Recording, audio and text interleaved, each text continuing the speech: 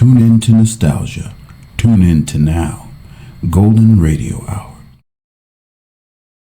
Here's Dick Powell as Richard Diamond, private detective.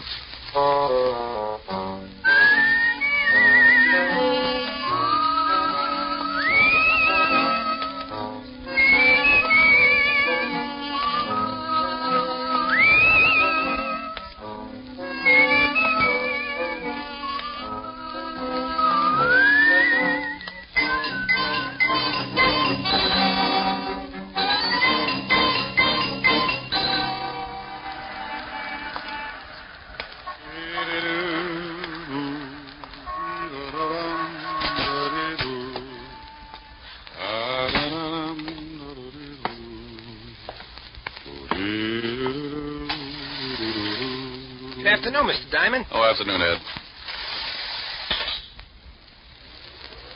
Have a good lunch, Mr. Diamond?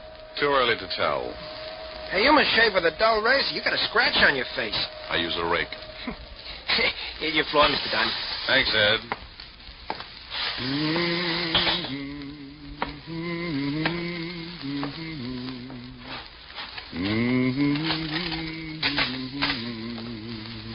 Well, customers. Good afternoon, gentlemen. What can I do for... Oh, that was nifty, Ziggy. Is that Diamond? Yeah, Chino. That's him. Pick him up and drag him over to the chair, Ziggy. Sure thing, Chino.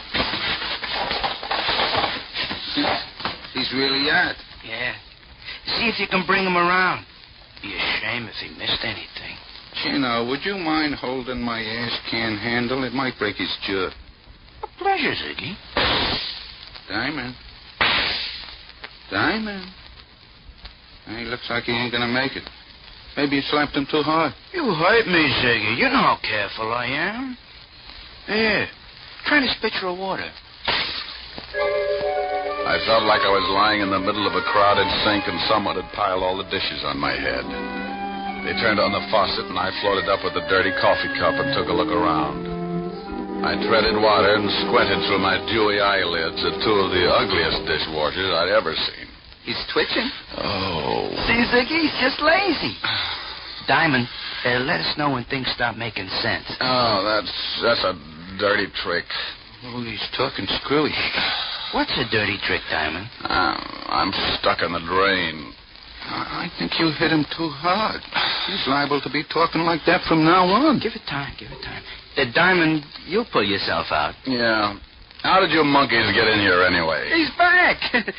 Now go to work, Ziggy, but keep him with us. Hey, wait a minute. Oh! That's enough, Ziggy. Can you hear me, Diamond? He don't like it. He's going to be hard to get along with. Belt him across the ears. He'll listen. Hear me now? He's nodding his head. I guess he wants to keep his mouth shut so the teeth don't fall out. Fine. Now listen, Diamond.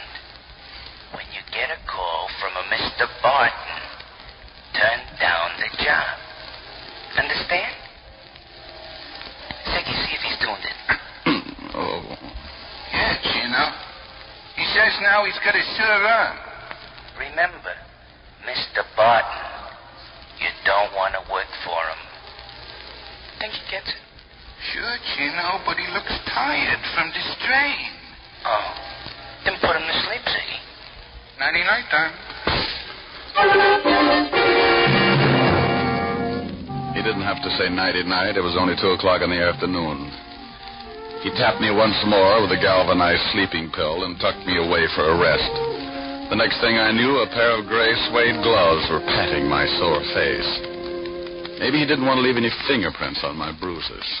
Mr. Diamond, can you hear me? Oh, you know, this can get monotonous. Go away. Should I call the police, Mr. Diamond? What? Oh, I was expecting uglier company. Could you sit up? I'm getting some of your blood on my shoes. That's tough. I'll turn it off. I'll bet your name's Barton. Why, that's right.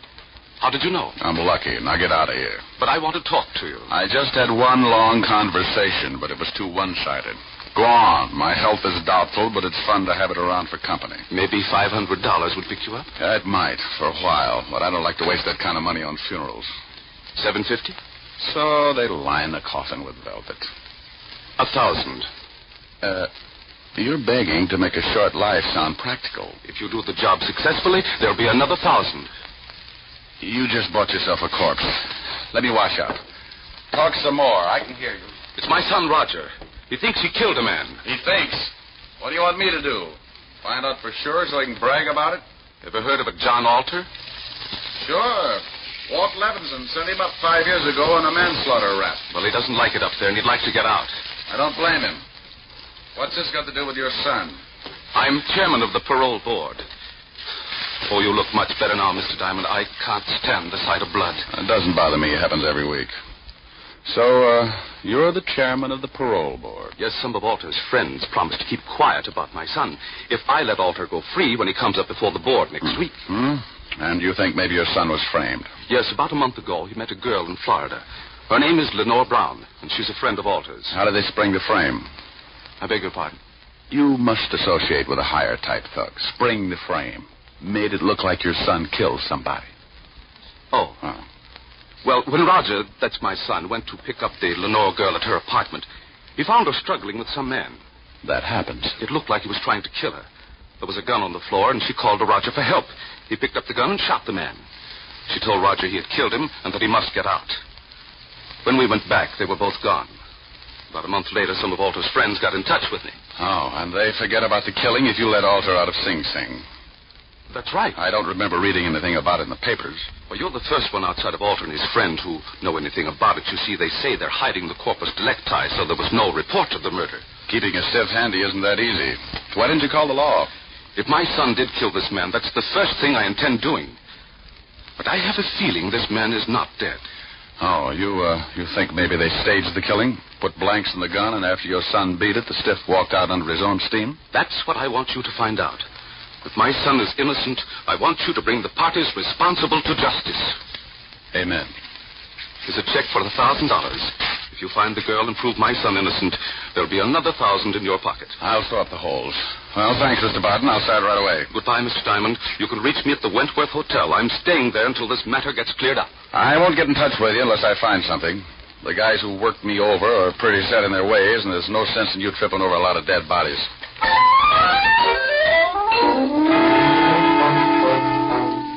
I looked at the $1,000 check and thought about the beating the two polite gunsels had given me. It was a toss-up. If I'd spent the $1,000 like I knew I would, I'd be dead anyway. The two goons were probably still hanging around my building, and if they spotted me, they'd guess I'd taken the job. When I get more than $10 in my pocket, I smile all over. I went out the back way and through the alley. Had to start somewhere, so I headed for the 5th Precinct Police Station. When you're looking for a killer, homicide's got all the road maps on murder. An old friend and ex-partner was in charge. The men who worked the detail called him Lieutenant Levinson, but he had a couple of friends who still called him Walt. I was one of them. You earn that right when you work for a guy for 6 years. After I left the force, Walt started doing a solo, but he now had a sergeant who stumbled around after him. His name was Otis, and he had the biggest feet in the state of New York. Every time he took off his shoes, I wanted to grab a champagne bottle and launch them. I don't think he liked me. When I walked in, his face always looked like an advertisement for a sour stomach. Well, Richard Diamond, private detective. Well, Sergeant Otis, homicide's answer to the missing link. What was that last word? Well, you're half safe. I said link. Walt in? Yeah. You turn the knob and you push. Why don't you get that uniform cleaned? Some dad's going to get up and walk to the station without you. Well, hello, Rick. If you've got... Yeah. You must get tired changing your face every day. Somebody shove you around again? Been catching up on my patty cake, Walt. Tell me, did you ever know a bit of fluff named Lenore Brown? Sure, John Alder's expense account. Used to hold hands before I sent him up. Know where I can find it? Alder's still got her staked out. When he leaves stir, he's going to come back and dig up the claim.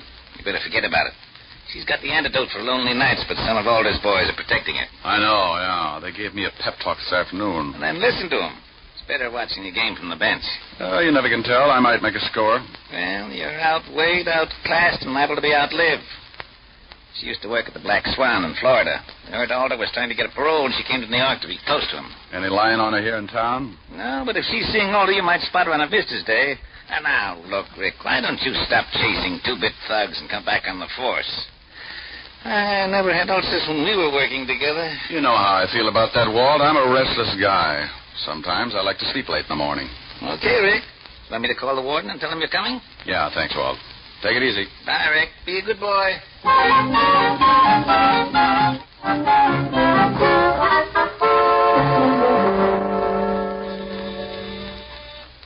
Yes, Paul? Mr. Richard Diamond to see you, Warden. Oh, send him in. You can go on in, Mr. Diamond. Thanks, Paul.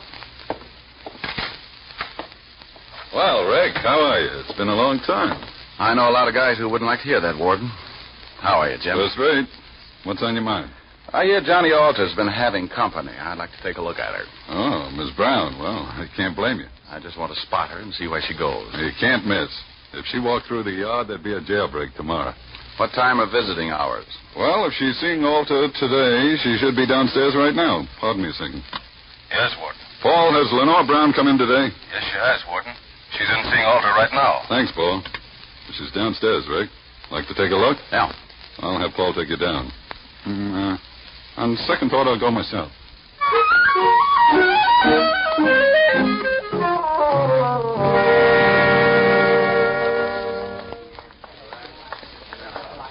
There she is, sitting at the end table talking to Alder. Oh. Now I know why Alter needs a lot of money. She's wearing enough mink to carpet Radio City. You should get a load of her on a warm day. Coat doesn't stop me. She'd show up, even if she's wearing a tent. How long has she got with Alder? About another 5 minutes. Warden, maybe I'll let you put me away for a couple of years. With something like that to look forward to on Visitor's Day, I might go for the change. Well, you'd get tired of just talking.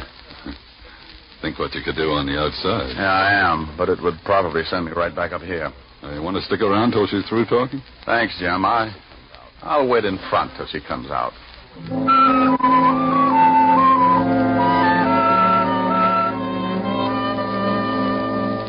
I hung around by the big gray buildings until she came out. She walked over to a long white convertible and got in. Now I know what the guy meant when he wrote, "Ask the man who owns one." I decided to let her buy me a new fuse, and I walked over to the car. Going to town? Oh? Back up 3 feet and I'll let you know. Okay. Mm-hmm. Your tailor couldn't do all of that. Thanks. Get in.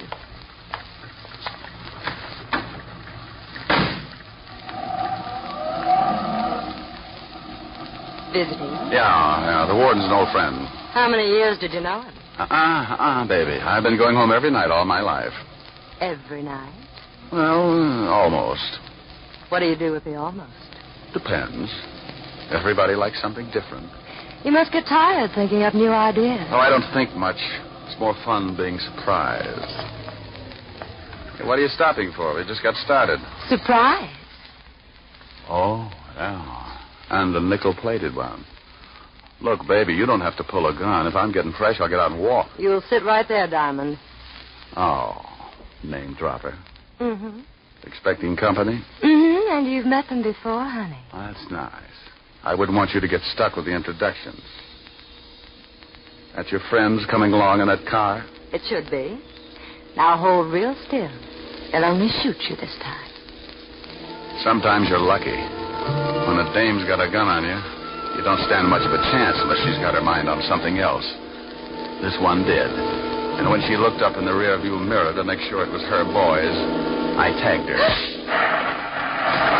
My 2 playmates were just pulling up in the green sedan when I went out of the car like a dry transmission. There he is. He's slugging him up. Nail it.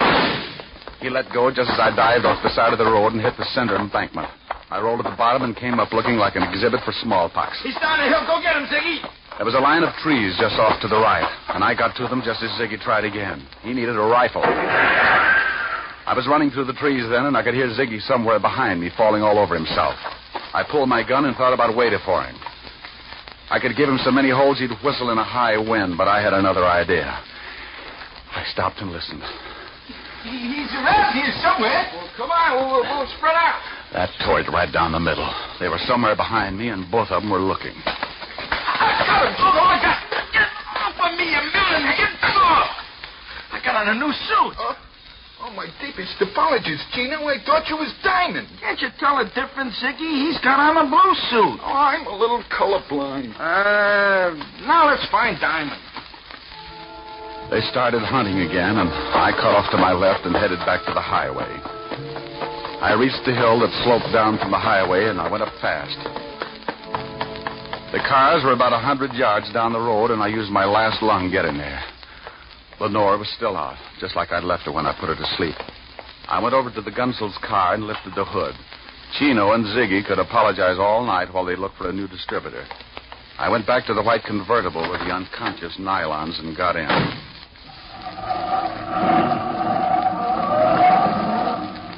I noticed something lying on the seat. It was her purse, and she didn't wake up when I grabbed it. Doing a rummage job at 80 miles an hour isn't easy. But there wasn't much of interest anyway, just a little black book. I needed a gimmick, so I stuck it in my pocket. I put the purse back on the seat just as she started coming around. Wow, now that's it, baby. Sit up and look at the pretty scenery. How did you get here? Where's Ziggy and Chino? Playing Peter Pan. Jaw hurt? Yes, you heal. Play rough and you get hurt. Where do I take you? My apartment, I guess. You're going to ask a lot of questions, and I don't talk much. We might as well figure out something to fill in the lull.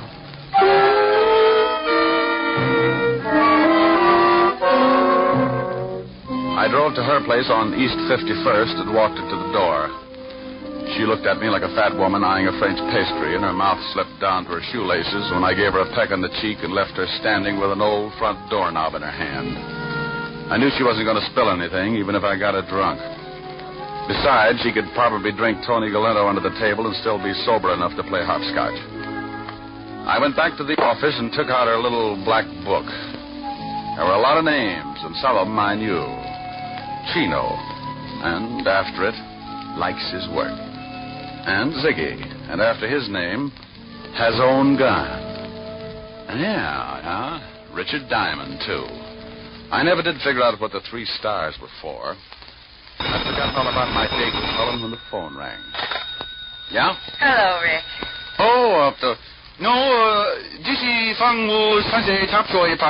Fong will call Mr. Richard Diamond to the phone chop. He's got a date and she doesn't like being stood up. Hello, Helen. Hi. What was all that about? Forget you had a date with me? Yeah, I did. And I'm sorry, baby, but right now I'm being chased like a hopped-up fox, and I haven't had time to curl up and relax. You're impossible. I know it. Want your sorority pen back? Well, I'll make up my mind when you get here. I'll give you my Lone Ranger magic decoder. You fool. Are we still going steady? Oh, yes. Rick, when am I going to see you? Oh, honey, right now I got some reading to do. Why don't you go to a movie? Little Women past the senses. I'll be over later. I'll probably end up marrying an usher. Don't be too late, Rick. I won't. Besides, we get along better early in the morning. Bye. Bye, baby. I sat there for a minute thinking about Helen Asher and wondering why I hadn't learned how to butter my bread. She was everything a guy should want. $10 million playing multiplication in a fat trust fund. A figure that would snarl of any quiet intersection, and a mind that would give a master's degree in inferiority complex. Diamond, you fool, you. Well, Lenore Brown's little black book was a poor substitute for an evening with Helen, but 3 items put me in second gear. They weren't hard to find. Take out all the men's names, and there they were, 3 addresses. One was in the village, another in Harlem, and the last was somewhere in Chinatown. All of them were a setup for a dead man who wanted to make himself scarce. I wanted to talk with Barton before I started hunting, so I called the Wentworth.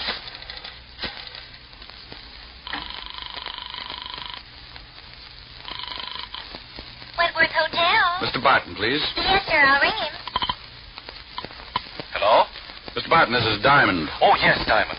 Did you find out anything yet? Not yet, but tell me, did your son tell you what his victim looked like? Why, yes. He said he was a dark man with a scar from his nose to his chin. He said he'd never forget it. Oh, well, thanks. Maybe I'll call you tomorrow. I hope you clear this thing up in a hurry. So do I. I want to get my nerves untangled. I took the easy address first, grabbed a cab, and 20 minutes later I was walking down the steps of a little dive on the east side of Greenwich Village. It was a shabby little place, and the customers had enough long hair to give a two-pay deal of the DTs. A fat waiter walked over and eyed my clean shirt. He was wearing an apron that looked like he'd made the salad on it.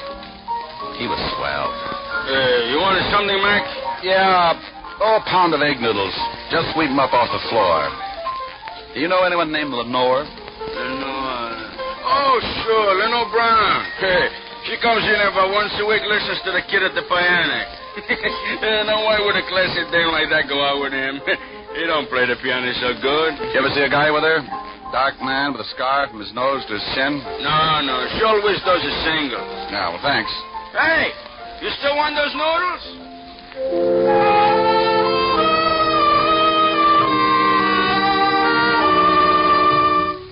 I walked out, got back in the cab, and marked off Greenwich Village in the little black book. The second address was on the fringe of Harlem, the Hill, they call it.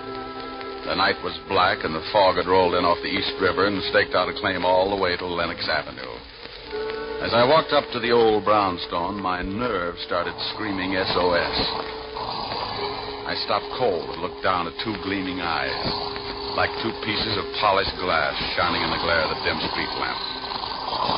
As I got used to the darkness, I could make him out. He was a big, white, battle-scarred bulldog, and he had some ideas of his own. He started shuffling in slowly, jerking back his lips and showing a row of white teeth. Hold it, Lucifer. I hadn't heard him come out on the porch. He was a big man wearing an off-white undershirt. And from what I could see, he looked meaner than his dog. The animal stopped, but he kept facing me, showing off his toothpaste smile. He won't hurt you, mister, unless I tell him to. I'll think about it for a while. I'm a poor substitute for horse meat. What do you want? Do you know a Lenore Brown? You a cop? Shamus. Beat it, Lucifer. Thanks, pal. I couldn't hold my breath much longer. You can come up on the porch. You're looking for Lenore Brown, huh? Yeah, know her? I met her. My wife works for her. Is your wife in? Yeah. Esther! Yeah? Come here. Some private dick wants to talk to you. She's Miss Brown's private maid. Yeah. Your husband tells me you work for Miss Brown. Yeah, what's she done? She got many friends? Men friends. No. You know a dark man with a scar? Oh, sure, I know lots of them. What are you talking about, woman? Oh, I meant someone who Miss Brown knows.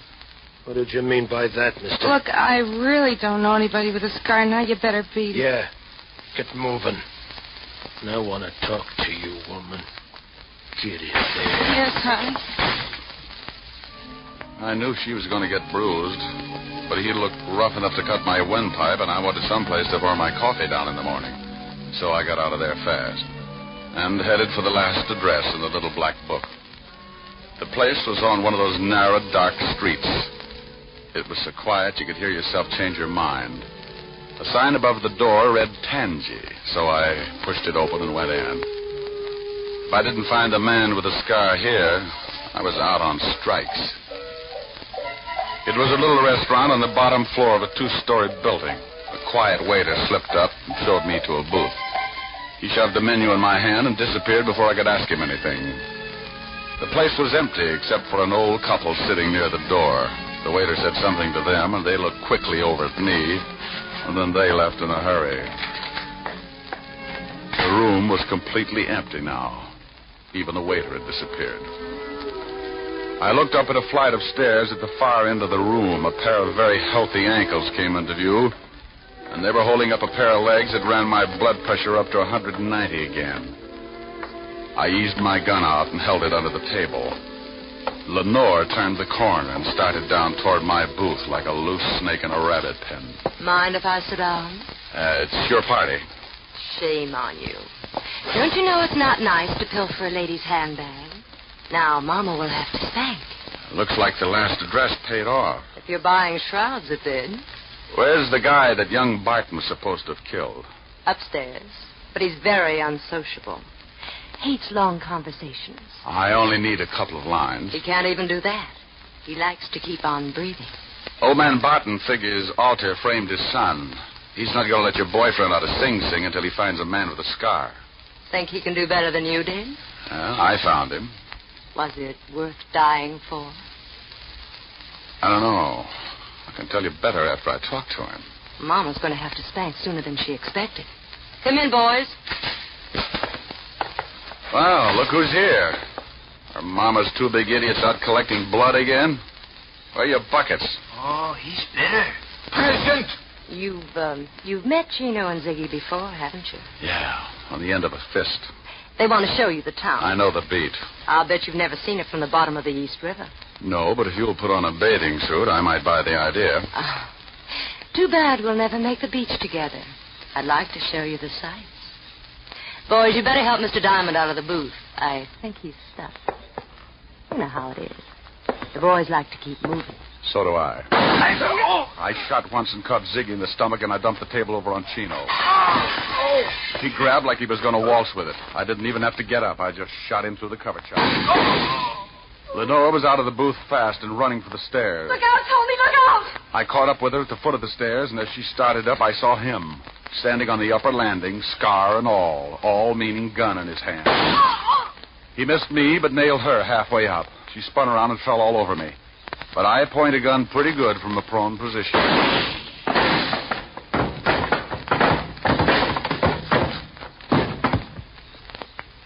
You should have kept your nose up, mister. A bad landing washes you out.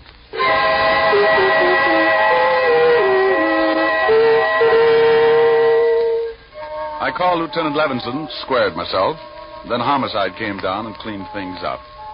They were all dead, and I figured I never would reach the beach anyway. I phoned Barton, who took his son down to the morgue to look over the night's take. Young Barton identified the man with the scars, the one he thought he'd killed. They gave me the notch, and I made another call.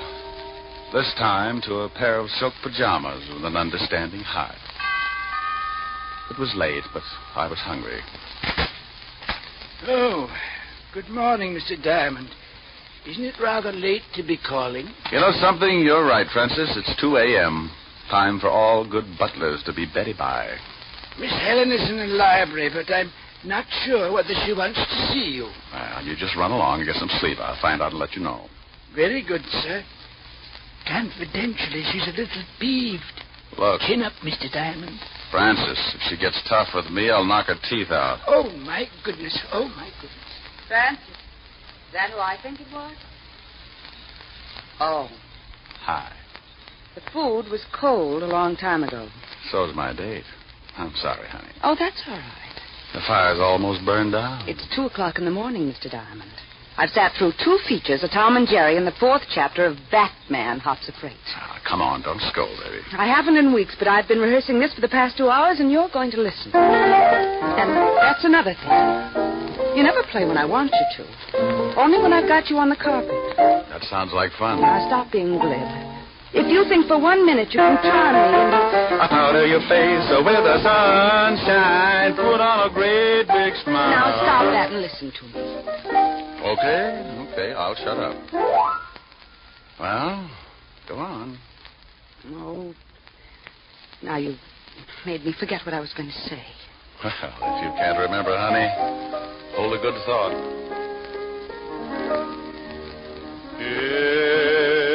It's a big, wide, wonderful world you live in.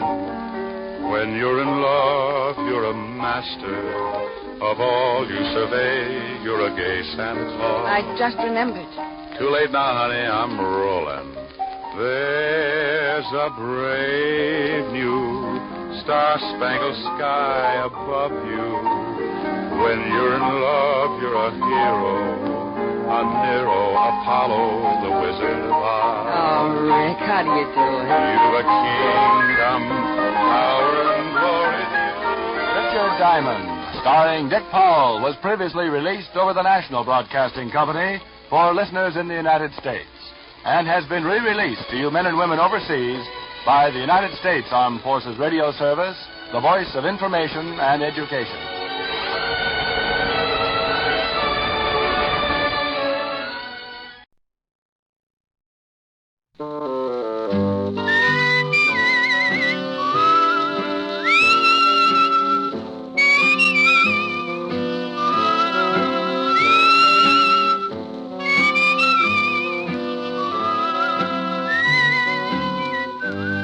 Dick Powell as Richard Diamond, private detective.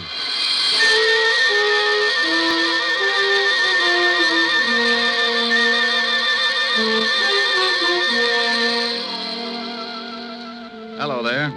My name's Diamond, and I'm known along the big street as a guy who manages to keep his nose pretty clean and still make a few bucks while I'm doing it. Oh, sure, it gets a little grimy, but you gotta expect that. I'm a shamus, private eye, gumshoe. To the guy who hasn't ever been worried because he tripped over a corpse in his breakfast nook, I'm known as a private detective. And to some guys, I'm known by a lot of other names. Not the kind you'd find in a book on manners and social usages, but there are times when you might turn up on your desk calendar under the heading of what I must do today. Who hires me? How do I make a living? Well, maybe this will give you an idea. Fred, why don't you eat your toast? It's getting cold. Why don't you stop worrying about the temperature of my breakfast? I'm trying to read the paper. Did anyone ever tell you how charming it is to have breakfast with you every morning? Yeah, my ulcers. I'd like to go shopping today. Will you leave me some money? Fred, did you hear me? Mary, I'm reading. Well, stop reading and listen to me for a minute. I need some new summer clothes, and I want to go shopping today. Here. Here's $10. Buy yourself a bathing suit. Oh, that's very funny. Hmm? I need more than $10. I want $500. What kind of a bathing suit are you going to buy, Mink? I'm not going to buy a bathing suit. I need some new clothes. Will you put down that paper and listen to me? Well, I see you made Jimmy Cello's column again, my darling. What? What prominent socialite is fighting with her wealthy husband and crying on the shoulder of a big-time playboy after the arguments?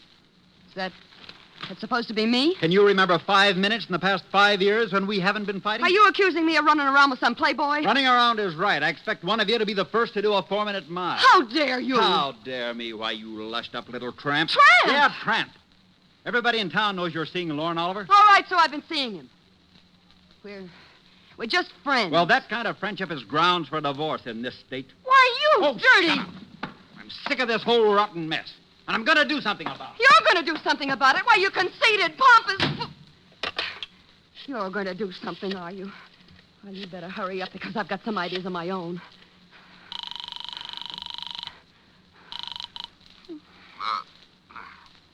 Yeah? Lorne. Yeah, you married? I got to talk to you. What time is 10 it? o'clock. Well, it's still the middle of the night. Call me back This later. can't wait. Fred found an item about us in Jimmy Cello's column this morning. He stormed out of here like he was going to kill somebody. Well, you're just the gal who can recognize the symptoms. Well, that's a nasty line. What do you want at 10 in the morning, Longfellow? Look, honey, I'll take care of Cello, and if that husband of yours gets out of line, I'll take care of him, too.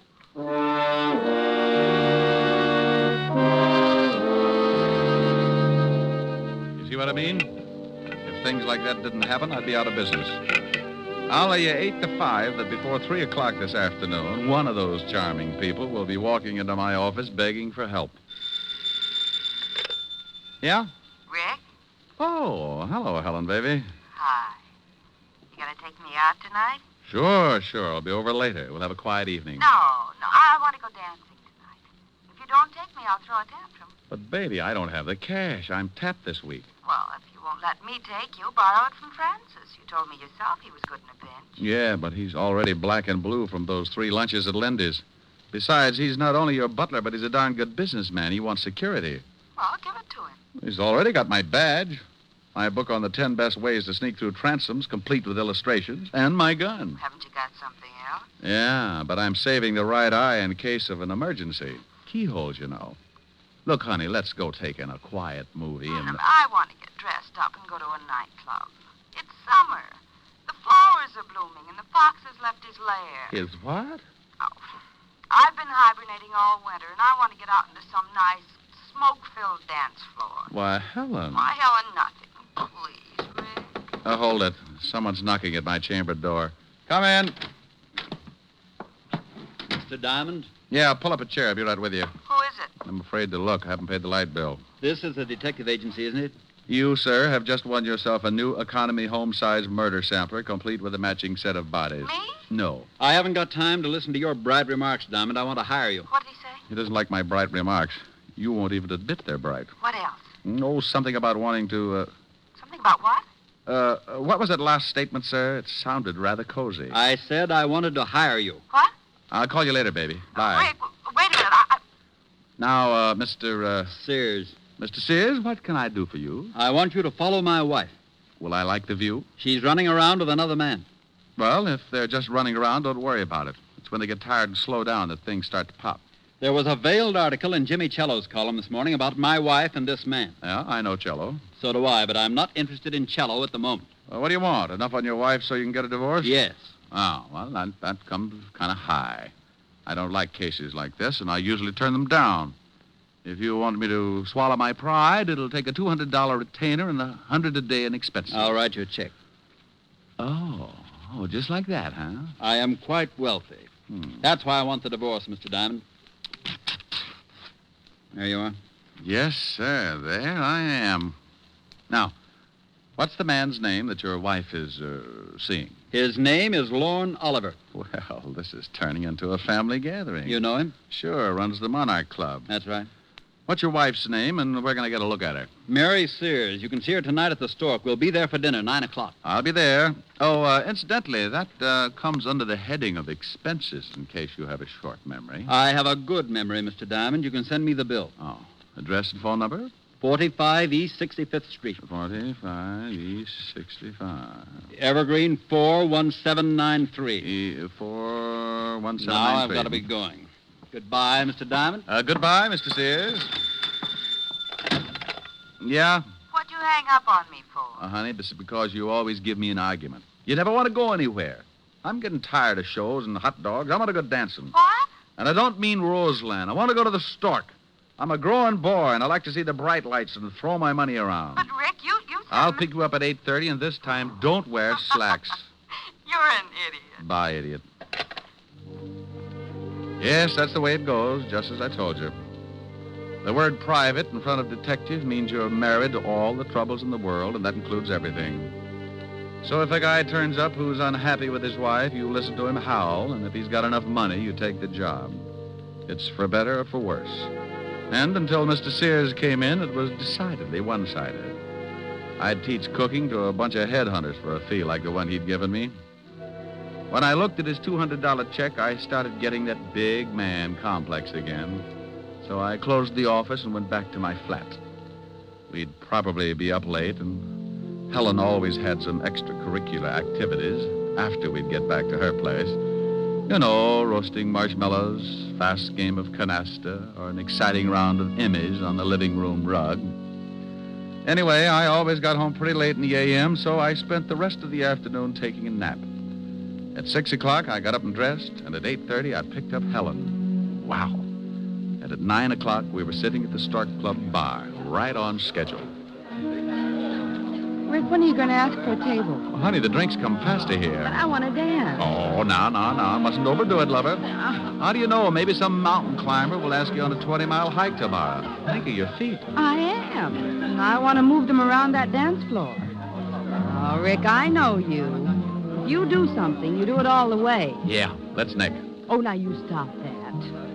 You're on a job, and you don't want to go in there because you've got to watch somebody. Well, Helen Asher, how are you, darling? Well, hello, Lauren. How have you been? Oh, couldn't be better. Why don't you ever stop over to my club? I'd like to show you around. She just brought a seeing-eye dog. Oh, hello, Diamond. You two know each other, don't you? Yes. How did we make such a grisly mistake, Oliver? I don't know. I tried taking penicillin for it, but it didn't do much good. Well, it probably helped out in the other things. Why don't you try hanging yourself? Rick. You always did think you were a pretty funny man, didn't you, Diamond? It's easy being a comic. You just find an idiot for an audience. How do you like the performance? Stinks. Pardon me, Helen, but I see some people I know. You'll excuse me, won't you, Diamond? Oh, sure, yes. But the next time you drop around, bring some airwick, huh? Rick, even if you don't like him, you shouldn't say those things. It's liable to start a fight. Oh, he wouldn't take a swing at a midget if he was riding an elephant. I wonder who his friends are. They don't seem to be too glad to see him. Their name's Sears. Is that who you're watching? Yeah, the wife. I don't know whether I approve or not. She's very attractive. Isn't she, though? Rick. This is business, baby. Business. I'm only drooling because I haven't had anything to eat since this morning. Well, then let's get a table. You've seen her. You've observed what she's doing. Now let's get something to eat. Wait a minute. Here comes somebody else I know. Where? Standing at the check room. The little man? Yeah, here he comes. Who is he? Name's Cello, Jimmy Oh. Cello. Writes a gossip column. I read it all the time. Yeah? Hello, Jimmy. Well, a Broadway shamus. Who's the lovely redhead, Diamond? Helen, meet James Cello, but be careful what you say. Jimmy, Helen Asher. Hello, Mr. Cello. How do you do? This an item, Rick? If I don't get us a table soon, she's going to make me give back her sorority pin. Oh, speaking of tables, I see some people I know. Nice meeting you, Miss Asher. Thank you. Goodbye, Diamond. Bye, Jimmy. Rick, he's going over to Sears' table. Hello, Walter. Hi, Doll. Hi.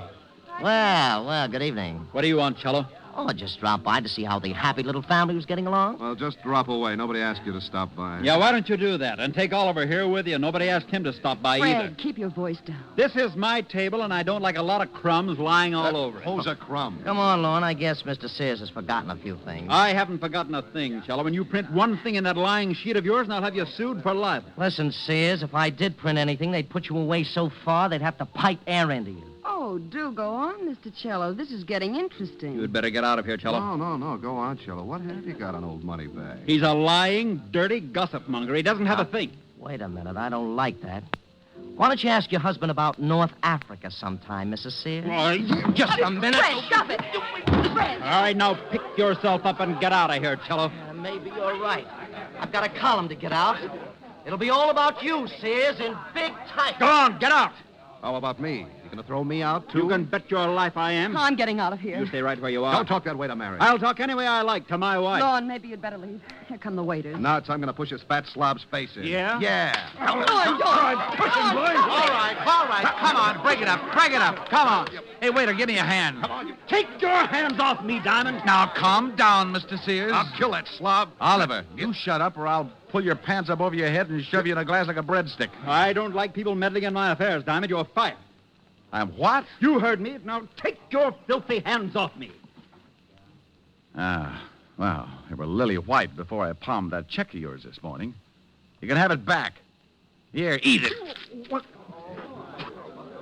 Why, I'll have you in jail for this, Diamond. Why? It isn't every day you get to eat a $200 check. Oh, Rick, let's get out of here. Yeah, I'm sorry, baby, but that's what happens when you go to work for a hyena like Sears. You think he's a nice guy because he laughs so much. But you find out later it's only because he chewed your leg off.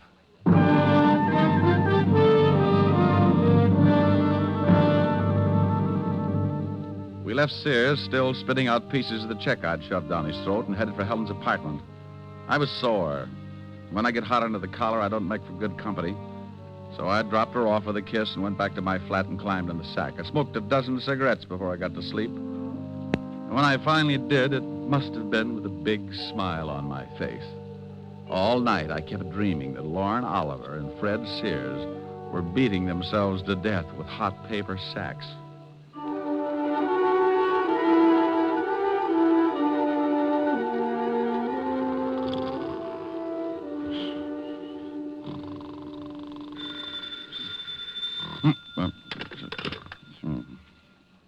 Yeah.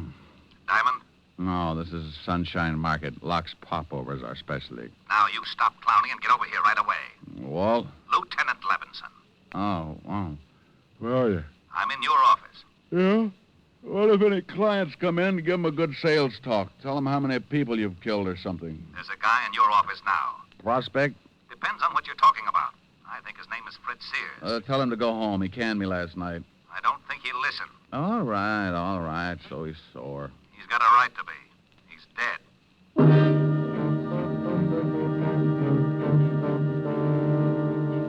Stop acting like an idiot, Walt. You know I didn't have anything to do with it. I know you didn't, but we find the stiff in your office, and we get a report that he fired you last night, that you had a fight with him.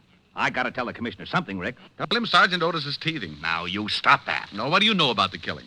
The coroner just left. He said that Sears had been dead about 8 hours. The cleaning woman found him at 9 this morning and called us. That puts the time of the murder around 1 a.m. We found this clenched in the dead man's hand. What is it? An article torn out of the morning papers. Here, read it. Jimmy Cello's column. Read it. All right, I will. Don't yell at me. Fred Sears, wealthy import-export man, is having troubles. He's finding it hard to explain about his past doings in North Africa, and at the same time, he's finding it just as hard to explain his wife's interest in the local playboy, nightclub owner Lorne Oliver. He got so mad at the Stork Club... Oh, I was there.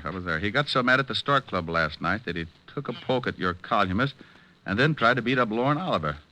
Will this lead to a rematch between Oliver and Sears? We're having the whole bunch of them picked up. Walt, before you do that, give me a couple of hours, will you? Try to dig up your killer. I can't. You know what we've got to do. It's routine. Well, the commissioner's already having fits every time he hears my name. Now, look, Rick. Walt, I got a business to protect. And if he finds out the stiff was killed in my office, he'll probably haul in my license. Yeah. 1 hour, Rick. That's all I can give you. I got a job, too. Thanks, Walt. I suppose you've got an alibi for 1 o'clock? Call Helen. We were toasting marshmallows.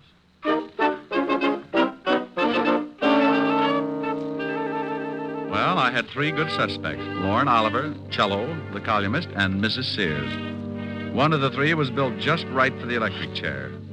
An hour isn't much time to dig up a killer, so I grabbed a cab and headed for Lorne Oliver's office in the back of his club. Yeah, come in. How are you, Oliver? Oh, what do you want, Diamond? Not particular about who comes into my club. Oh, I'm surprised you can operate with that kind of policy. People probably see you in here every night. I think I'll have you thrown out. Where were you at 1 o'clock this morning? None of your business. Herman.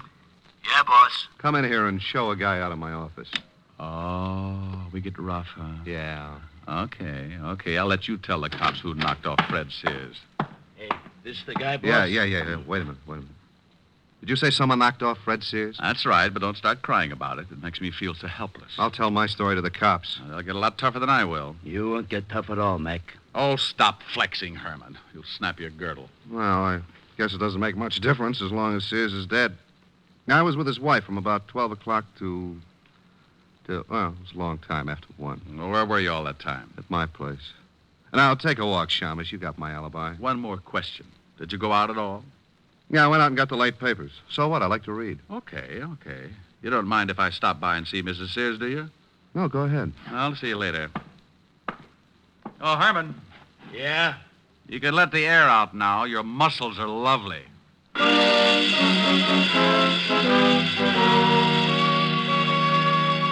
Well, Oliver had a good story if it checked, so that left me with 2 more stops. Cello's newspaper office was the closest, so I grabbed another cab, and 10 minutes later, I was sitting at his desk. Oh, you don't think I had anything to do with it, do you, Diamond? Where were you at 1 this morning? I was covering a party at Richard Gray's. I was with friends from about 11 o'clock till after 3. You can check. Go on, check. Look, Poison Pin. Sears had your column from the late edition clenched in his hand. He did, huh? Well, you don't think if I was going to kill a man, I'd leave anything like that around? I don't know. Well, now, obviously, someone is trying to make it look like I did it. Have you talked with Oliver and Sears' wife? Oliver's got an alibi, and I'm headed for Mrs. Sears' place right now. You know the address? Yes. 45 East 65th. But Mrs. Sears couldn't kill her husband. I know her too well. No? Well, thanks, Cello. I'll check your alibi. If it stands up, then I'll have to really go to work on Mrs. Sears.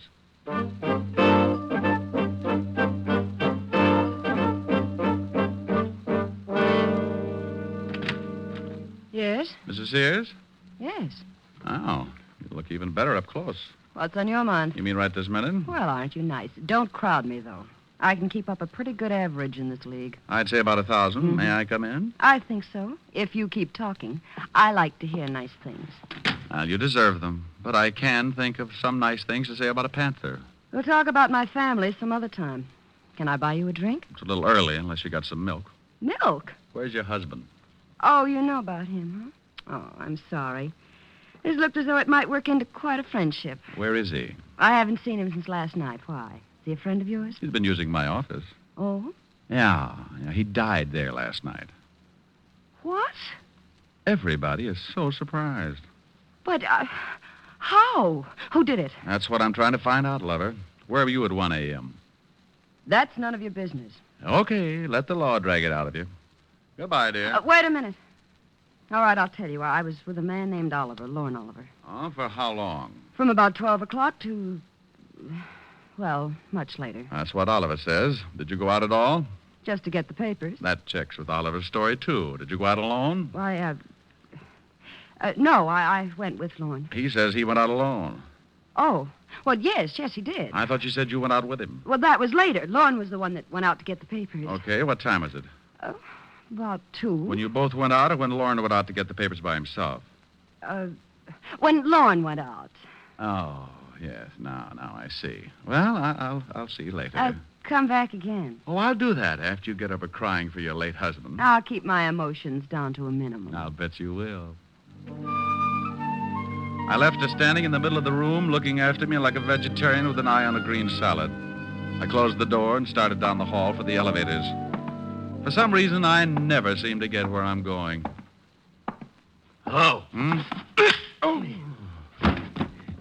Now, while you're still tuned in, Diamond, I'll give you some advice. Stay away from Mrs. Sears. Now, I want you to be sure and get the point.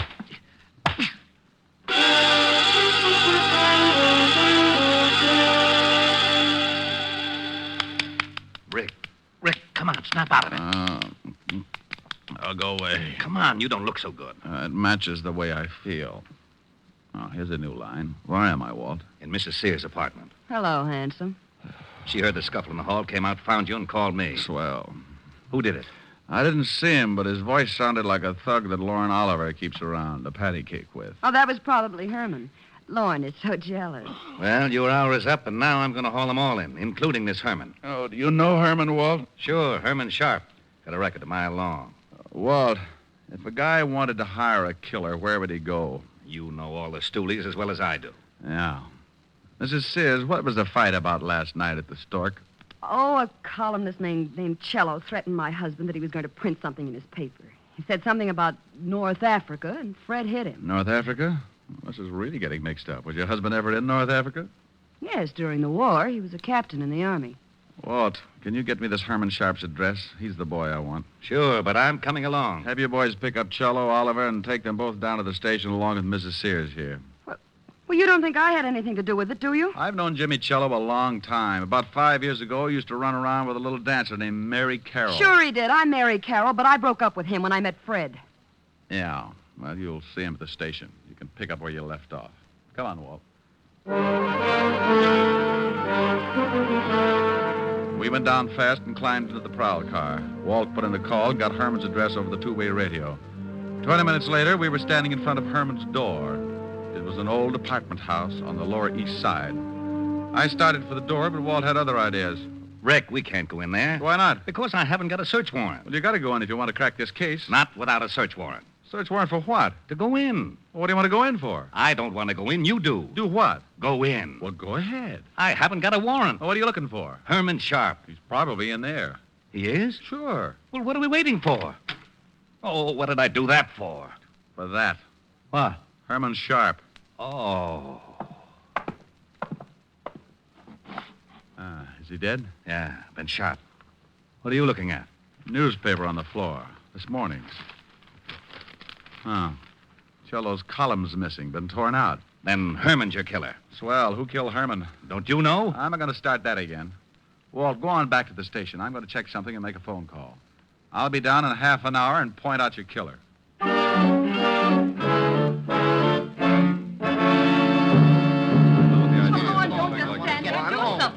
Now, calm down, everybody. This is ridiculous. I want my lawyer. You'll get one later. Relax, Oliver. They can't hold it much longer. How do you feel, Mary? I don't like this any more than you do. Well, good afternoon, and happy Father's Day. Rick, where the devil have you been? Made a phone call to Washington, Walt. Mrs. Sears, did you know that your husband had a dishonorable discharge from the Army?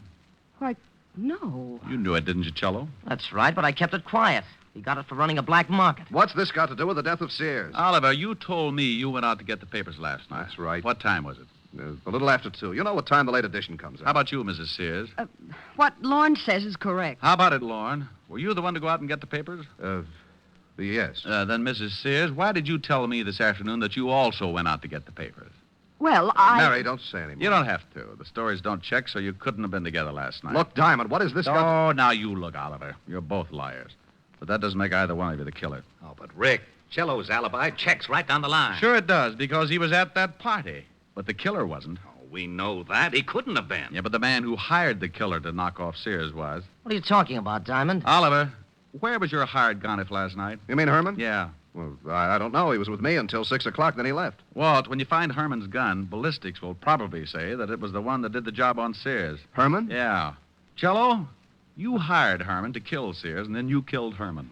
You're out of your mind. I didn't even know this Herman. We found the newspaper next to Herman's body. It had your column torn out of it. That doesn't pin anything on me. It just shows you that Herman probably stuck that article in Sears' hand after tearing it out of a newspaper. That's what you wanted to make it look like. You knew Herman. You knew about the clipping, so you killed him and tore the column out of this morning's newspaper. Of Of course I knew about the clipping. You told me about it this morning in my office. That's right. But you were the only one I told about it.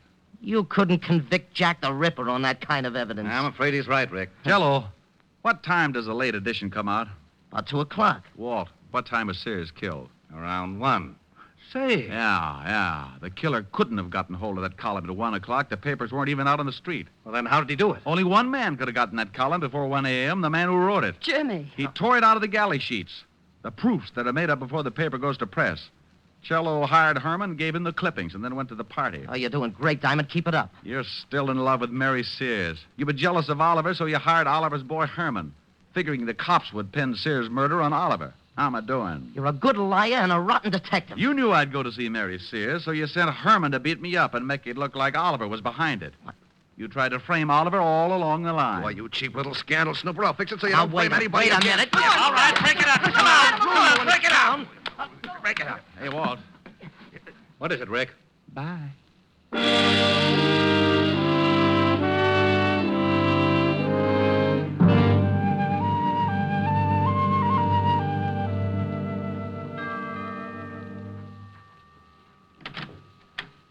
Oh, good evening, Mr. Diamond. Evening, Francis. Miss Asherin? Yes, sir. She's in the library.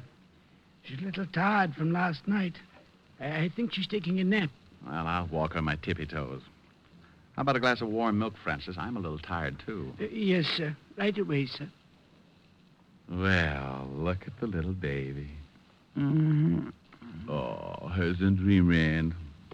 Poor little tired baby. The evening breeze caressed the trees tenderly. Oh, Rick. The trembling trees embrace the breeze tenderly. Hello, baby. Don't stop. All right. Close your pretty eyes. Then you and I came wandering by. Oh, wonderful. And lost in our sigh were we. Ricky. The shore was kissed by sea and mist tenderly. Ricky. I can't forget how two hearts met breathlessly. Ricky, come here. Your arms opened wide and closed me inside. Ricky, come here. What is it, dear? Just this. Here's your milk, mister. Oh, my goodness. Now, this time I refuse to blush.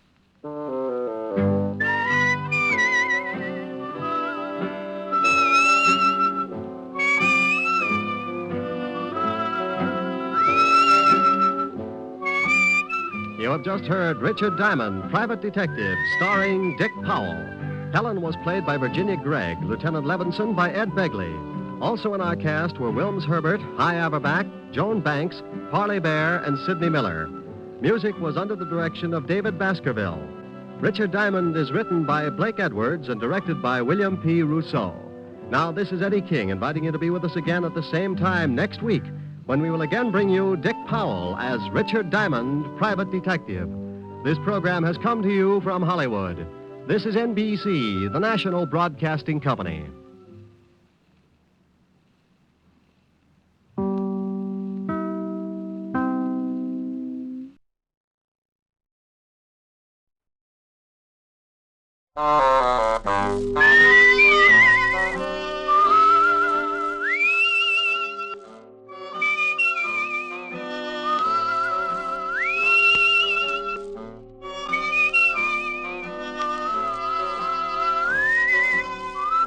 Here's Dick Powell as Richard Diamond, Private Detective.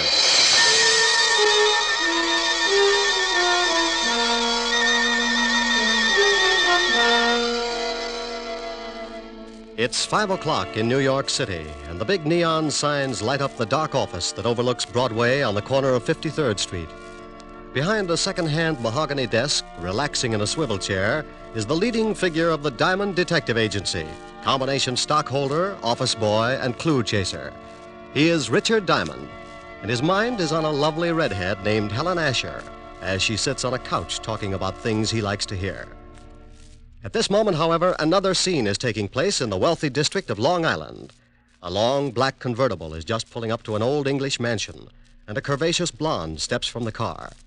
She is met at the door by her brother. Well, good evening, my dear sister. You're looking simply ravishing. How would you know the difference? Oh, drop dead. You disgusting excuse for a man. Why don't you sober up for 5 minutes and take a look at yourself? I did once. Oh, by the way, our dear stepfather would like to see you in the study. Tell him to go. I already did. Now it's your turn. I don't want to. Now get out of my way, Chris. Suit yourself. But Murray Lang's in there with him. Murray? Did I start your heart going pitty-pat? Oh, shut up. You better go in and protect your money, darling.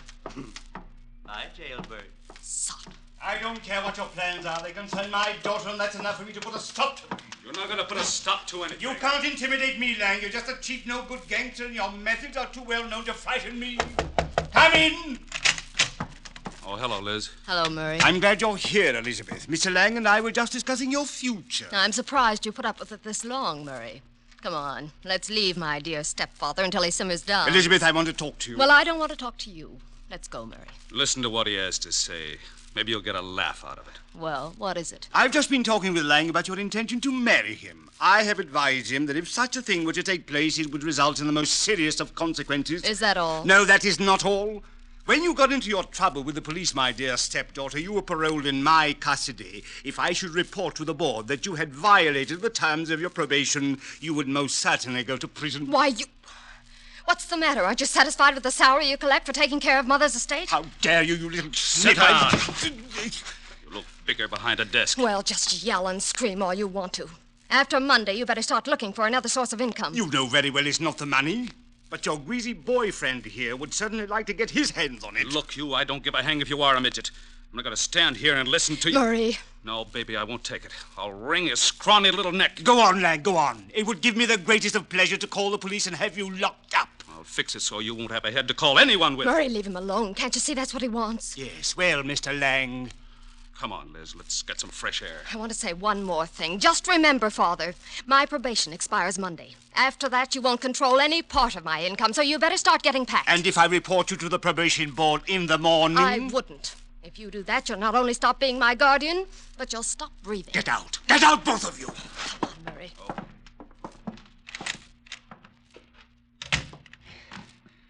Try to intimidate me.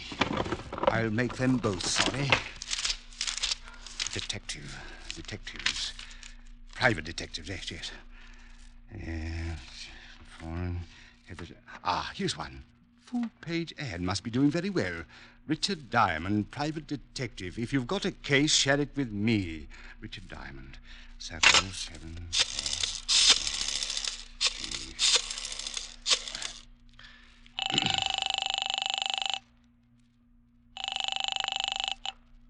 Yeah? Mr. Diamond? That's right. I want to hire you for a few days. Oh, you saw the ad. Well, it just so happens I'm available. I can't tell you much over the phone, too many extensions in the house, but it's about my daughter. I'm afraid she's going to get herself into some serious trouble. Well, how old is she? 20. Tell her to wait a year. My name is Chase, Ralph Chase. I live at 82 Maple Drive, Sands Point. Will you come out this evening? $100 a day and dibs on the icebox. I'll see you about 8. Goodbye, Mr. Diamond. What was that all about, Rick? Oh, got a job, baby. When do you start? Oh, yes, you're right. No, Rick. You can start it in the morning. You can't break another one tonight. Now, come on, Helen, baby. A job's a job. And a date's a date. I won't let you break this one. Your car downstairs? Yes, but I can drive myself home. Please, Rick. You promised you wouldn't break another one. Keys in it? Yeah, look. I want to hire you to protect me for this evening. I've been receiving mysterious phone calls, and I'm in fear of my life. Really? You've got to take the job. Old friends come first. I'll have to get home and shave before I start working. You mean you'll take it? After 12:30. Bye, baby. You beast. Oh, you must be getting tired from driving that big car around all day. Grab a cab, honey. It'll give you some rest. I'll take good care of your car. What? Want $1 for the cab? Huh? No. On second thought, you only live about 25 blocks. Walk will do you good. Rick. Deep breathing all the way up Fifth Avenue. Nothing like it. Bye, baby. Oh! On the way to the car, I thought about Helen, the most wonderful girl in the world. Money, looks, but she had one bad fault.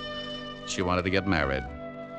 I got into the big sedan and headed for my apartment. I'd been up late the night before with the blonde singer, and I was feeling tired. Funny how things change. My nights in college were just as busy, but at 1 o'clock the next afternoon, I was out playing football. I face facts pretty well, so when I got home, I took a nap.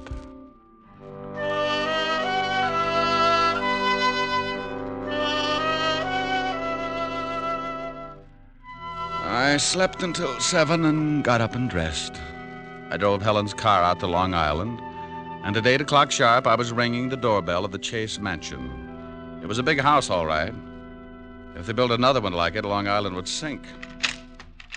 Well, to someone at me chamber door. My name's Chris. Boo. Blow your booze some other direction. Your breath would wither a lung. My alcoholic exhalations are composed of the finest ingredients.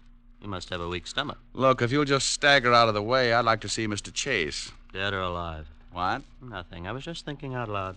Well, go right ahead. And after your talk with my stepfather, you can find me in the bar. You'll probably wind up like I am. That's a sweet thought. Where can I find your stepfather? Probably in the library, lying in my money. I left him leaning against the front door, gagging on the fresh air. I wandered down a long hallway and a big sitting room, furnished with enough antiques to make the Metropolitan Museum give up in shame. There was something about the place, a heavy quietness, like a bar of gold in a dark room. The shot had come from up ahead, and I tried a couple of doors before I found the room. Mr. Chase! Mr. Chase! In here! In here! Mr. Chase? Yes. Come in and shut the door. I looked over at Ralph Chase crouching behind a desk. He got up slowly, all 5 feet of him. And I tagged him for a guy who would give $1,000 for every inch you could put on his legs. He looked like he could afford to be a mile high. The tall French windows were open at the back of the room, and you could still smell burning cordite. Someone tried to shoot me from the garden. Yeah, I heard the shot. You must be Diamond. That's right. Don't you think you better shut the French doors and pull the drapes before someone takes another shot? Yes, very good idea. You pull the shade diamond. Hey, you can start earning your money right now. You're a little excited, but I'll start to work. Right. Be careful, he might still be out there. Well, I doubt it. I can't see anyone out here. Oh, he just missed me. You can see where the bullet hit the wall. I jumped and hid behind the desk. Didn't you hear him on the porch? No, he must have stood in the soft grass that surrounds the garden. That's a good 10 feet from the house. You're lucky he didn't move in closer. He probably wouldn't have missed. Got any idea who it was? Of course, it was Murray Lang. Murray Lang? The gambler? Yes, do you know him? Well, I used to be on the force. Set him up 6 years ago on a larceny rap. Then you know what he's like. He was in the house this afternoon. We had an argument and he threatened me. An argument with your daughter? Yes, about my daughter. How'd you know? Well, you told me she was getting herself into trouble. She couldn't have picked a better playmate than Lang to get there with. Father, we heard a shot. Not really. Oh, let's go. He's not dead. My stepchildren, Mr. Diamond. Oh, well, lovely. I'm quite alive, so you can both stop looking so unhappy. Does it show? Come on, sis. Let's find the guy who fired that shot. I want to give him a few pointers. Where's Murray Lang, Miss Chase? Yes, he's the man you want. I'm sure he Don't tried... be absurd. Murray left 3 hours ago. What are you, a cop? Does it show? You're wearing too much cologne. Come on, Chris. Oh, she's nice. That's Elizabeth. The boy's her brother, Chris. I'd hate to draw straws. I married their mother and raised those 2 brats after she died. The courts appointed me executor of the estate. They don't like you handling their money, is that it? Yes. Since they've been old enough to ask for 50 cents to go to a movie, they've condemned me for watching their interests. You said you were worried about your stepdaughter. Tell me about it. I'll make it brief. Hate long explanations. Elizabeth got into some trouble with the police. Hit and run. She had been drinking. The man died. Liz was sentenced to a year in Folsom. But I got her off on probation. Oh, what do you want me to do? Drive around with her and spoil her aim? Monday the probation expires. She says she is then going to marry this hoodlum, Murray Lang. And you don't want that because you think he's after her money? Exactly. When she marries, the will reads that I shall, as executor, turn over half of the estate to Elizabeth. What about Christopher? He looked irresponsible when he was born. His mother left instructions that he should not receive his share until he is 35. That's another 8 years. Well, your stepdaughter's old enough to know what she's doing. I can't see how you can stop her. That's what I want you to do. And if I do, you'd be in a pretty good spot. What do you mean, Mr. Diamond? You continue as executor. I can understand you thinking something like that, but believe me, As much as I dislike my stepchildren, I wish to keep them in line for their late mother's sake. Oh. Well, Mr. Chase, I'll take a look around outside. Maybe I can come up with something that'll point out the would-be killer. If it was Lang, you can stop worrying about Elizabeth. Sing Sing doesn't boast a wedding chapel. I went out through the French doors and started looking around on the soft grass that bordered the garden. I had a fat hunch, so I stopped looking and started wandering. I was halfway through the rose bed when I spotted them. It was Elizabeth and a man. In the darkness, I couldn't make him out, but Murray Lang was my best guess. They went up a narrow path to one of those Chinese pagodas at the far end of the garden, and I slipped up close enough to give my ears a workout.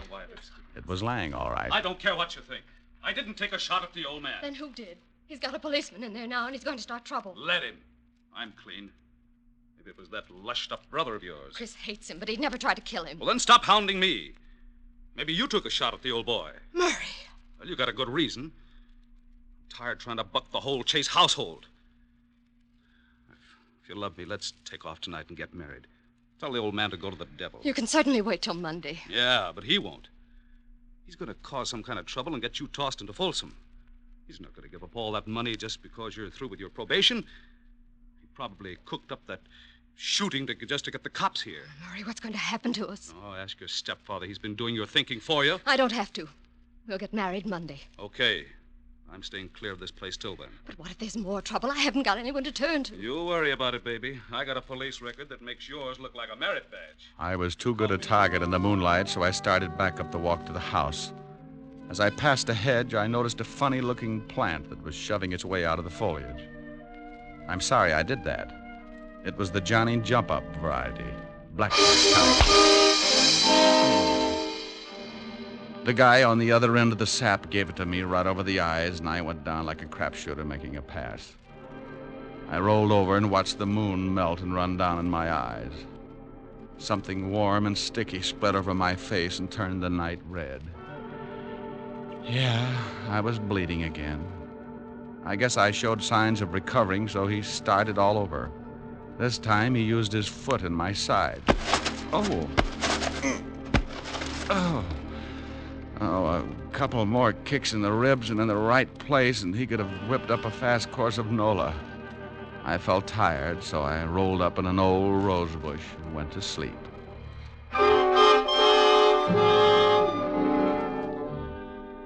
When you finally start coming around, it's like swimming your way out of an acre of mud. If you've taken enough beatings before, you diagnose things in a hurry. The pain in your head is where you got sapped. The ache in your ribs is where he booted you.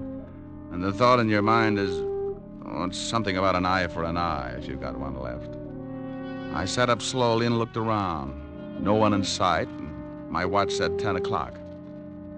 I'd been out for an hour, and I was feeling lonely until I started to get up. I made it to one knee and looked down at the best reason I could think of for staying home nights. It was Murray Lang, and you couldn't blame him for staring. He wasn't impolite, just dead. Something on the walk beside him gleamed in the moonlight. I took out my handkerchief and scooped it up. It was a little nickel-plated .32. You could still smell the fresh powder in the barrel. I put it in my pocket and stumbled back to the house. Chris opened the door. Well, you shouldn't drink so much. I never get so loaded I look like that. Well, try it sometime. It might be an improvement. Boo. I told you once before not to do that. Now tell me, where were you 10 minutes ago? I was in the bar. Who was with you? Red and green midgets. Now let go of my collar. Okay. Where's the phone? In the hall. Hey, what's going on? Who beat you up? Nobody. I always bleed like this on warm nights. Huh? Big pores.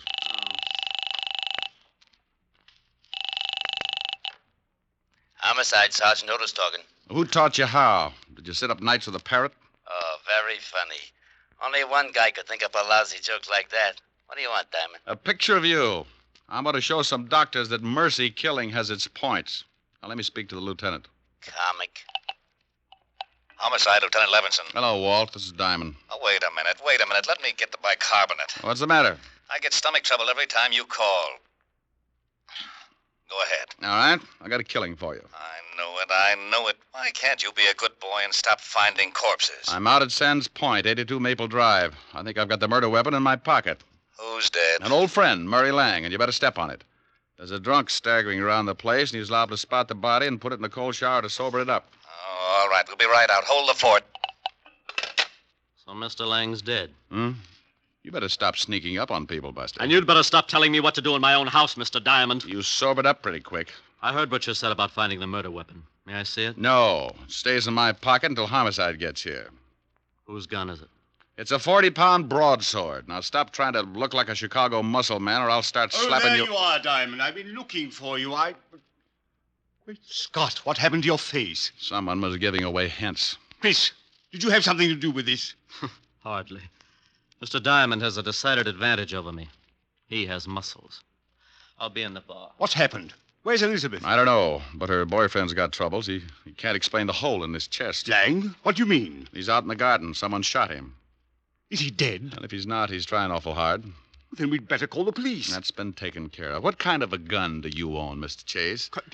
You don't think... No, I don't. I just dig around till I come up with something. What kind of a gun do you own? Why, a 45. Now, wait a minute, Diamond. If you've got any ideas about this murder, you'd better wait until the police get here. Now, look, Chase, I've been insulted in your house, had the air let out of my ego by your beautiful stepdaughter, and beat up in your garden. That's a full night's work, and now I'm on my own time.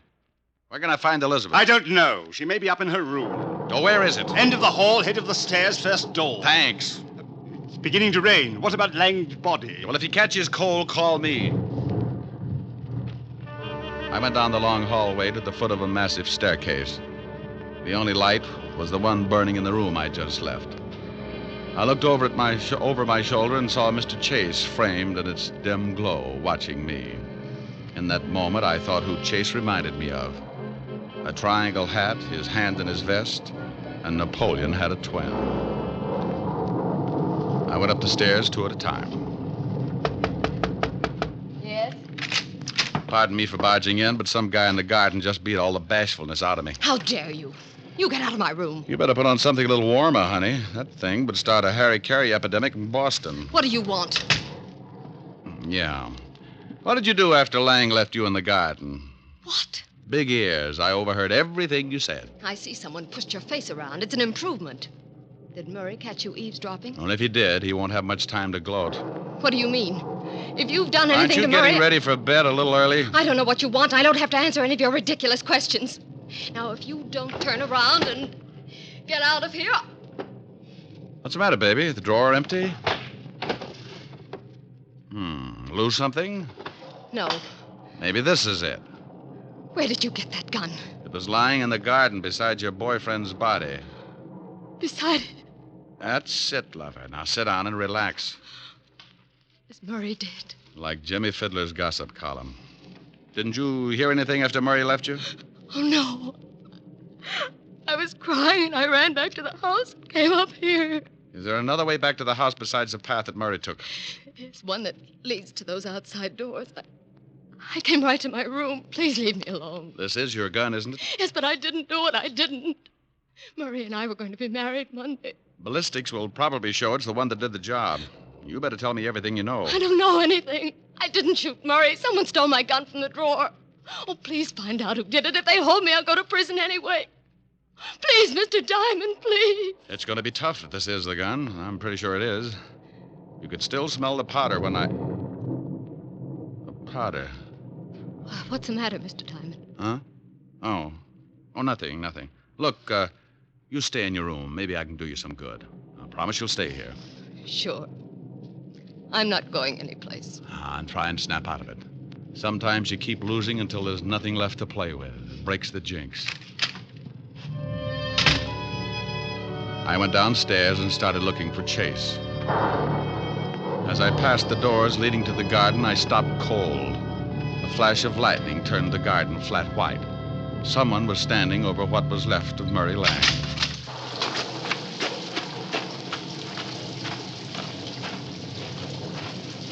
Well, like the view? Oh, Diamond. I was just looking at the body. I talked with your daughter. She says the gun that killed Lang was hers. What? Claims they had an argument, but won't admit she shot him. Oh, no, I can't believe it. Certainly she had no reason. Unless? Unless what? Well, unless she found out Lang was just after her money. Well, that's possible. Anyway, if she did do it, I still can't figure who worked me over. Maybe it was Lang. You told me yourself he didn't like you. Maybe it was Elizabeth. Oh, no. It would have to be somebody very strong. She might have kicked you, but never could she have hit you hard enough to crack your head open like that. Yeah, tell me, when does Elizabeth come into her money? Why, at the end of the probation. The court set it aside until she was cleared of all charges. Who gets it if she goes to prison? Well, I'm the sole executor of the estate, but she's not going to jail. She didn't do this thing. I'll get the best counsel in the country. I'm sure you will. Tell me something, Chase. It's pretty obvious that my face got pushed around, but how did you know my ribs got the same treatment? What? It doesn't show. It just hurts. Why, well, you told me. What are you getting at, Diamond? You'd have to reach pretty high to sap me, but if you were mad enough, you could make it. This is absurd. I'm going inside. And when I get grouchy, it's better to listen. I'm liable to use you to make the flowers grow. Go ahead, Mr. Diamond. I'm listening. Well, everybody in this house has some sort of motive for killing. With Elizabeth, it could be the old story of a woman scorned. With your lushed-up stepson, he could want to put the blame on his sister so he'd get more than his share of the estate. And we certainly know you stand to profit if Elizabeth goes to prison, because you retain custody of the family fortune. I'm getting wet, Mr. Diamond. Everybody's story's weak, but only one of them doesn't stand up. You said earlier this evening someone tried to shoot you from outside your library. Of course they did. You have the shot and saw the bullet hole. That's right, I did. But you told me he was standing outside the room by a good 10 feet. Nothing to say, Chase? You're trying to catch me up in something. Oh, you are so right. Now, when I walked into that room, I could still smell burning cordite. To smell fresh gunpowder like that, the gun would have to have been fired outside the room. You staged it, so I'd think someone was trying to kill you. Is that all, Mr. Diamond? Outside of the slip you made about kicking me in the ribs. Now, let's go inside. I don't think so, Diamond. Oh, that the 45 you were telling me about? Yes. Go ahead, make a try for it. I'm going to show you how it works. You kill Lang with your stepdaughter's gun, and you're going to collect the money if she goes to prison. Oh, you're a slob. My stepdaughter could easily kill 2 men tonight. You're in a spot. You can't shoot me with that 45 and make it look like the same person killed Lang, too. So you've got to get the 32 in my pocket. Give me Elizabeth's gun, Diamond. You try and get it, Chase. Why, you... Rick, are you out there? Better give it up, Chase. That's the law. He eats little men like you. Out there, Lieutenant. Drum said he saw him go out. Rick! Stay right there, Diamond. Another killing won't matter if you try and stop me. For Pete's sake, if you're out there, Rick, answer me. I'm getting soaked. Just keep your mouth closed, Diamond. I'm getting out of here. You'll never make it, Chase. They'll pick you up inside of an hour. Not if you're too dead to tell them. Yes, that's it. If I kill you, I'll at least have... You should watch your step, Chase. Keep your head down, Lieutenant. Somebody's mad. Shut up, Otis, and get out from under that bench. Rick! Over here, Walt. What's going on, Rick? Who's doing all the shooting? Well, we took turns. He was just going to kill me when he tripped over the body of his first victim. I used this 32 in my pocket, shot him twice. He's dead, Lieutenant. Give me my baking soda, Otis. Hey, Yellowton. Don't look so unhappy, Rick. He was going to kill you. Oh, I'm not unhappy. I'm just sore that I didn't have time to take the gun out of my pocket. I ruined a darn good coat.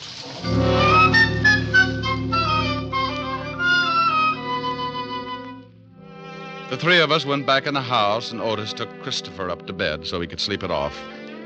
Walt listened to the story as I told it to Elizabeth. She cried a little and thanked me with her eyes.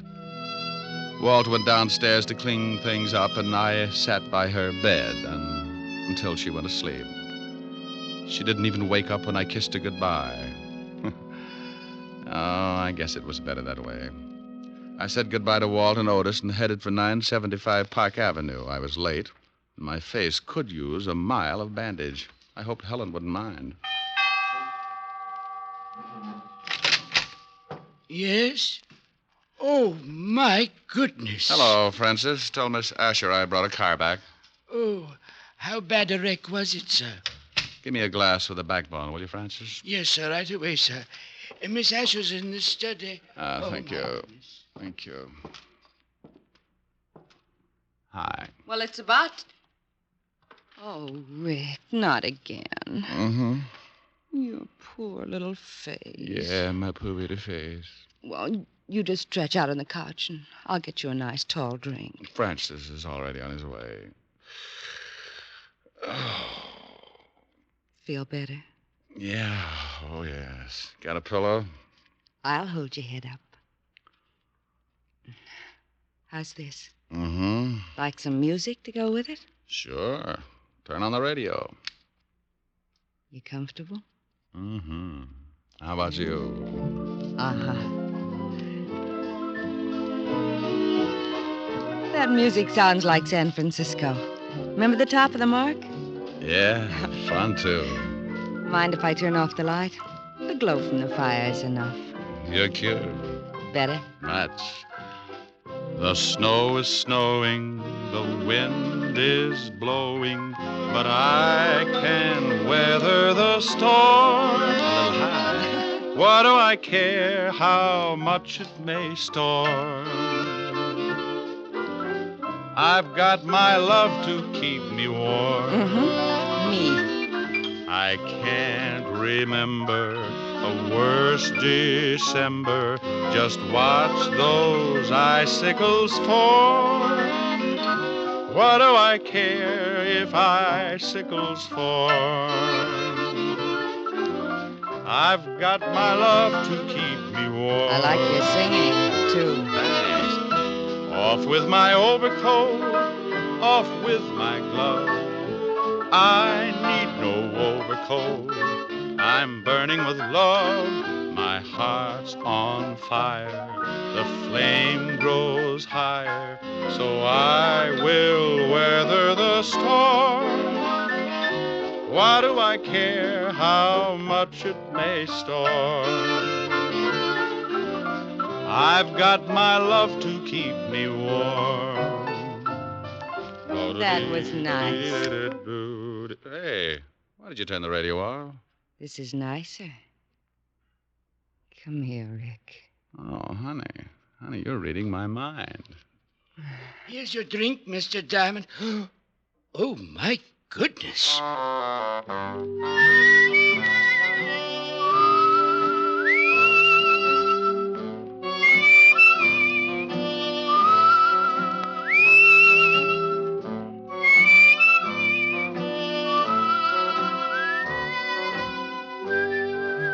You have just heard the fourth of a new series, Richard Diamond, Private Detective, starring Dick Powell. Helen was played by Virginia Gregg, Lieutenant Levinson by Ed Begley. Also in our cast were Wilms Herbert, Betty Moran, Jay Novello, Jack Edwards, and Tal Avery. Music was under the direction of David Baskerville. Richard Diamond is written by Blake Edwards and directed by William P. Rousseau. Even here in America, we're liable to have a few misconceptions about freedom. Many of us regard it as an outright gift with no strings attached. Well, that isn't quite so. All of us have received a heritage of liberty, a legacy of freedom forged in other days. Remember that the liberty you enjoy is a precious legacy, a legacy that can be lost through disuse. Don't ignore freedom, work at it, for freedom is everybody's job. Now, this is Eddie King, inviting you to be with us again at the same time next week when we will again bring you Dick Powell as Richard Diamond, Private Detective. This program has come to you from Hollywood. This is NBC, the national broadcasting company.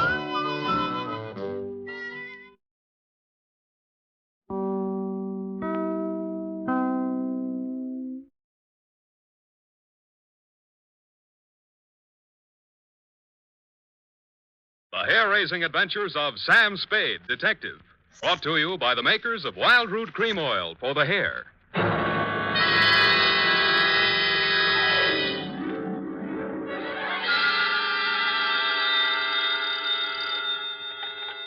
Sam Spade, Detective Agency. It's me, Effie. Oh, Sam, I've been worried about you.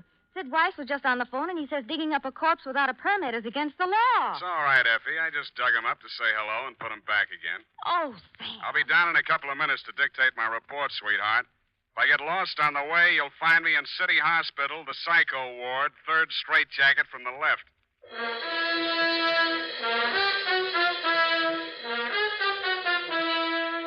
Dashiell Hammett, America's leading detective fiction writer and creator of Sam Spade, the hard-boiled private eye, and William Spear, radio's outstanding producer-director of mystery and crime drama, join their talents to make your hair stand on end with the adventures of Sam Spade. Presented each week by Wild Root Cream Oil, the non-alcoholic hair tonic that will put your hair back in place again, grooming it neatly, naturally, the way you want it. Fellows, if a girl can spend half an hour under a hot dryer in a beauty parlor to look her best for you, certainly you can spend half a minute sprucing up with Wild Root Cream Oil hair tonic to look your best for her. Now, that's all it takes, and Wild Root Cream Oil grooms your hair neatly and naturally, the way girls like to see it. Besides, it relieves dryness and removes loose dandruff.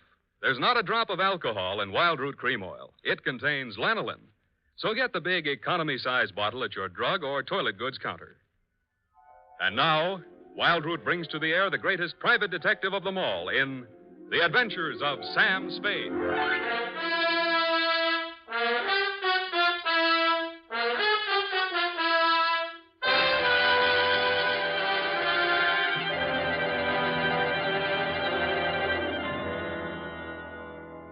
Date, August 2nd, 1946. To Mrs. Gregory Denov. Subject, death of Dr. Denov. I was sitting in my office with nothing to think about except a horse named Corkscrew Jr. My secretary, Effie Perrine, came in and said there was someone outside. I didn't look up from the dope sheet, so she said it again. Someone outside, Sam. What's he look like? Blue double-breasted custom-made suit, Countess Mara tie, hand-tailored shirt, English shoes, hand-trimmed Van Dyke. Get me a blank check and send him in. Okay, Sam. Please come in. Mr. Spade will see you now, sir. Thank you.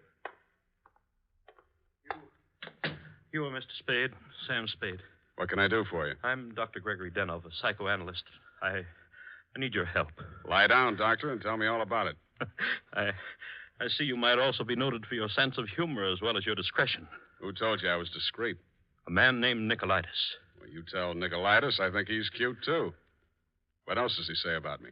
That I can trust you with $10,000. Oh.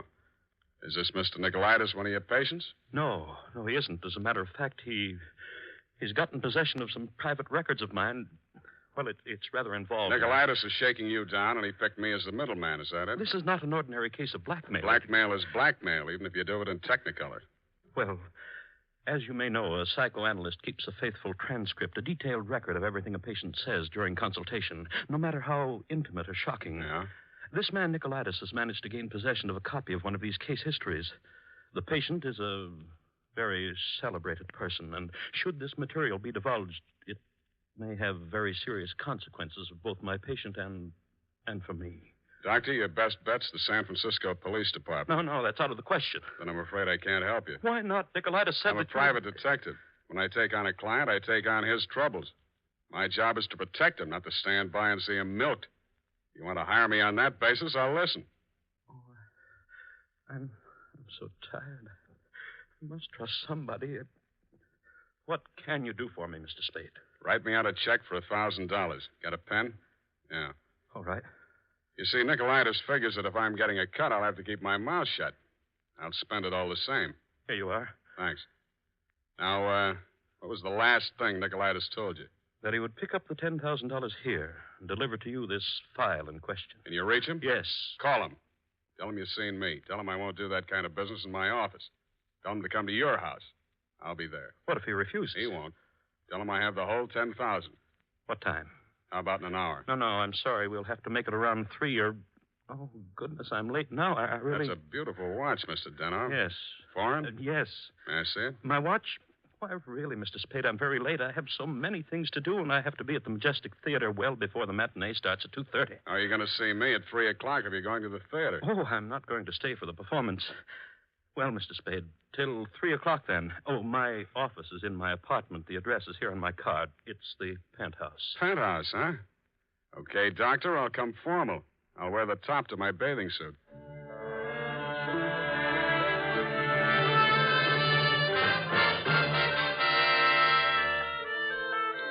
I left my office around 2:30 and started walking up Nob Hill.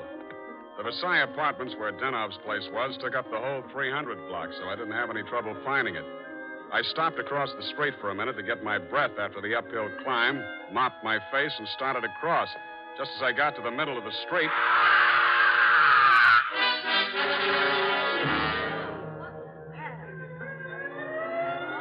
The crowd was detective so close around I couldn't see who'd done the Brody, but I had a pretty good idea.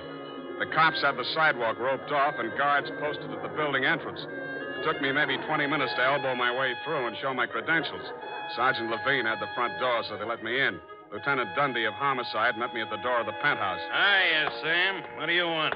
I want to see Dr. Denov. The doctor's dead. Dead? Yeah. He's my client. They can't do this to me. How? Hit a Brody out the window. What are you here for? To see his wife. Okay with you? Why not? She's inside. Thanks. Mrs. Danoff, please. With all due respect for your grief, I must have the keys to the cabinet where Gregory kept his confidential files. You realize that you wished me to take charge of his patients and that I am responsible. All this police and so on. We must get those files out of here as soon as possible. Yes? My name is Spade.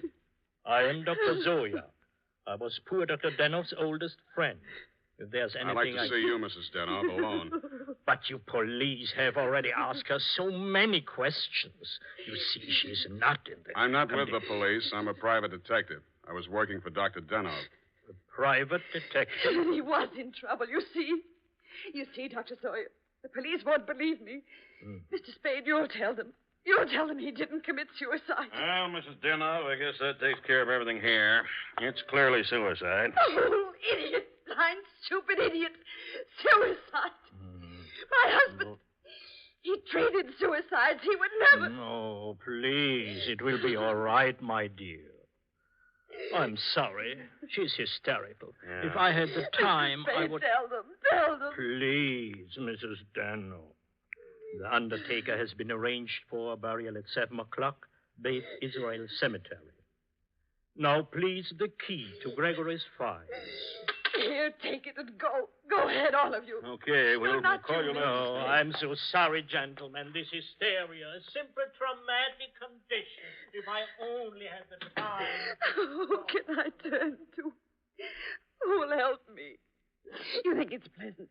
You think my husband would rest if they said I committed suicide? What shall I do? What shall I do? What shall I do? Oh, you... Dr. Zoya didn't have the time, neither have I. You think it's murder? Who do you think killed your husband? To name someone? That's a very serious charge, Mr. Spade. Goodbye, Mrs. Denov. Constance Brent. You mean Constance Brent, the actress? Yes. Yes, she was his last patient this morning. She had threatened to kill him before. How do you know? My husband said so. Do you? Well, he'd written it down on his notes on her case. Once before, she'd almost pushed him from that same window. How about your husband and Miss Brent? Oh, I knew she was falling in love with my husband. That always happens. They call it a transference. But in this Your case... husband told me Miss Brent was acting in a play this afternoon over at the Majestic. Yes, Midsummer Night's Dream. But she was here. I know she was here. Miss Ray, the receptionist, was coming back from lunch when she heard voices arguing inside. And she was sure it was Miss Brent's voice. Show me the doctor's case history on Miss Brent. I can't. It's missing. As soon as it happened, I went to the files. I meant to show it to the police. Who could have taken it? Constance Brent was the last one in that room before he died. Yeah. When did you see Nicolaitis last? Nick, who? Skip it. Where can I reach you in case... For the next couple of hours, I'll be at the Majestic Theater. I want to see how good an actress this Constance Brent is.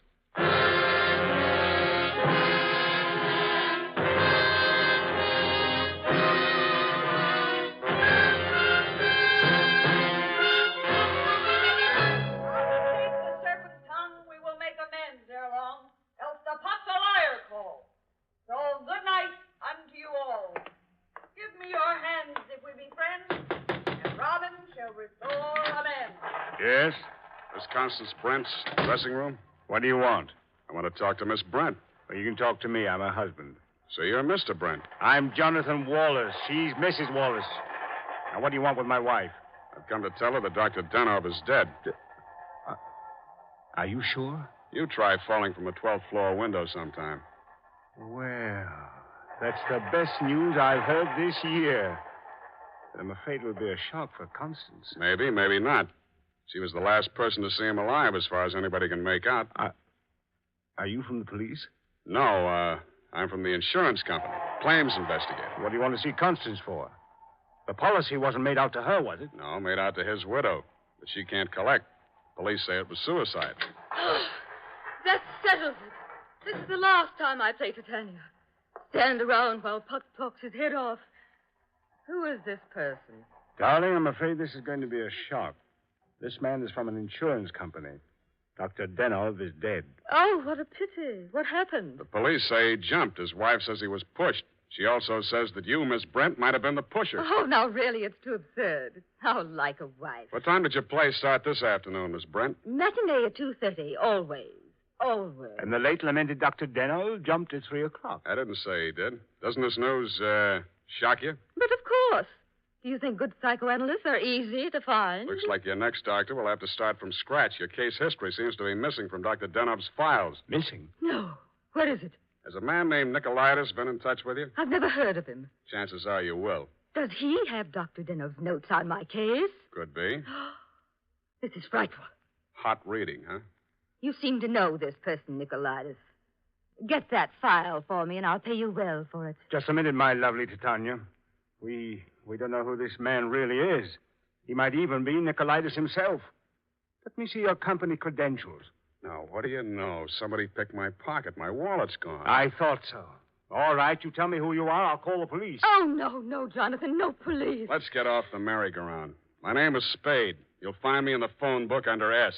My office is open until 6 o'clock. And if a man answers, don't hang up. It'll be me.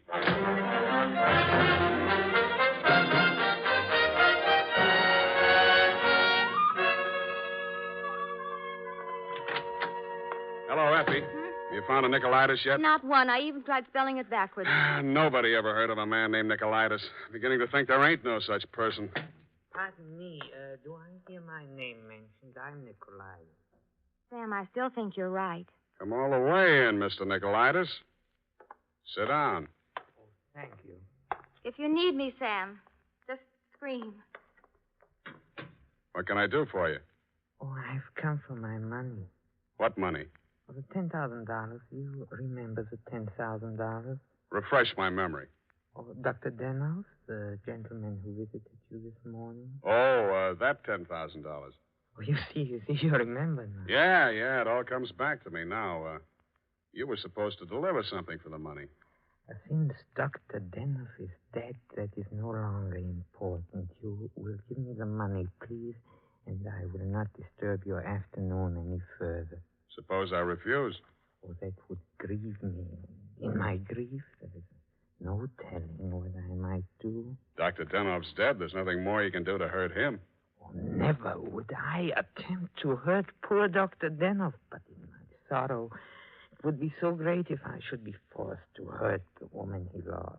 After all, as Titania says, these are the forgeries of jealousy. Titania, huh? Ah, yes. Midsummer Night's Dream. Act 1, Scene 18.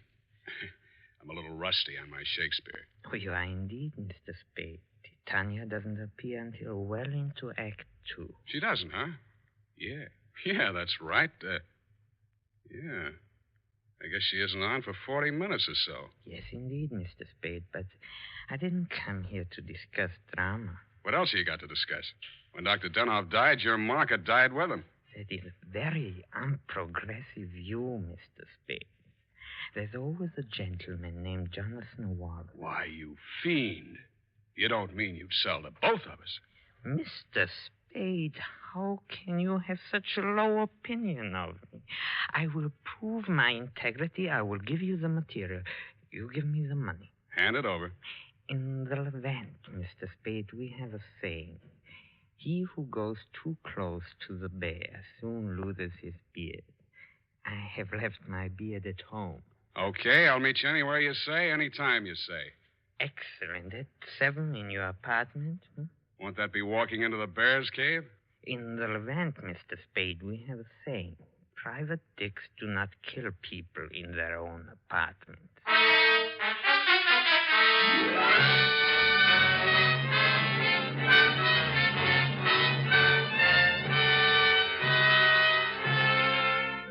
It was then 6 p.m.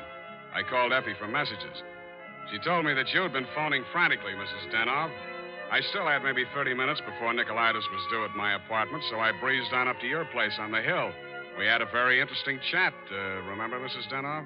Looking back on it, that was probably the most interesting conversation we had. Funny, I can't remember much of anything you said, but it was so cozy there in your place. And what with your clock being about 20 minutes slow, it must have been something like 7:30 before I left you. I grabbed a cab and told the hacky to step on it. I hoped Nicolaitis was still waiting at my apartment. He was.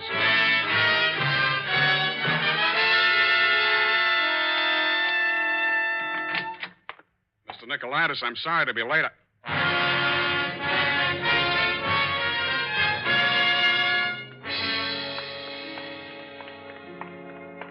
He was lying on my bathroom floor. The little guy was looking just about as natty as when he'd been in my office, except that the beautiful silk scarf he'd been wearing was twisted into a tight noose around his neck. Mr. Nicolaitis was a very dead blackmailer.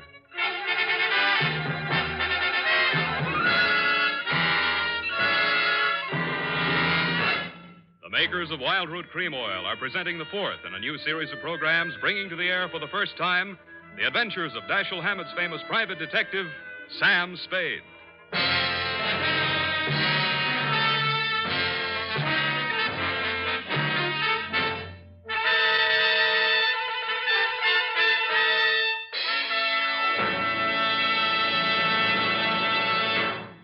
Men, at the racetrack, the man who has something better than a mere hunch is said to have it straight from the horse. Of course, that's a humorous expression, but it shows how to get facts. Go straight to the real source of information. And that's why we went straight to hundreds of men in metropolitan New York to find out what men really want in a hair tonic. And their answers show that Wild Root Cream Oil has all 5 advantages chosen by this impartial consumer jury of men. 1, Wild Root Cream Oil grooms your hair neatly and naturally, never leaves it sticky or greasy. 2, Wild Root Cream Oil relieves annoying dryness. 3, it removes loose dandruff. 4, it's non-alcoholic. And 5, it contains soothing lanolin. Remember, no other leading hair tonic gives you all 5 of these important advantages. Is it any wonder that 4 out of 5 users in a nationwide test preferred Wild Root Cream Oil to all other hair tonics they'd tried? So next time you visit your barber, ask for Wild Root Cream Oil and get the big economy-size bottle of Wild Root Cream Oil at your drug or toilet goods counter.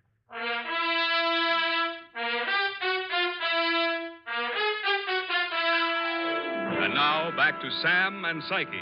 Tonight's adventure with Sam Spade.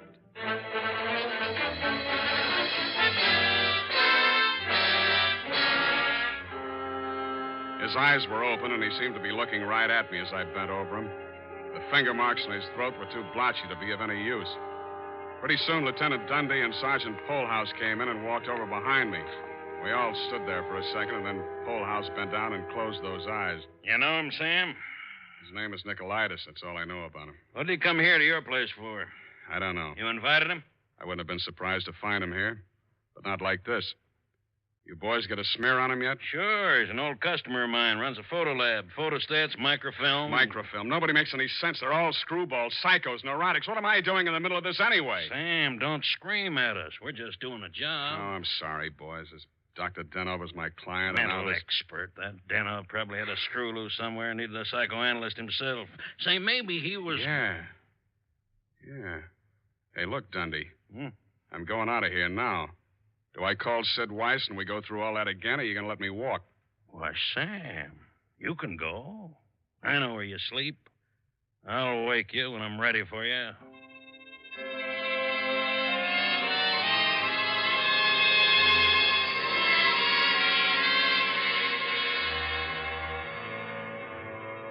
Well, Mr. Spade? I want some answers, Dr. Zoya, and you're the guy who can give them to me. I'm listening. Just let the questions flow into your mind and do not try to repress any of them. Speak instantly, whatever... Okay, question number 1, without thinking. Do you think Dr. Denov was a suicide? Well, I had not seen Dr. Denov for many years. He had been my student in Vienna. I was his analyst, in fact.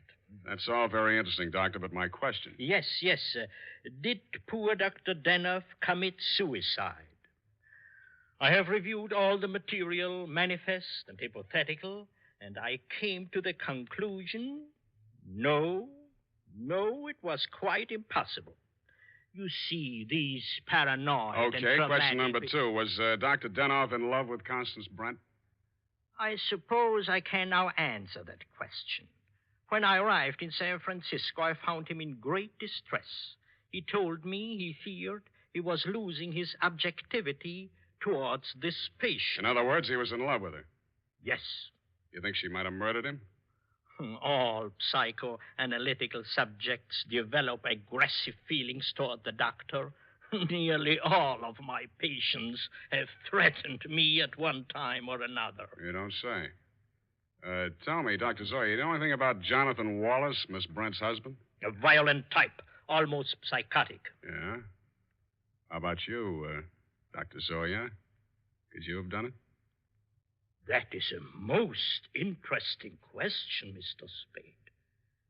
When I arrived here from Vienna without funds, dependent on the kindness of my former students, I must confess that I felt a certain antagonism.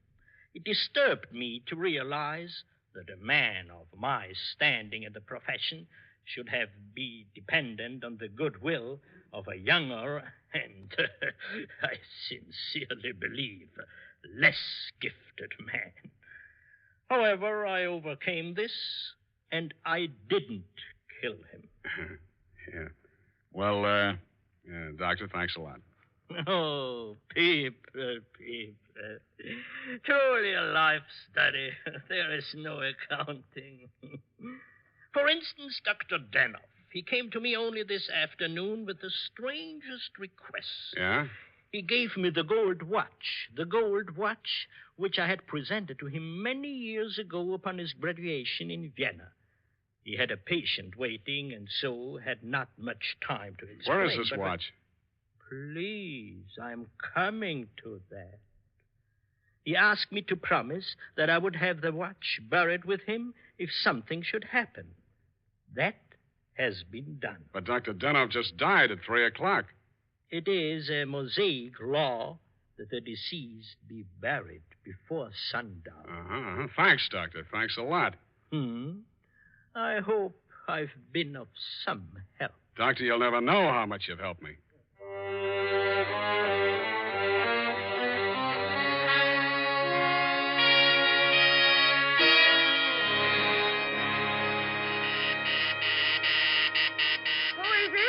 Spade. Oh, what's happened? I think I got the answers, Mrs. Denoff. That file on Constance Brent. Your husband knew that you'd been going through it. Mr. Spade. Shut up and listen to me. He took it out of the files, had it microfilmed for his own private records, and destroyed the original. Really? The man who did the microfilming was Nicolaitis. He delivered one print to your husband and kept another for himself. He was murdered in my apartment for the copy he used to shake down your husband. The killer now has that copy, if it hasn't already been destroyed. But we can still put our hands on the first strip of microfilm which you delivered to your husband. This is astonishing. How? It's in the gold watch which was buried with him. Oh, the watch that Dr. Zoya... That's right. Denoff made up his mind that whatever he knew about Constance Brent was going to go to the grave with him. What are you doing tonight? Well, nothing. And we got a date, sweetheart, you and I. I'll be back toward the wee hours. All paths lead to the grave. Ophelia, Act 6. Gregory's grave? But shouldn't we get a court order and have it done properly? The courts don't open until 10 in the morning, sweetheart, and Lieutenant Dundee's going to start asking me some questions about that stiff in my apartment before then. You see, baby, I can't wait.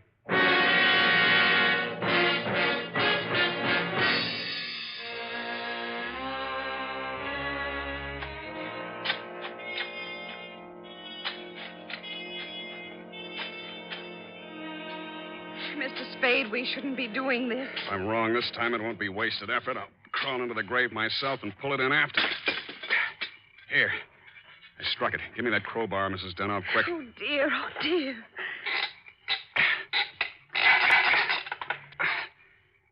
Put that flashlight in, sweetheart. You look the other way.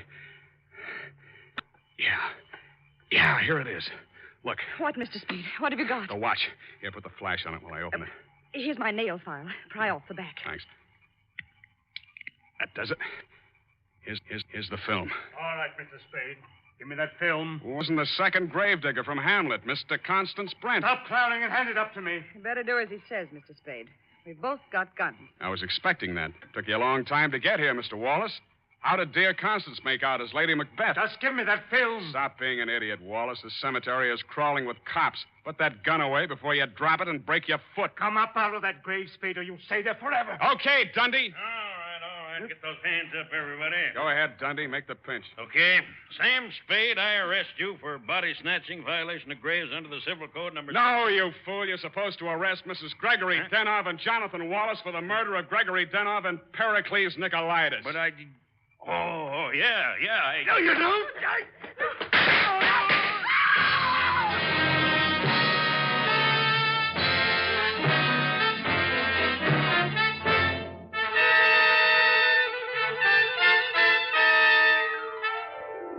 It was smart of you, Mrs. Denov, to make me late for my appointment with Nicolaitis. You did that so that Wallace could nail him in my apartment for the microfilm. You thought you could use that film to pin Denov's murder on Constance Brent. But after your late husband caught you tampering with his files, he added a few well-chosen words to it so that the film put the finger on you and your boyfriend, Mr. Wallace, in case anything happened to the doctor. So Wallace had to kill Nicolaitis. You weren't smart to push your husband out the window. That looked like suicide. You might have gotten away with it, Mrs. Denov, if you'd bashed your husband's head in with a bottle. That reminds me, Effie, pour me a drink. That all? Sign it, put a special delivery on it, and send it care of the matron to Hatchapee Prison. Go on, have one yourself. Oh, thank you. Here's how. You'll get used to it. Good night, Sam. Good night, sweetheart.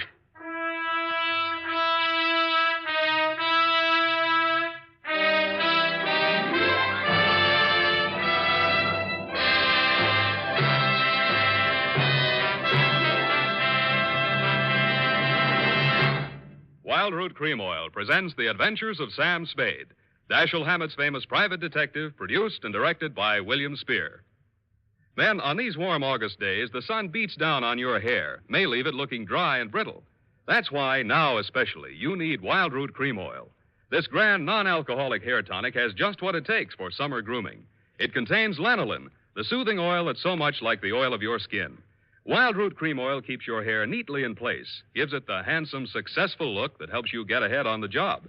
And Wild Root Cream Oil removes loose, ugly dandruff and actually relieves annoying dryness. So tonight, take the famous FN test. Check your scalp. Signs of dryness or loose dandruff tell you need Wild Root Cream Oil right away. Sam Spade is played by Howard Duff. Fred Essler was Dr. Zoya. Lorene Tuttle is Effie. Don't forget, next Friday, the three masters of the art of hair-raising, Dashiell Hammett, William Spear, and Wild Root Cream Oil, join forces to bring you another hair-raising adventure with Sam Spade. Smart girls use Wild Root Cream Oil, too, for quick, good grooming and to relieve dryness between permanents. Mothers say it's grand for training children's hair. Dick Joy speaking. This is ABC, the American Broadcasting Company. The Adventures of Sam Spade, Detective, brought to you by Wild Root Cream Oil Hair Tonic, the non-alcoholic hair tonic that contains lanolin. Wild Root Cream Oil, again and again the choice of men who put good grooming first.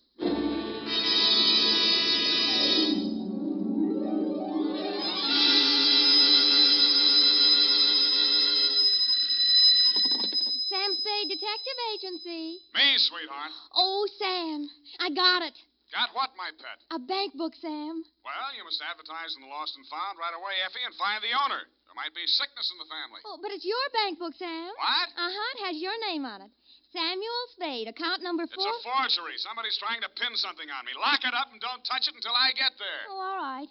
Did you make a lot of money on this one, too? Got the check right in my pocket, $500. Oh, Sam, we're making more money than a movie star. Well, almost. And all honestly, too. 600 last week and 500 this week. Yeah, how about that? And Life gives a 3-page spread to I Spy Moulton. But we mustn't let it turn our heads, Effie. No. We gotta stay in there pitching. I'll be right down to pitch my report on the Adam Fig Caper.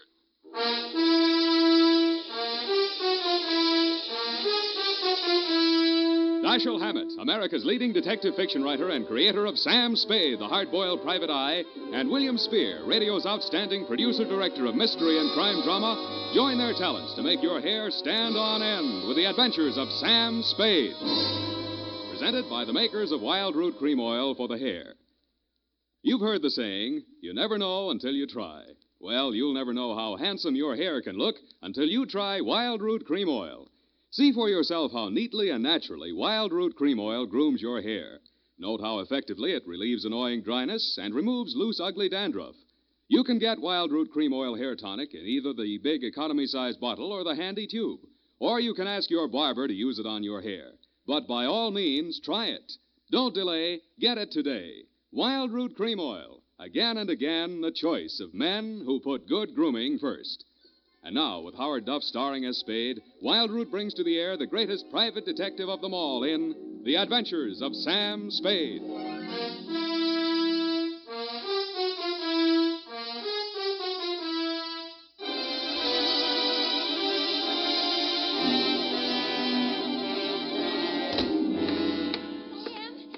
I bought us a present. Oh, you're going to love it. Well, we got to watch these expenses, Effie. There's always something. Yes, but this will be saving. It saves confusion, it saves fretting. Now, this gadget here, what is it? It's a Minna robot. A what about? It's for busy men like yourself, Sam, so you don't have to burden your mind with petty details. You see, it has this dial on it, right here. And you drop these little cards in this slot. You don't have to worry about that. That's for me to take care of. Oh, good. Then, when you come into the office, and supposing you have an appointment with Mr. Jones at 2 o'clock, and you forgot about it, you just dial 2 o'clock, and the little card pops out. And it says Mr. Jones on it. How do I remember to dial 2 o'clock? Oh. Well, maybe it's in the instruction book. But anyway, now go ahead, Sam, please. The card's right in there. Now, dial 2 o'clock. Go on, Sam. Let's see. Just like a telephone, Sam. Now what do I do? Well, give it time, Sam. It's thinking. Must have forgotten. Jones. Mr. Jones. Effie, do you think it's dead? Oh, Sam, I don't understand it. It was working perfectly. Well, I'll take it straight back first thing in the morning. You'll have to. It'll never find the way itself. You got your book, sweetheart? Yes, Sam, I don't understand. It was working perfectly. Well, that's all right, honey. It doesn't matter. Date October 5, 1947, to Hillary Exxon, Esquire, from Samuel Spade, license number 137596. Oh, honey, it's only a memo robot. Subject, the Atom Fig Caper. Dear Mr. Exxon, October 2nd in San Francisco was one of those days that you see blown off the calendar by a gust of wind in the movies to denote that time is passing. It was a day for scraping off the minutes with a fingernail file and wondering whether the display ad I'd paid for in the classified section of the phone book wasn't just a waste of money. It certainly wasn't the day I'd expect a leprechaun to walk into my office. He said his name was Adam Fig. He said he was the butler at Exxon Manor in Los Nidos. The limousine, Mr. Spade, is waiting to take you away. We mustn't keep them waiting, must we? Of course we mustn't. Who mustn't we? Why, Mr. Hillary, of course, sir. Oh, Mr. Hillary. And old Mr. Exxon. The old gentleman is very ill. Dr. Feige's office is down the hall. Turn to your right, second door. Well, I assure you, sir, that Mr. Exxon is the best of medical care. Your duty will be simple, to prevent his death. Do I donate blood or just frighten away the evil spirits? Oh, it isn't quite that, sir. Someone is trying to kill Mr. Exxon. He's a very sick man, and I'm sure he'd prefer dying from natural causes. I get $25 a day in expenses. Here is an ample amount in advance. But you should know, sir, that the old man is a nasty, cantankerous, villainous, crooked, intimidating... $500? Please, Fig, you're talking about the man I love. Los Nidos was at least an overnight caper, so on my way out, my lovely and charming secretary, Miss Perrine, handed me a brown paper bag which contained A, one pair of socks, darned, B, one shirt, ironed, and C, the apple which she always polishes for me the night before. We arrived at your large Southern-style mansion 2 hours later. Fig! Oh, Fig, where the devil have you been? To the city, sir. I can't find the keys to the liquor closet. Where are all the maids? What happened to that cook we hired yesterday? Who is this man, and why is he wearing that necktie? The This is Mr. Spade, sir, the detective. I'm Hillary Exxon. Come in, please. Go on upstairs, Fig. See what that girl is doing to my father. I don't believe she's in this at all. Very good, sir. In here, Mr. Spade. Pardon the condition of the house. The old man has been firing the servants again. Your father, you mean? Yes. Every time he gets shot at, he fires all the servants. He gets shot at pretty often? About once a year, in the fall. You always hire a detective? No. Oh, dear. I'm not keeping you up, am I? No, excuse me, please. It's much worse this time. I can't get any sleep. Guns going off in the middle of the night. The whole household disturbed. When and where was he last shot at? Yesterday morning at about 1:30. I dug the bullet out of the woodwork myself, a .38 caliber, embedded in the door frame that leads to Miss Kaywood's room. That's his nurse. Was she with him at the time? No, Dad sleeps like a baby, full of sedatives. She sees to that. Shot come from outside? Yes, but we found nobody on the grounds. No traces of anybody. I don't know whether Dad knows who shot at him or not. He's such a closed-mouthed old devil. You don't care very much for your father, do you? To be frank, Mr. Spade, if hating weren't such an effort, I would despise him. He is without a doubt... Well, listen. There, that's just a sample. Well, come on, let's see what's eating him now. Get out! Talk to me like that. I tell you, I won't stand for it. Well, you don't have to stand for it. Take that silly painted face out of my sight. Don't you dare to. Get out!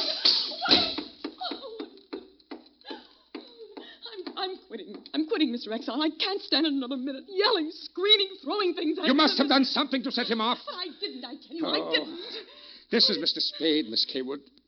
Oh, a detective? Will it make you happier to know that I'm a private detective, Miss Kaywood? Well, Mr. Spade, I only hope you can prevent a murder. If there's any way at all that I can help, Thanks. I'll see you downstairs after I've talked to the old man. You'd better go in alone, Spade. Oh, Miss Kaywood, do you have a throat spray downstairs? I seem to be congested. Oh, go away. Go away. Go away. Oh, well, wasting ammunition. Who are you? If you're a total stranger, come on in. Well, don't be afraid, son. Come on over where I can look at you. It's hard to keep my eyes open. Oh, I mustn't do that. Oh, so you're the detective, eh? That's right, Pop. If you want to take a little nap or something, I'll come back later. What did I say just now? Come back later? No. There's no reason for you to come back later. I'll say everything I have to say right now. The shot woke me. I didn't see anything. I don't know anything. I've got a million enemies. I can't remember the names of any of them. Why don't you try to remember? I could have them checked. You're wasting your time, Sonny. In my day, I've wiped out 100 men, and I'll outlive anybody who's gunning for me now. You must be proud of your past, huh? Proud? Sonny, a past like mine is the finest thing an old man can have. I've swindled my partners and betrayed my friends. I've turned state's evidence just to see my associate get sent up for 20 years. And they say my wife died under peculiar circumstances, and I got rich off her insurance. Now I'm done talking. Do me a favor, son, please. I've got to get a half hour, 20 minutes sleep alone. You'll keep them out, everybody. Please, will you? Sure, Pop. Go ahead. Go on, sleep. Oh, thank you. Gracias.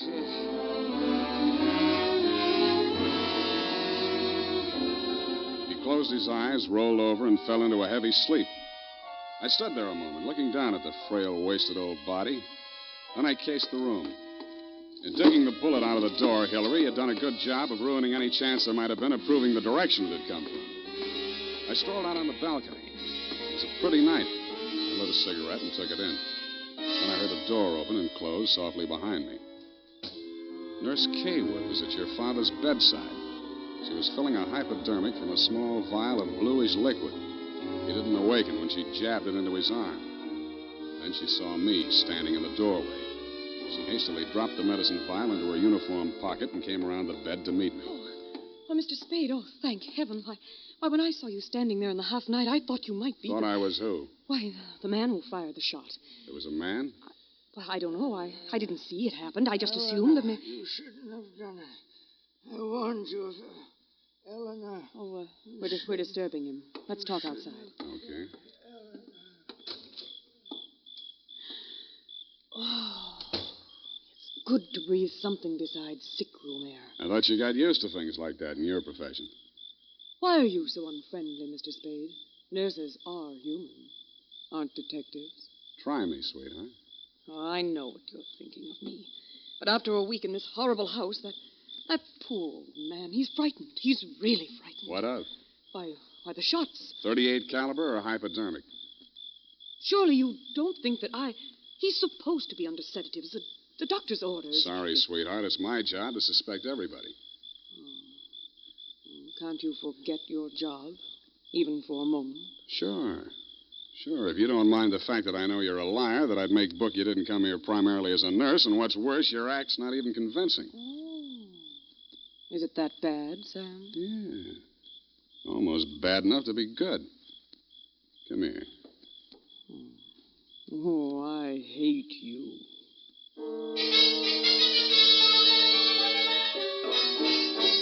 It was a very satisfactory love scene for both of us. For reasons of her own, Barbara wanted to keep me out of that sick room for a while, and she did. For reasons of my own, I wanted to get that medicine file out of her uniform pocket, and I did. Then, as suddenly as we had fallen into love, we fell out again. After she'd gone to her room, I went back to my sentry duty around the house. Under a light on the front veranda, I examined the bottle from which Barbara had taken the injection for your father. It was labeled sodium thanatol and had been dispensed by a firm called Ibis Chemicals Limited in Cairo, Egypt. The scream filled the house, high and frenzied. I started running toward Barbara Kaywood's room. I slammed the terrace door open and found the light switch. Barbara was sitting upright in the center of a bed. Her face jerked up so abruptly that it seemed her neck had snapped. She clutched both hands to her chest and fell face down among the bedclothes, staining them with her blood.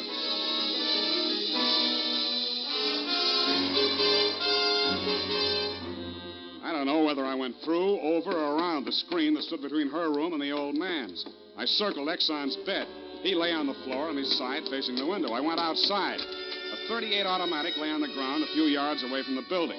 I put that into my pocket and listened. No shadows moving. Nothing. Then he was on me before I could be sure he wasn't a medium-sized tree. Break your back. Be the light. The warm stuff on my cheek might have been the thing's blood or mine. It gathered me up and bent me back and tore at my throat. Then I remembered that hands are stronger than fingers. I started with his thumbs.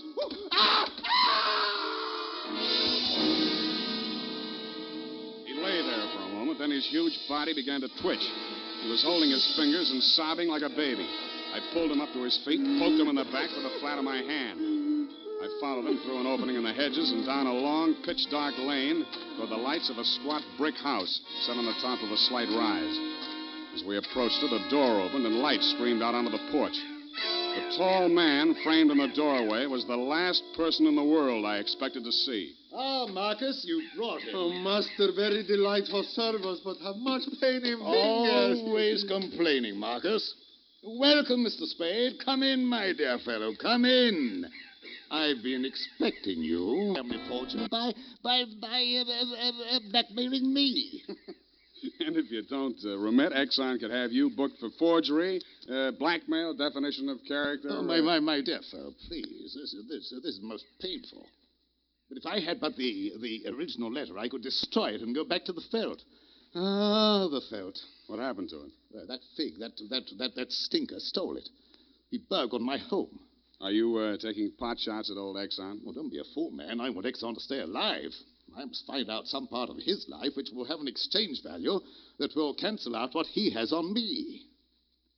By the way, old thing, you met Miss Kaywood. Mm-hmm. At the present moment, she's milking me for $150 a day. Oh? She's supposed to goad the old man, by whatever means necessary, into talking about his past. And that information she is to bring to me. Well, that ought to be easy. Exxon brags about his past. Now, so far, I've learned that Hillary Exxon stole 2 heifers at a livestock show in Abilene in 1906. I feel for you, Captain. That wouldn't get much on the current market, would it? My dear fellow, I've a proposition to make to you. Should you ferret out anything that would be of value to me, I'll reward you handsomely. Well, maybe something can be arranged, Captain. Good, excellent. May I have your word on that? Well, there isn't much time, Captain. I'd better trot on back. I'll show you to the door, sir. And let me warn you, Mr. Spade, for your own good, should you ever hear the thrum of Ibis wings, run, flee. I assured him that I would heed his warning, bade him good night, and started back down the lane in the direction of Axon Manor. Business was going on as usual.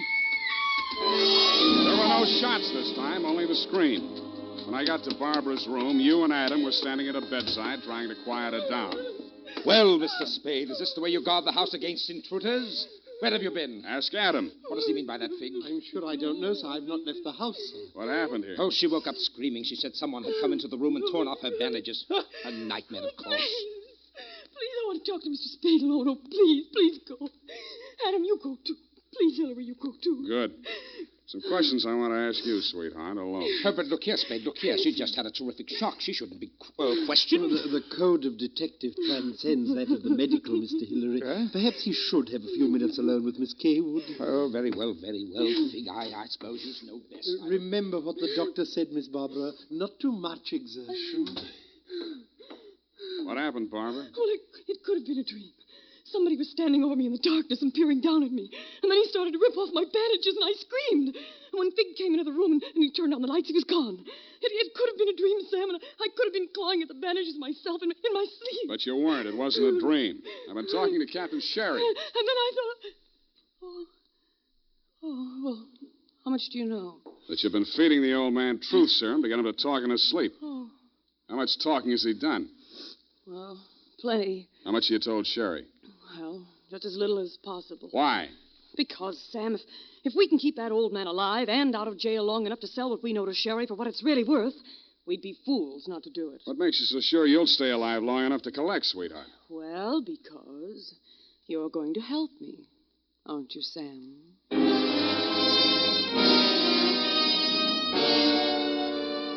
So I helped her, but not for the reason she thought. I made a lot of noise leaving her room and going to mine. Going back, I didn't wear any shoes. I slipped into a clothes press in her room so quietly that even she didn't hear me. I left the door slightly ajar and waited. Time passed, and I was stiff from standing still. It happened at about 3 a.m.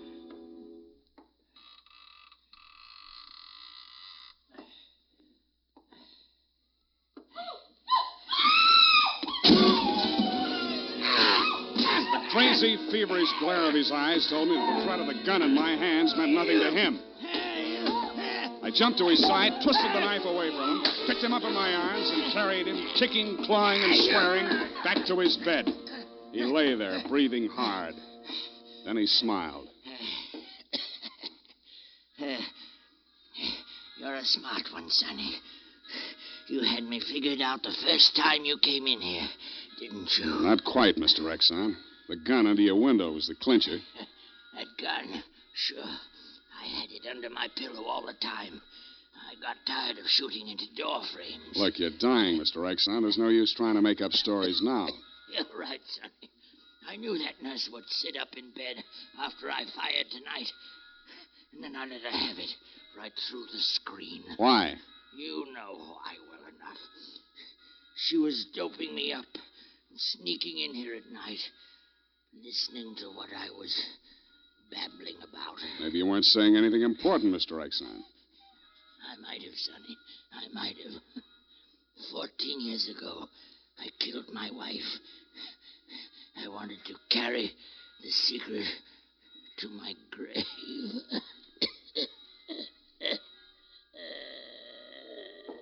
You nearly made it at that. Mr. Spade, what's happened? Is he dead? He's dead. Did he say anything, sir? Did he confess anything? You must tell me if he said anything. I didn't hear him say a word. Ah, well. Yeah, Mr. Spade. Charged with a certain texture, a significant quality. There's a certain smell, yes. Ah, an omen. You can inhale it, sir. Journey thou to Nairobi on the veldt. Tarry 7 days, and you will collect the fabulous golden skull of Wizami, king of the Bojamas. Aha! Marcus! Yes, master. Unhook the hookah. Pack the marmalade. We are off to the veldt.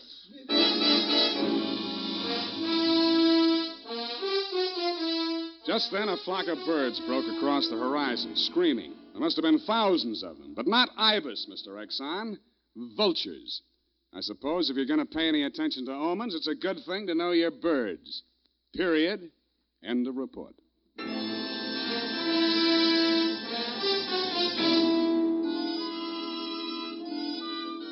Right now, I have something to say to every man who doesn't use a hair tonic, to every man who says, I don't believe in it or I don't need it. That all depends on what you mean when you say hair tonic. If you mean the old-fashioned greasy kind that leaves your hair smelling like a perfume factory, you're absolutely right. But remember, Wild Root Cream Oil Hair Tonic is nothing like that. Wild Root Cream Oil is an entirely new kind of hair grooming preparation. There's not a drop of alcohol in Wild Root Cream Oil, and it contains soothing lanolin that's like the oil of your skin. Most important, Wild Root Cream Oil grooms your hair the right way, neatly and naturally, never leaves your hair sticky or greasy. Get the big economy-size bottle and the handy new tube that's economical, easy to pack when you travel, and grand for the bathroom cabinet. Don't delay, get it today. Wild Root Cream Oil Hair Tonic. Again and again, the choice of men who put good grooming first.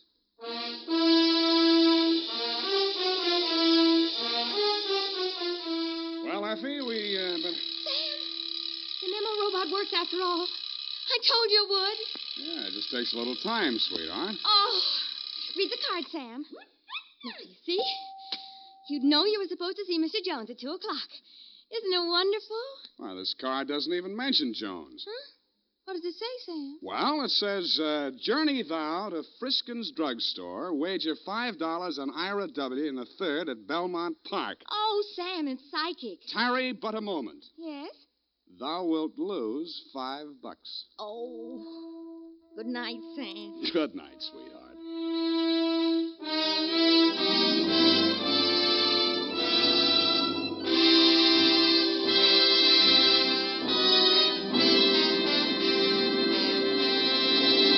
The Adventures of Sam Spade, Dashiell Hammett's famous private detective, are produced and directed by William Spear. Sam Spade is played by Howard Duff. Lorene Tuttle is Effie. The Adventures of Sam Spade are written for radio by Bob Tallman and Gil Dowd, with musical direction by Lud Gluskin. This is Dick Joy, reminding you that next Sunday, author Dashiell Hammett and producer William Spear join forces for another adventure with Sam Spade, brought to you by Wild Root Cream Oil. Again and again, a choice of men who put good grooming first. Smart girls use Wild Root Cream Oil, too, for quick, good grooming and to relieve dryness between permanents. Mothers say it's grand for training children's hair.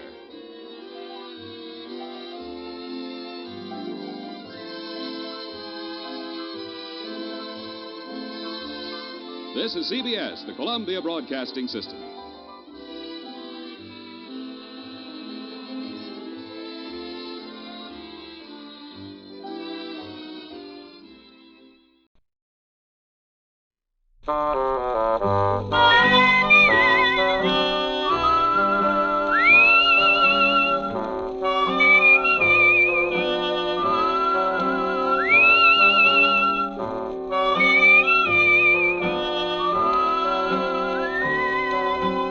Here's Dick Powell as Richard Diamond, private detective.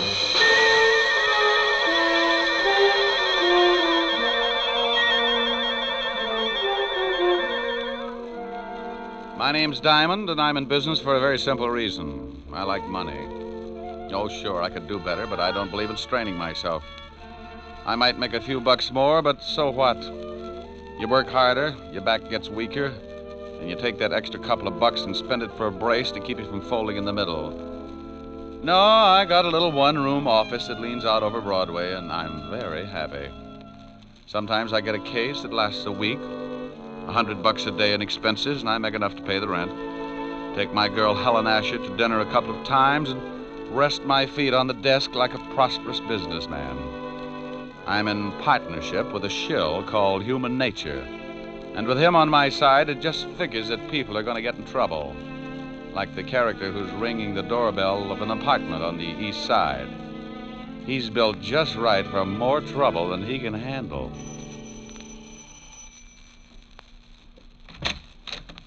Well, Hello, Mrs. Moran.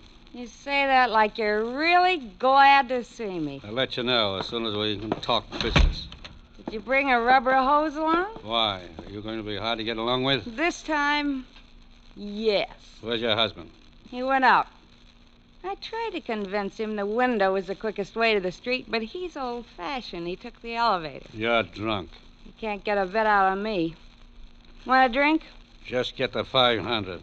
I don't want to be around when your old man gets back. You couldn't afford that, could you? No, and I don't think you could either, baby. Now let's stop playing games, Mrs. Moran. I've got a big, fat surprise for you, Mac. Keep it in small bills. That's not funny.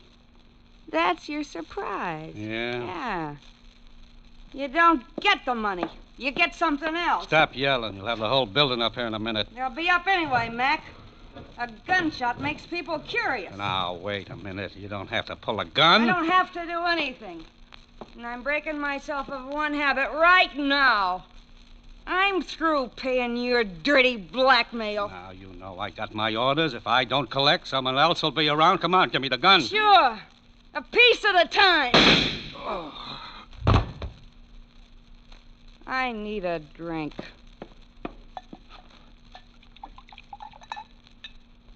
Well, here's to nothing, Betty, old girl.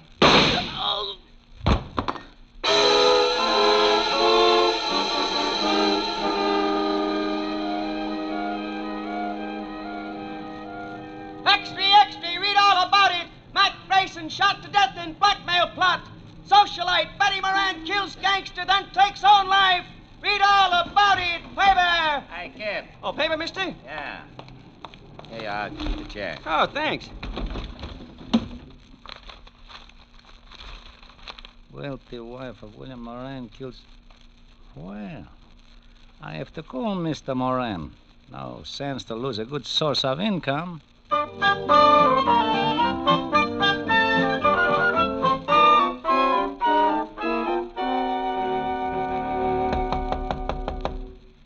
Yeah, come in. Mr. Diamond? Over here. Oh, this clothesline, I couldn't see you. You always do your laundry in your office? Free soap. Pull up a chair, Mr. Moran. William Moran. Oh. Nice pair of Argyles. One of my old clients. Sends them down from Sing Sing. Have you read the morning papers, Mr. Diamond? I haven't had time.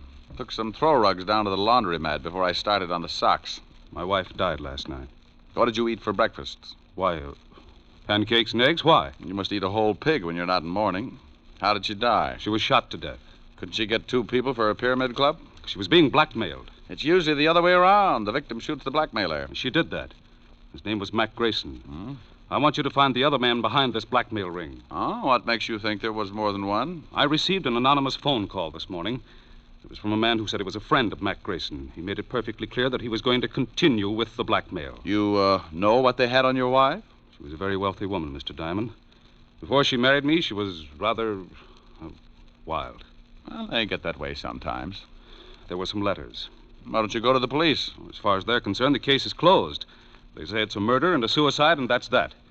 But I want to get the people who drove my wife to suicide. Okay, Mr. Moran, but if you want me to try and dig up your blackmailers, my fee is rather high.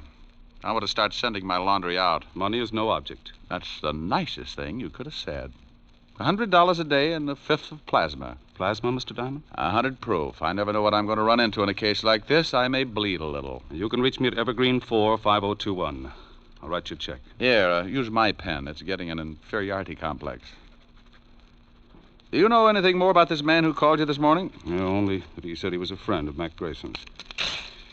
Oh, there you are, Mr. Diamond. This should be enough of a retainer. Oh, yes.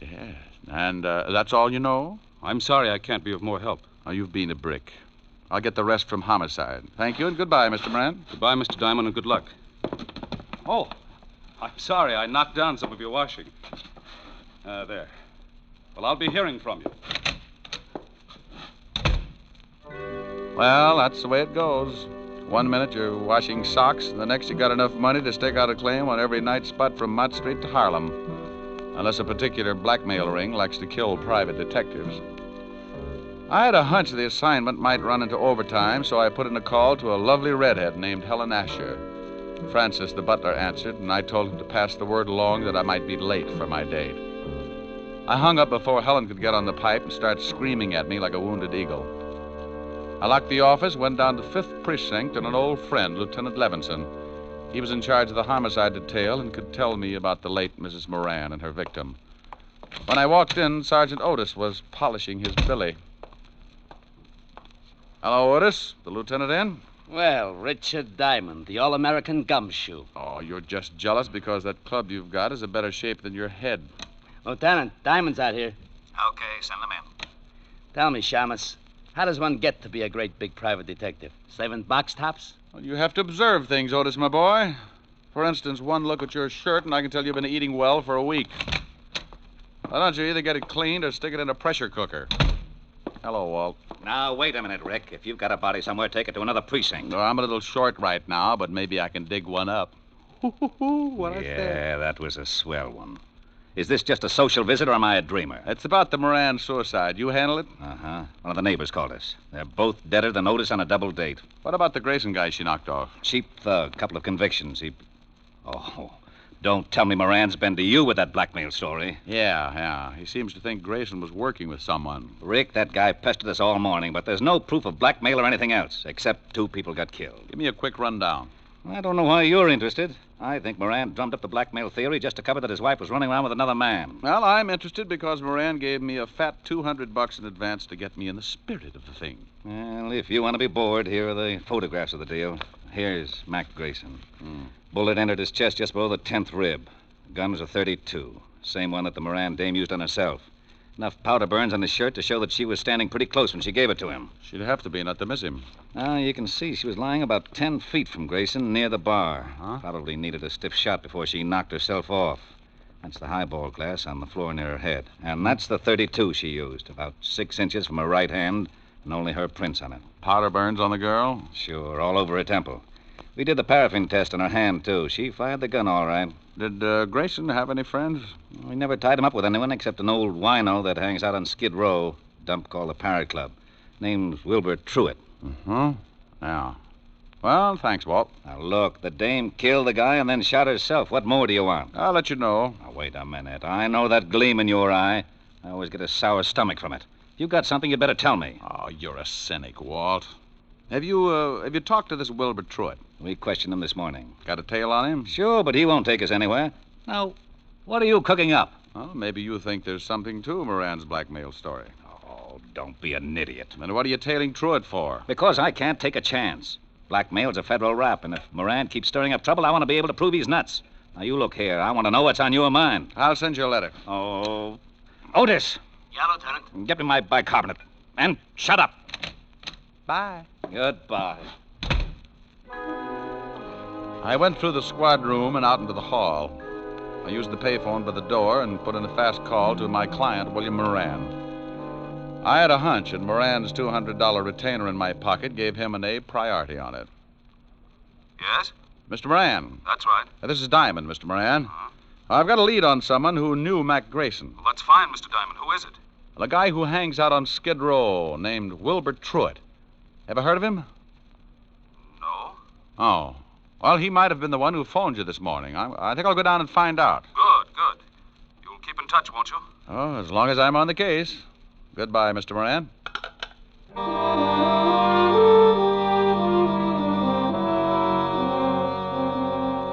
I left the 5th Precinct and headed for Skid Row. If you've never seen the street, it's a liberal education in the misery of human beings. Even the sun winds up with a hangover if it shines on the place too long. The Parrot Club was a cellar with a low ceiling and a drink of wine for 10 cents a glass. The smell of stale alcohol was so strong that if you opened the door to air the place out, the walls would probably cave in. I found Wilbur Truitt sitting at the bar with a dirty towel around his neck. He held the towel and a glass of wine in one hand, and with the other he pulled the towel, lifting his hand and the glass up to his mouth. You must have been an engineer. I learned this little stunt in grammar school, bucko. I started missing my mouth 30 years ago, so I use this towel as a sort of alcohol pulley. It cuts down the element of risk. Hate to spill a drop. You know a guy named Grayson? It's the shakes, Bucko. I am completely exhausted after a night of revelry, and my hand waves like it was flagging down a caravan of whiskey trucks. Look, friend. But after one or two pick-me-ups, I am perfectly capable of lifting the glass by myself. And come nightfall, I'm in excellent condition to entertain my little friends. Oh, swell. Most cowards let the little fellows frighten them, and they end up in Bellevue, but I like them. They worried me at first, but when they found out how much I drank, they began to show the strain, and the shoe was on the other foot, so to speak. Oh, no. They tried to frighten me the first night, but I just kept right on with one bottle after another, and it finally drove them to drink. Now my DTs have hallucinations. We are rapidly building up a thriving community. What were you saying, Bucko? Something about the evils of self-indulgence, but I've forgotten now. Good. In that case, I will let you buy me a drink. Oh, sure. Waiter, bring the bottle. You just gave me cold chills. If I lick your hand, it's only a sign of fond endearment. Okay. Now, do you know a guy named Grayson? I knew there was a catch. Are you a cop? No. In that case, I trust you. Besides, you are holding that lovely bottle. What about Grayson? First, a small glass of truth serum. First, Grayson. I can't stand to look, so I will turn my back on the bottle and tell you what I know. Mr. Mac Grayson, a very unsavory character who reached a sudden demise last evening, dealt in smutty pasts and made them pay off by milking his victims. He has only one friend, a Mr. Leo Fink. Now, please, I'm beginning to spit out wads of cotton. Where does this Fink live? Oh, you are indeed a heartless rogue. I was once. You aren't by any chance a spy from the Purity League? You get the bottle when I find out where Leo Fink lives. 1120 2nd Avenue now, please. Now, here you are. Don't struggle with the cork, Bucko. I have just acquired the strength of an uncropped Samson. And as I gaze upon this ruby goblet, I am reminded of the fact that you are not the first to come seeking the whereabouts of one Leo Fink. Huh? Play it back in English. A thug with the disagreeable habit of twisting my ascot approached me not 10 minutes before you came in seeking the same information. Did you give it to him? I had to. One more pull on my tie, and dissipation would have been a thing of the past. Thanks, Wilbur. Here, buy yourself another jug. Oh, bless you. And good morrow, cousin. Here's to my love. Oh, true apothecary. Thy drugs are quick. Thus, with a kiss, I die.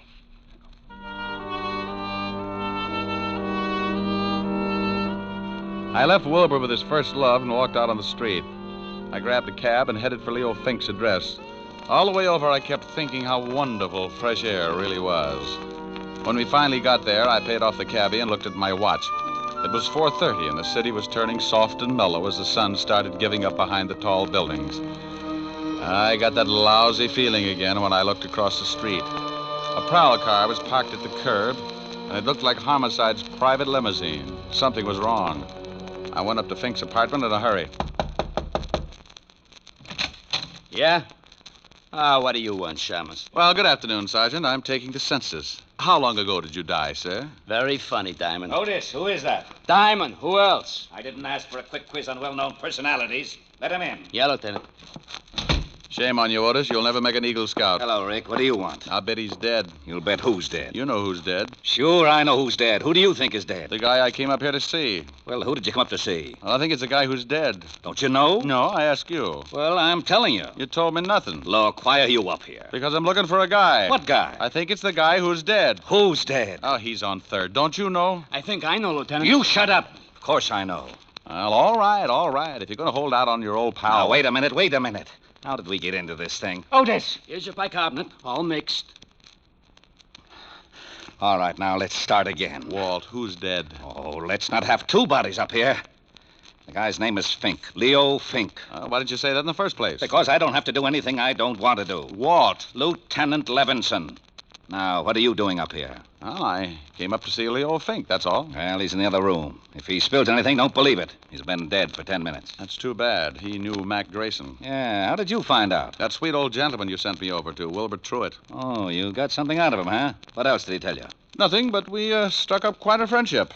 I'm going to go back over and see what another bottle of wine will do to his memory. I'd better haul him in. Oh, don't do it, Walt. Don't do it. I can find out things a lot quicker. Shh. I got a system. Okay, but keep me posted. I've got to clean up here. How did Fink get it? 2 bullets in the head. No idea who gave it to him. They used a Luger, I think.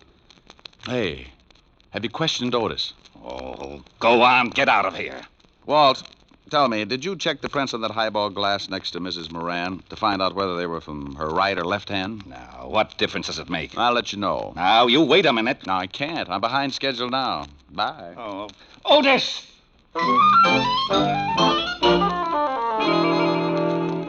I went downstairs in a hurry and started back to Skid Row and Wilbur Truitt. I turned a corner and had a quick change of heart. That's far enough, Shamus. Wow. Well, look what I picked up. All right. Get into this alley. Now, why don't you put that cannon away? It shows up like a pair of gums at a dentist convention. Turn around and get going. I can run if it would help. Take your time. You haven't got too much of it left. Stop nudging. You got a cold barrel. Don't you like it? No, but it helps. A lesson in the manly art of self-defense. Next time, don't get so close with a gun. Well, what do you know? A Luger. Okay, so I'm a Butterfingers. You got the gun now. What are you going to do? I got a mean streak, and it shows up when someone tries to kill me. I'm going to ask a couple of questions, and if you don't answer them, you'll wish you'd picked on an octopus. Now, get up. Oh, you're a big one. Now, who sent you after me? I don't know. Who sent you after me? Honest, I don't know. Oh, wait a second. All right. The guy told me on the phone his name was Jones. Sure, first name's John. Oh, wait. I know it's a phony, but he was recommended. You get paid for your work, don't you? Yeah, but this one I collect after the job. Where? I thought you'd gotten over that stubborn streak. Okay. The 8 o'clock ferry to Staten Island. He's going to slip me 2 bills. And you don't know his right name? No. Did you know Mac Grayson? I heard of him, but I never met him. Are you as handy with a .32 as you are with that Luger? Huh? Forget it. Next question. Who killed Leo Fink? Oh, that's a pretty big one. Okay, I'll word it differently. Who killed Leo Fink? I'll take the beating. Yeah. Well, I got a hunch this Luger of yours will check with ballistics. Come on. Homicide's still up in Fink's apartment. No, it's... What did you say? Okay.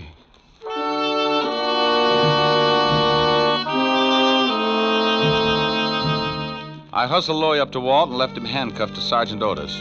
They deserved each other. Louis said he was going to be paid off at 8 o'clock, and my watch said it was 7:15. That gave me 45 minutes to check at homicide and still catch the ferry to Staten Island. The fingerprint man at the 5th Precinct put the prints from the highball glass under a microscope and told me what I wanted to know. My hunch had been right. So I grabbed a cab, and 20 minutes later, I was paying for my ticket at the ferry landing. A thick, wet fog was beginning to roll in off the river, and by 8 o'clock, it was hard to even see your watch. Someone was playing a piano in the lounge as the ferry began to move slowly across the river.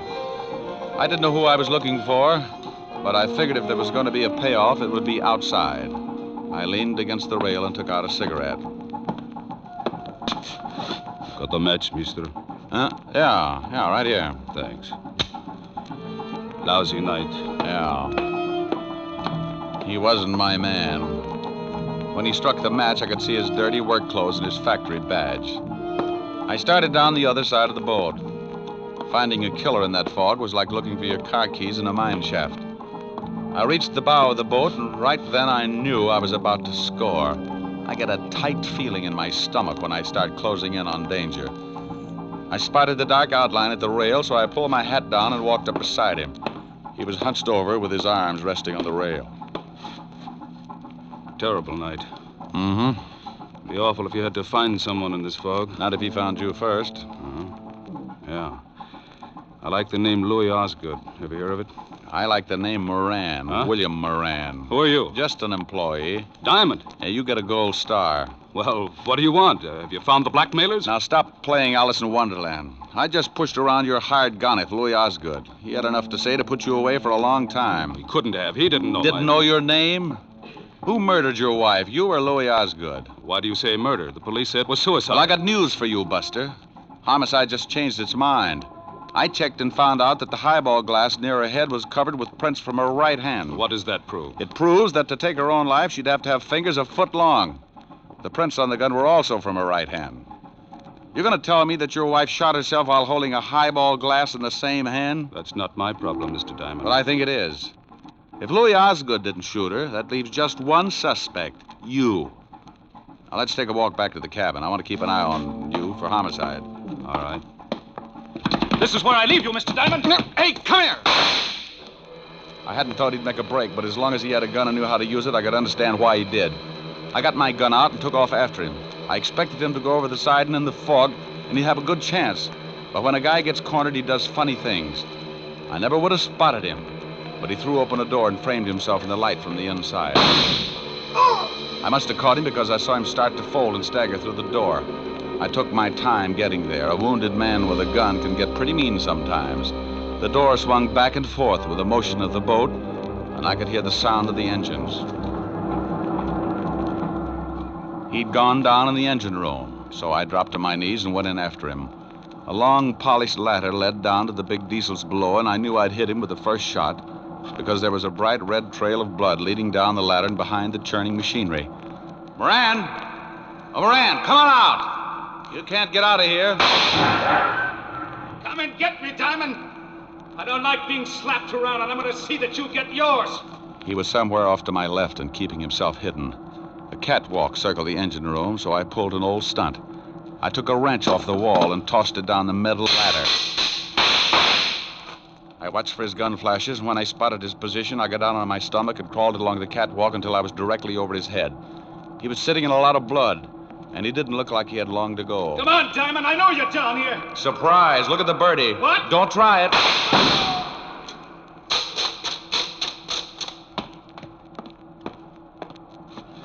Sorry, Moran, but this just wasn't your night. You want to tell me about it? I shot my wife. I came in just after she shot Grayson. And she was standing at the bar with her back to me, mixing a drink. She dropped the gun by Grayson's body, so I picked it up and shot her. Wiped my prints off and put hers on it. Why did you do it? I hated her. She had money. I found some letters and turned them over to Mac Grayson, the well-known blackmailer. I wanted him to drive her crazy until she drank herself into a sanitarium, and then I'd have her money. I never guessed she'd kill Grayson, but when I did, I saw a chance to kill her and make it look like suicide. You should never have called me. The police were satisfied. I had to find Leo Fink. He knew I'd hired Grayson, and he was going to blackmail me. So when I dug up the little wino that knew Fink, you hired Louis Osgood to bump Fink and me. Is that right? Hey, Moran. Oh, well, it was a dull conversation anyway.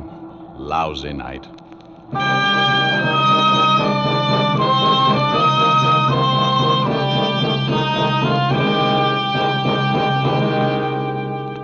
The captain came and helped me carry him up to the deck. Back at the ferry landing, I called Walt Levinson and told him the whole story. I didn't wait around. I just hung up in the middle of his lecture on good behavior and started walking. A stiff breeze was kicking up and pushing the fog back where it came from. After a good round of murder, a guy likes to relax. And I knew just the place to curl up and get my fur brushed. I grabbed a cab and headed for 975 Park Avenue, and the only girl in the world who looked better than her $10 million bank account. Oh, good evening, Mr. Diamond. Hello, Francis. Is Miss Asher in? Yes, sir. She's in the library. Thanks. Get me a glass of milk, will you, Francis? Milk? Oh, yes, sir. Right away. Hey, that's a B flat. Rick, where have you been? Sailing, sailing over the bounding main. Move over. You were supposed to have been here at 8 o'clock. Oh, what's an hour if you tack it on to the end of the evening? Well, I'm glad you've been keeping out of trouble. I can't stand it when you wander in all beat up. You smell nice. What kind of cologne is that? Gunpowder, 38. What? Oh, nothing. What's this you were playing? Oh, a new song. Again. You were just dandy. Well, you know I don't play well. I just pick. You should be glad you don't play the guitar. With those beautiful nails, you'd saw it in half. You're ridiculous. Whoops. Oh, that wasn't a B flat. Rick. Mm-hmm. Who do you love? I won't tell. Rick? I love you, baby. Then let's get married. Hey, these are pretty good lyrics. Now stop that. Again, this couldn't happen again. I hate you. This is that once in a lifetime. This is that moment divine. You never sing when I want you to. What's more, this never happened before. Though I have waited a lifetime for such as you to suddenly be mine. No comment? No. Mine to hold as I'm holding you now, and yet never to part. Mine to... Hey, what's the matter? Don't go. You want to sing? Go ahead. Well, what did you have in mind? I won't tell. You're not being original. That's my line. Well, I'm mad. Come here, come here. No. Come here, Helen. Still mad? No. Well, let's get you mad again. It's so much fun making up. Mine again. What's the name of the song again? It never happens again. I'm mad. Oh, good. No. Here's your milk, Mr. Diamond. Oh, my goodness, you never warned me.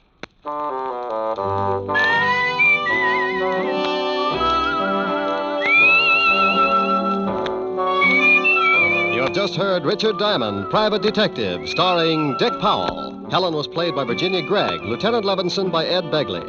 Also in our cast were Wilms Herbert, Tal Avery, Herbert Butterfield, and Jack Petruzzi. Music was under the direction of David Baskerville. Richard Diamond is written by Blake Edwards and directed by William P. Rousseau. Now, this is Eddie King inviting you to be with us again at the same time next week when we will again bring you Dick Powell as Richard Diamond, Private Detective. This program has come to you from Hollywood. Now, NBC brings you a three-way cavalcade of grand comedy with Phil Harris and Alice Faye, Fred Allen and Henry Morgan, all following in fast succession over most of these NBC stations. This is NBC, the national broadcasting company.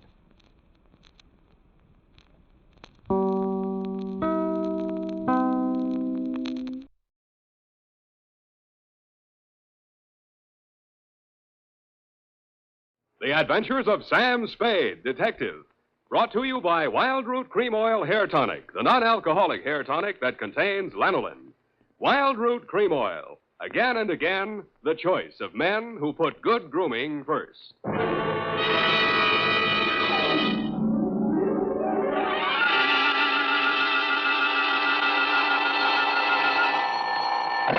Sam Spade Detective Agency. Hello, sweetheart. It's only me. Oh, Sam. Why so modest? Women, Effie. Age cannot weather nor custom stale their infinite variety. Huh? Against their incalculable wiles, mere man is a leaf in the wind. Oh, Sam, do you really... Oh. Who was she and how windy was it? Cyclonic, Effie. We had to close every window in the house. But If you will just contain your natural feminine curiosity for a few moments, I'll be right down to dictate my report on the bow window caper.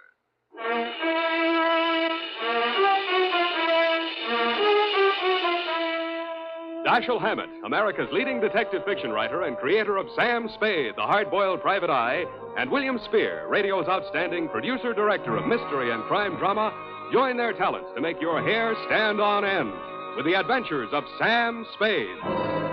Presented by the makers of Wild Root Cream Oil for the hair. To every man who says, I don't use a hair tonic or I don't believe in a hair tonic, I say this. Decide for yourself. But don't decide until you've tried Wild Root Cream Oil, the entirely different hair tonic. There's not a drop of alcohol in Wild Root Cream Oil, and it contains soothing lanolin. What's more, it grooms your hair the right way, neatly and naturally. So get the big economy-size bottle and the handy new tube at your drug or toilet goods counter. Wild Root Cream Oil Hair Tonic. Again and again, the choice of men who put good grooming first.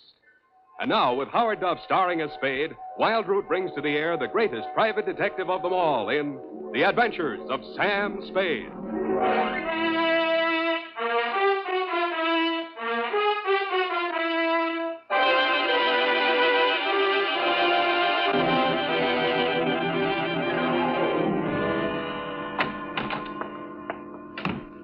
Sam, what's a bow window? A bow window. Bow window is a bay window that you look into instead of out of. Look into instead of out. Oh. Oh, Sam. Get your book, Panther Girl, and slink on in. What was she trying to see through the bow window? I mean, whose house was it? Her own. But if it was her own house, then why would she It look... just goes to show you, darling, what some women will stoop to. It does? Mm-hmm. There was a low window. Oh. Well, whenever you're ready, Sam. Date November 10. 9th. 9th. Correct. 1947. To Dr. Helmut Ries. I was right for once. Yeah. From Samuel Spade, license number 137596. Subject, the bow window caper. Dear Dr. Ries, I know that this report will not make pleasant reading for you, but you paid for it, so here it is. As far as I was concerned, it all started on Thursday morning when you called at my office. From your story, I gathered it had been going on for some time. You will say these are merely the actions of a jealous woman, Mr. Spade. But I assure you there's more to it than that. It must be a carefully thought-out plan to ruin my career, my whole life. In what way, Dr. Reese? She spies on my private consultations, insults my women patients. I can no longer even keep a nurse for more than a week at a time. Scenes, hysterics, outbursts of violence. I cannot continue my work under such conditions. Well, why don't you give her a divorce? Why, no. This is not her desire. If it were, it would be simple. No, she wants to bring me to ruin. She wants to see me on my knees in front of the populace. Why? That is what I want to find out. Why? Doctor, I think you ought to take this case to a head doctor. I have consulted a psychiatrist. He examined her. She's perfectly competent mentally. So you see, there's here already some mystery, for which one comes to a detective. How long has this been going on, Dr. Reese? Since 3 months only. But in this time, she has reduced me to utter desolation. Dr. Reese was a very good divorce lawyer right down the hall from my office. No. I discussed the matter of a divorce with her a few days back. This was her answer. You see, a receipt for the purchase of a gun. And this note in her handwriting. I hope you will not force me to use this. Esther. Yes. What do you think she has in mind? Murder or suicide? She refused to discuss it. But one thing I have noticed. Since she has bought this gun, a new development. A strange man watches my house. Several times I have caught him following me. Well, she might have hired a detective to check on whether you visit a lawyer. Perhaps it is very simple, but it is all too strange to be harmless. I half-heartedly agreed that it might be, Dr. Reese, and when your check for $100 didn't bounce, I went to work wholeheartedly. I reached your house on Pacific Avenue just as the streetlights were going on. It's a quiet neighborhood, so I could hear it before I got close enough to read the number on the door. This is nasty. Get out. Get out of this house. Get out. You have no... Get out.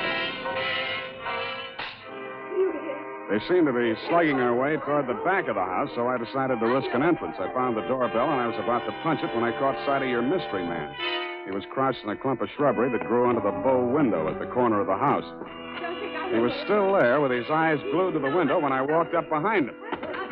Hey, let go of me. Let go. Come on. You're going inside. Listen, I'm not just a snooper. I didn't say you were. I'm just inviting you inside for a better look. Now, I'm warning you, if you don't let go of me, Stop squirming, will you?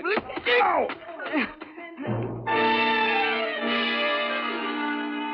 The kick he landed on me wasn't according to the Wrestling Association's rules, but I let him get away with it mainly because I couldn't move for 3 or 4 minutes, and by that time he disappeared down the street.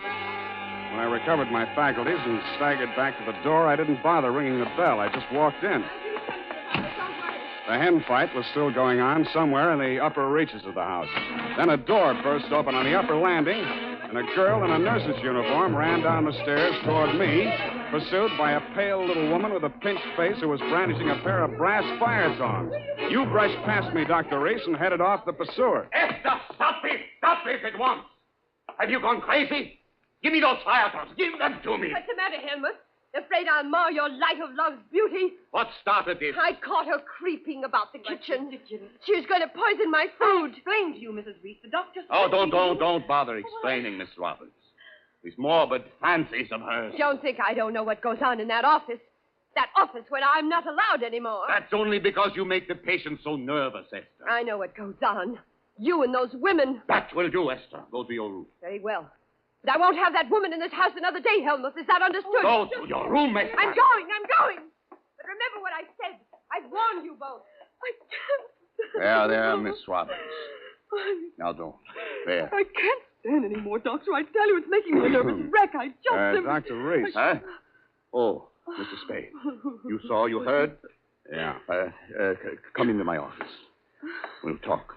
I think we'd better. Doctor, there's still one more patient waiting to see you, Doctor. Well, have her wait a little longer. Yeah. This way, Mr. Spade.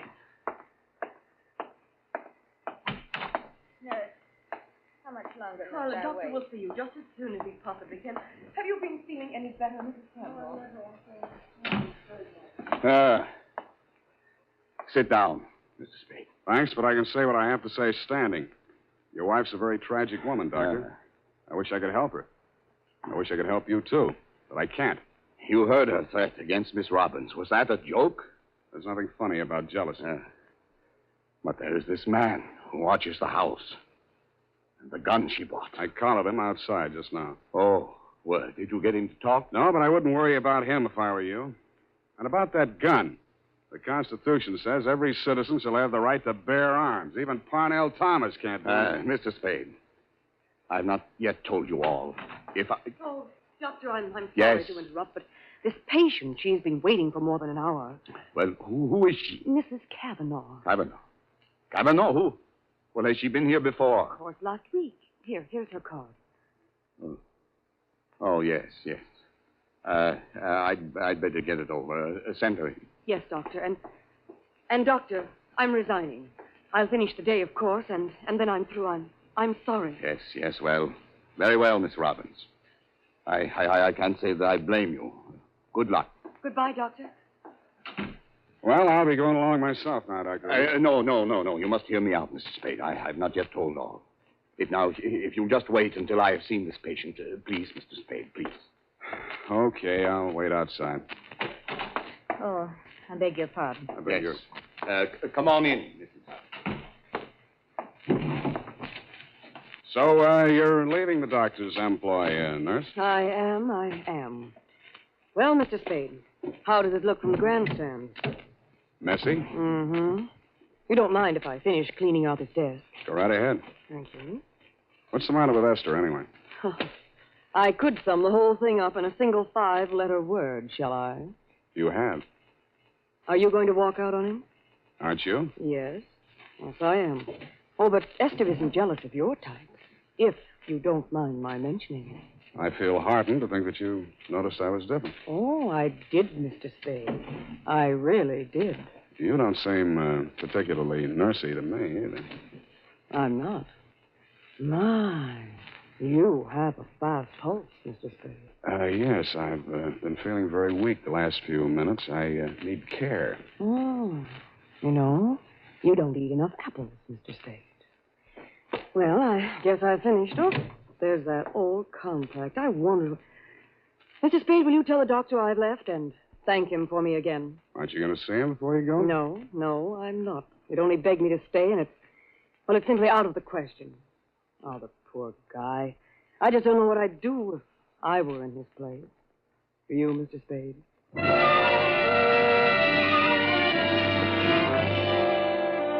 I did, and I told her. She told me I was a victim of hypertension and left me with my mouth open and no thermometer in it. 5 minutes after she'd gone out through the front entrance, your wife came down the stairs, looking knowingly at me and the door to the doctor's office, and left by the same route. 10 minutes after that, I was halfway through a 1937 National Geographic that was the latest edition on the waiting room table, and had reached the third paragraph on the natural beauties of Winona County, Minnesota. But I never finished it. I will be back in a minute.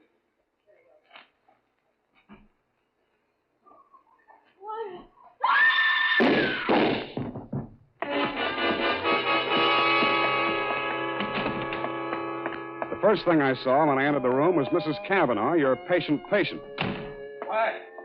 Why did he do it? You, Doctor, were standing over her, nervously twitching off the rubber glove from your right hand. You tested her throat for pulse, then listened through a stethoscope. It was purely a formality. One of the .38 caliber slugs had entered the right temple. The other had torn through the base of the skull. How did it happen? I don't know. I had completed the examination and walked over there to put my instruments away. When I turned back, she had a gun in her hand. Before I could stop her, she pulled the trigger. Suicide, of course. Why? Well, I just told her the truth, that there was nothing I or any other doctor could do for her. That she had perhaps a month, perhaps less. She had suffered great pain, of course, for some time. Uh-huh. You saw her shoot herself, you say? Yes. The gun, she took it out of my desk drawer. I'd removed it from my wife's room earlier today. I see. Well, Doctor, this is the neatest suicide I ever saw. No powder burns, and from the way she's lying, she must have shot herself from the direction of that window, at least 10 feet away. She screamed before the shots were fired and had time to fire a second bullet into her head and throw the gun across the room before she fell. Well, Helmut, at last it's happened, hasn't it? Esther, leave this room. I told Helmut one of the husbands would catch up with him. Pretty, wasn't she? I don't remember this one.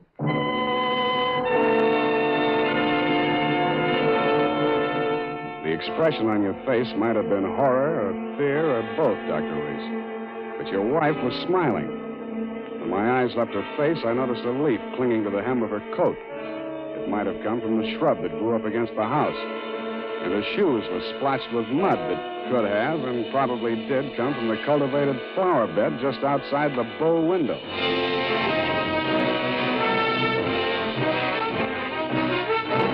The makers of Wild Root Cream Oil are presenting the weekly Sunday adventure of Dashiell Hammett's famous private detective, Sam Spade.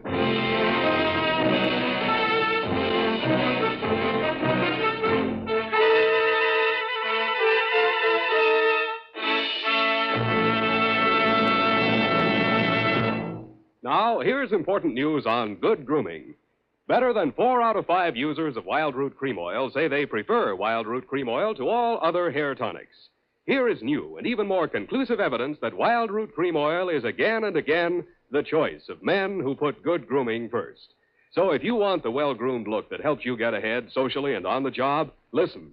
Recently, thousands of people from coast to coast who bought Wild Root Cream Oil for the first time were asked, how does Wild Root Cream Oil compare with the hair tonic you previously used? The results were amazing. Better than 4 out of 5 who replied said they preferred Wild Root Cream Oil. And no wonder. It gives you the advantages that men consider most important. Wild Root Cream Oil grooms your hair neatly and naturally, relieves annoying dryness, and removes loose dandruff. What's more, non-alcoholic Wild Root Cream Oil is the only leading hair tonic that contains soothing lanolin. That's like the oil of your skin. So ask for Wild Root Cream Oil. Again and again, the choice of men who put good grooming first.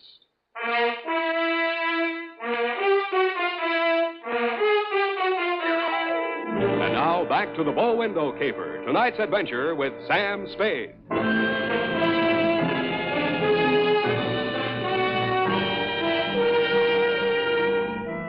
Obviously, there were 2 equally good suspects in the Cavanaugh murder.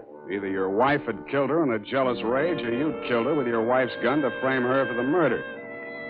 I decided to let the police worry it out and went home to bed. The morning headlines were a bit of a surprise. Nurse sought in shooting of mystery woman. Item. The cops had found Celeste Robbins' fingerprints all over the murder gun. And item. Mrs. Cavanaugh, the murdered woman, had given a vacant lot as her address, and her body was lying unclaimed at the morgue.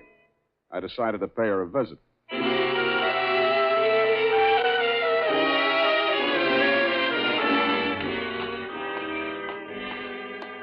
Maxie, hey, Maxie. What? Oh, Sam. Sammy, my boy. Hey, it's good to look on you. How are you, Maxwell? Oh, fine, fine. What brings you here, Sam? The Kavanaugh woman. The Kavanaugh, huh? Let's see who's with us today. Stiftel, Milton, Schwartz, Kelly. I knew him. Nice guy. Feige. Kavanaugh. Rose. Hello, Rose. Hey, Sam, don't you want to look at Rose? No, I've seen her. Yeah, just checked her back in. Autopsy. Say, you do collect queer ones, Sam. Now, you take her. Why would anybody in the world knock her off? In her condition, all he needed to do was wait. A month. Couple of weeks. Bad as that, huh? Worse. Anybody claim her yet? Well, Hello. Something we can do for you? My name is Kavanaugh. I've come for my wife. He was standing with his back to me, and I didn't get a good look at his face until he walked over to the desk with Maxie. The voice tipped me even before I saw the face. It was the man I'd caught outside your office window less than half an hour before the murder. If he recognized me, he didn't let it show. I waited while he went in with Maxie. When he came out, there were tears streaming down his face. I'd been waiting for two reasons. I had some questions to ask him, and I had wanted to pay back that jolt he'd given me the night before. I left without doing either.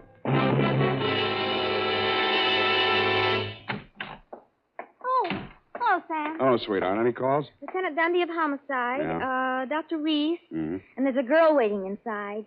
Wouldn't give any names. So you let her wait in my private office. Well, I don't think you'll mind when you've seen her.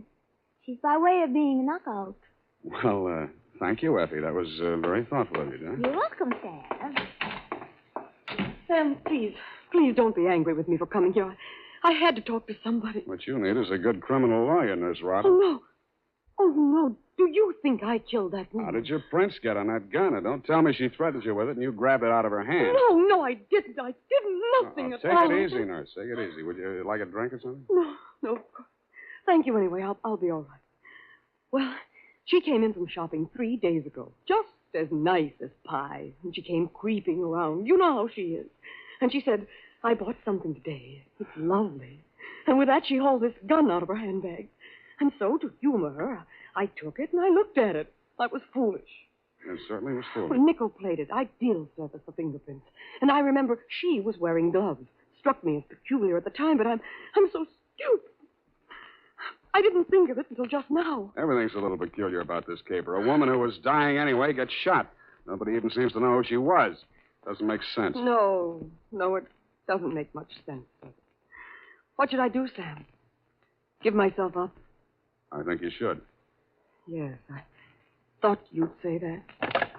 All right, phone the police. You got a lot of courage. Sure you don't want a drink? No, thank you. I'll be all right. I'll be all right. Homicide. Dundee. Dundee, Sam Spade. I got the Robbins girl here in my office. She wants to check in. Oh? Well, tell her to forget it, Sam. Reese's wife just made a full confession.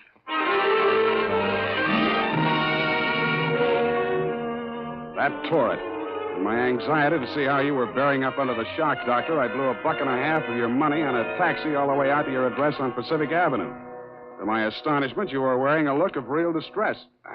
I don't understand it, Mr. Spade. This confessing, it's not like her.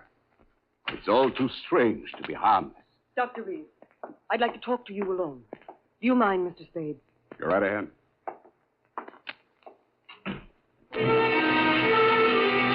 I strained my ears outside your consulting room, but all I could hear was a few vague murmurs. Then, for no good reason, I decided to have a look at your wife's bedroom upstairs. The cops had been there before me, so I didn't expect to find much, and I didn't. I was tapping the woodwork for secret panels or something when I heard a heavy tread on the stairway. I wheeled around, my hands inside my coat. A jolly-looking character in coveralls was standing in the doorway. Home Electronics. I beg your pardon? Hagen, Home Electronics. I come to take the equipment. What equipment? The dictograph. She don't need it no more. Ask me, she hurt too much. Mrs. Reese had a dictograph installed? Yeah, a rental type installation. This here's a speaker. Yeah, my own design. Looks like a portable radio, don't it? Yeah, where's the other end? Where's the microphone? It's in the doc's private office. You interested, eh? Yeah, turn it on, will you? Oh, sure. Yeah, we'll get it tuned in a minute here. And... Oh, feedback. Wait a minute, I'll fix it. Let her talk. What can she tell? I don't know. But it's uncanny the way she knew Nice, huh? things. Every word we spoke together. That's because of the dictograph. Neat rig, huh? Shut up. We cannot allow this terrible tragedy to come between us. We love each other. Nothing can change that. Oh, boy. Yeah, that's as nice, ain't it? Quiet. I just know, please, don't. Now, stop it, Helmut. I don't want you. Please, don't. What is it, Celeste? What has happened to Jane? What has happened? You asked that. When I've been attacked by a madwoman and accused of murder all in the space of 12 hours. But it's all over now. Just so, Helmut. Yes, it's all over. Well, can't you turn it up a little more? Oh, sure. Turn it up. Hold it. Over. It's over. And I'm very, very ashamed. I suppose it was my usual thing. I always get sorry for a poor, weak man and get involved. But this time, I'm sorry for her.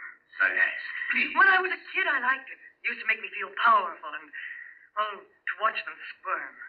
But it's no fun anymore watching another woman in the agonies of jealousy. And you, I thought you were just weak. You're a brutal, unscrupulous murderer. What are you saying, Celeste? You killed Mrs. Cavanaugh. Why, that's impossible. You stood deliberately in that window and you fired 2 shots right at Hey, what gives you? Why weren't my rehearsed the play or fingerprints on that gun? Because you were wearing your rubber gloves, Doctor. Celeste, don't say any more. No.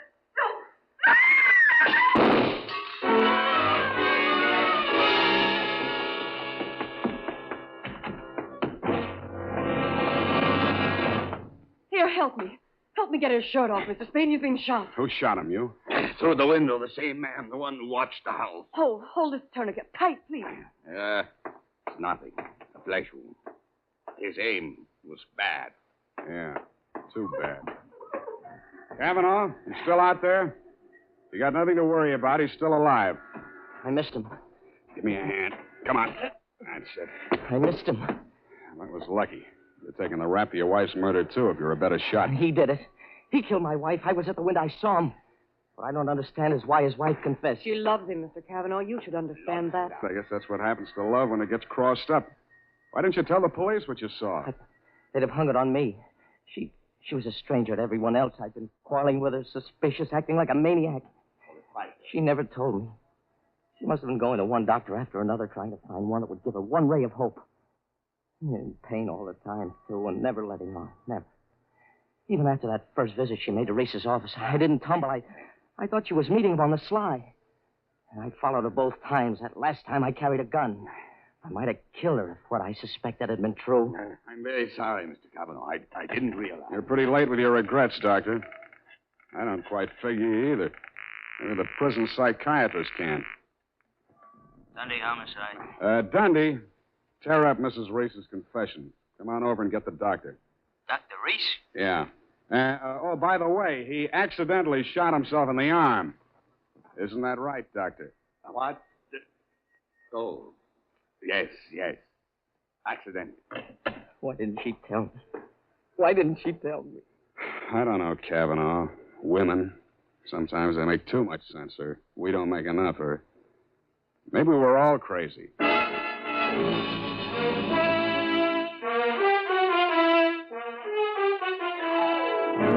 And that, Dr. Reese, is the crop. The risk of laboring a point. There's also the mystery of why a nice girl like Celeste Robbins ever fell for a guy like you.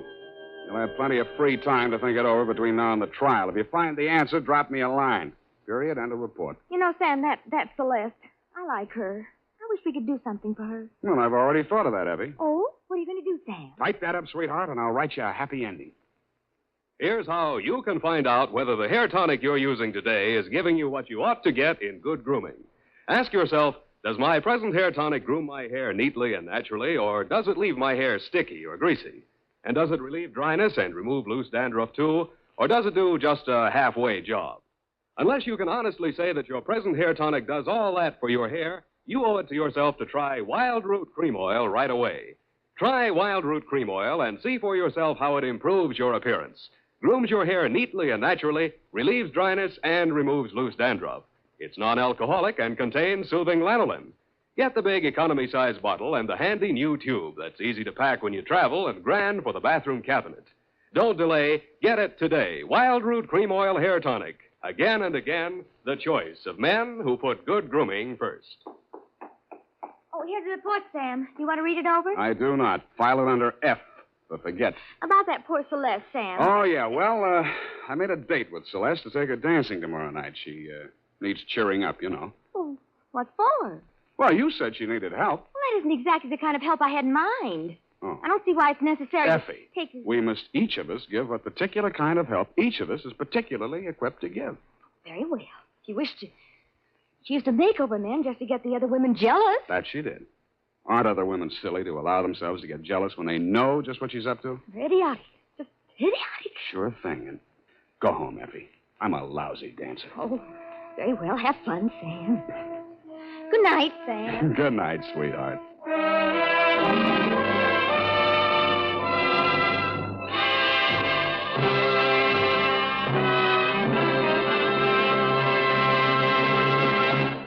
The Adventures of Sam Spade, Dashiell Hammett's famous private detective, are produced and directed by William Spear. Sam Spade is played by Howard Duff. Lorene Tuttle is Effie. The Adventures of Sam Spade are written for radio by Bob Tallman and Gil Dowd, with musical direction by Lud Gluskin. This is Dick Joy, reminding you that next Sunday, author Dashiell Hammett and producer William Spear join forces for another adventure with Sam Spade, brought to you by Wild Root Cream Oil. Again and again, the choice of men who put good grooming first.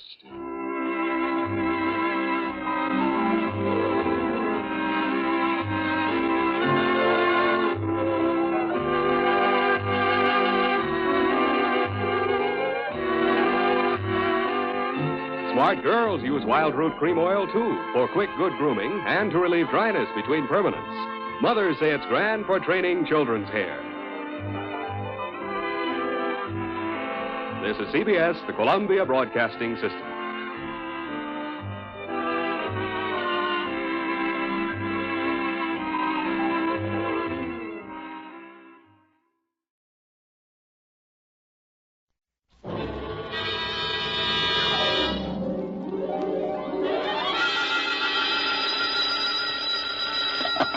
Sam Spade Detective Agency. Ahoy!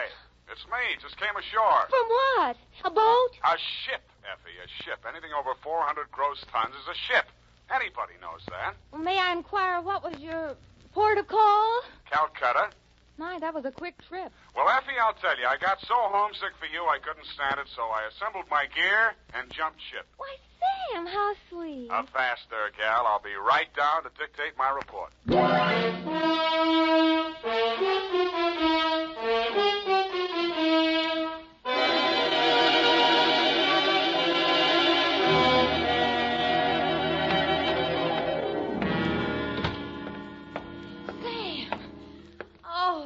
You are alive. Bon voyage, Effie. I've been worried sick. Where have you been? On my way to Calcutta, sweetheart, where the dawn comes up like thunder. Sam, what are you talking about? Calcutta? And the flying fishes play. Ready, Effie? Sam, why did you want to go to Calcutta, of all places? I didn't, Effie. I hate Calcutta. I was Shanghai.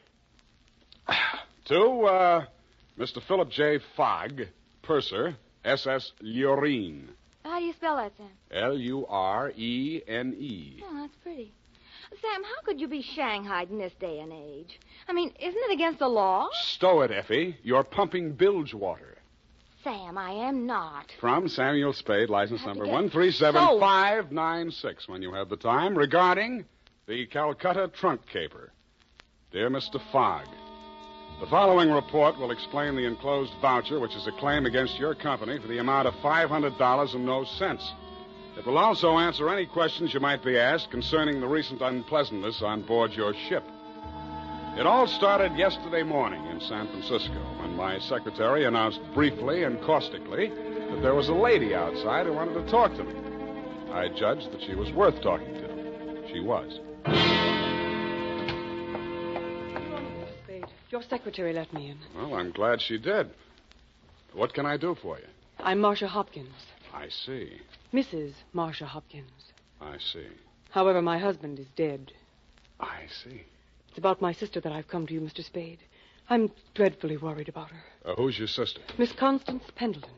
And she's become involved with a ne'er-do-well, a completely worthless scoundrel, and a real foreign bluebeard. All three? It's one man, Mr. Spade, a Bulgarian, Major Andrea Rodnik. They're going to be married this afternoon, and I'm positive that his only interest is in her money. I'm convinced that he's going to kill her soon after the ceremony. He's done it to other wives in Europe. I've warned Constance and pleaded with her, done everything I could to stop it.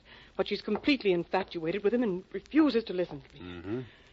What do you want me to do? Prevent the marriage if you can. Get the truth about Rodnik's background and face Constance with it. Oh, Mr. Spade, in some way you've got to make her realize the seriousness of the situation. He's a ruthless character. Well, do what I can, Mrs. Hopkins. Oh, thank you, Mr. Spade. Oh, I've felt so alone and helpless until now. Oh, really? But you will do everything you can, won't you? We've got to save her life.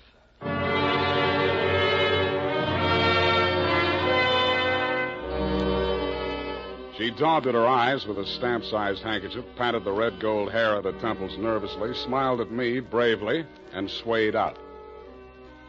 By telephone, I learned that the Vrodnik-Pendleton marriage license had been issued 4 days before, and that on the same day, Constance Pendleton had withdrawn a savings account to the tune of $45,000. I'd always wanted to, so I did it. I called at the Bulgarian consulate. What can I do on you? What do you know about Major Andrea Vrodnik? Ha! Andrea Vrodnik! On him we have hate, great sadness, with shame for the ground that walked under him. Oh? Ha! Andrea Vrodnik! Why is he so popular? On the devil he is driven without horns. 6 women he has killed. 6 times he has insulted the police of Europe by refusing to confess. We have proof of the murders, but never can we prove the proof on him. Yeah, sometimes it goes that way. Ha! Never do we find the bodies of the 6 women. Only their money in the name of Andrea Vrodnik. My pardon. Well, think nothing of it. You're just upset on you. You're interested on him. Why? You go to Europe? No, Vrodnik comes here. Ah, here on San Francisco. He marries again. So I'm told. Ah! Oh, by all the means, you must prevent it. Go to him, brave man. You do the world a service. Make violence on him. Even do you hang for it. Your name will live.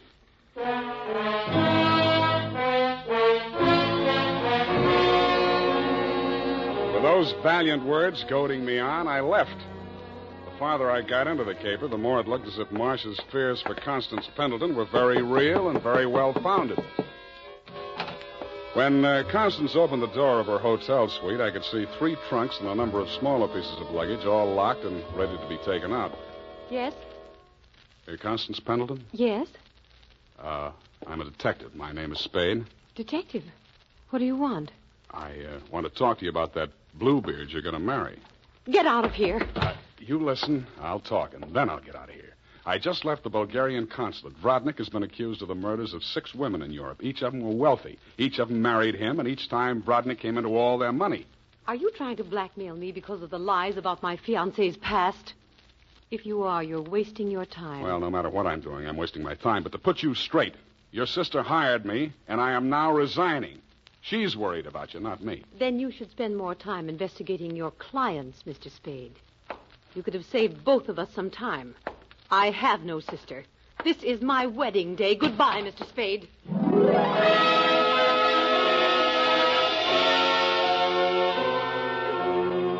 As I left the room, I maintained the stern facial expression I reserve for moments of great shock. But once outside the door, I allowed myself to be carried on the wave of rage and embarrassment for just a minute, and I kicked over 2 potted palms. As I limped down the corridor, I was overtaken by none other than Marcia Hopkins. Did you see her? Let's talk about you first. Did you stop the marriage? Why did you really want that marriage stopped? But I told you. You told me you were her sister. Oh. She said she didn't have any sister. All right, Sam, I did lie to you about that. But I'll tell you who I really am. I don't want to know who you are. I don't ever want to know. All I want from you is my honestly earned fee and a brief but permanent goodbye. Oh, no, Sam, please listen to me. We've got to save that girl. I have $500. That's all I have. Would it be enough? What's your real name? Marshal Brodnick. Yes, he's my husband. I've been married to him for 10 years. We've traveled all over Europe, and I never knew where the money was coming from. He left me at times for 2 weeks or a month, and then when he'd come back, there'd be more money. I just realized that that's when he must have been killing those poor women. And I know that's what he's going to do this time. I just can't stand it. You've got to protect her. That should be easy. We'll let him get married and meet him at the door with a bigamy warrant. Then you will see me through this. I might. Oh. In my bag, there's $500. Take it. If we can't stop the marriage, then don't let him out of your sight. Not even for a minute. He's a beast, Sam. A beast.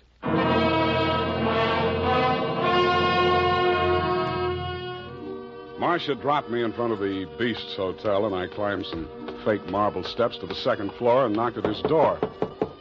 The man who opened it was heavy, handsome in a swarthy, coarse sort of a way, and glowing conceit through 2 eyes, one monocled, one not.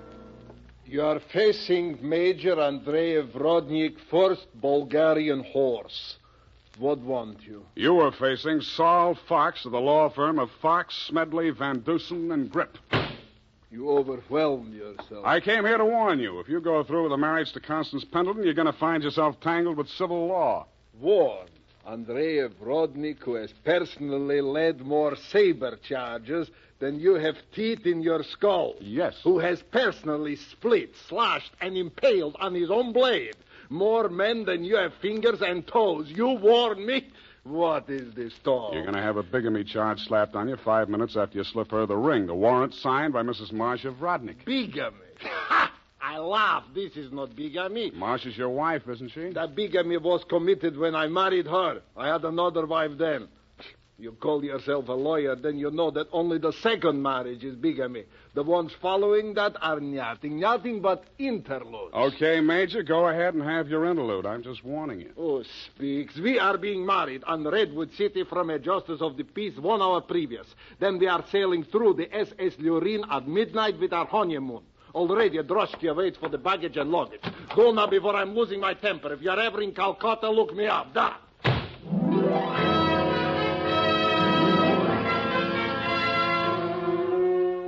I could see the direct approach was getting me nowhere, so I decided to proceed by stealth.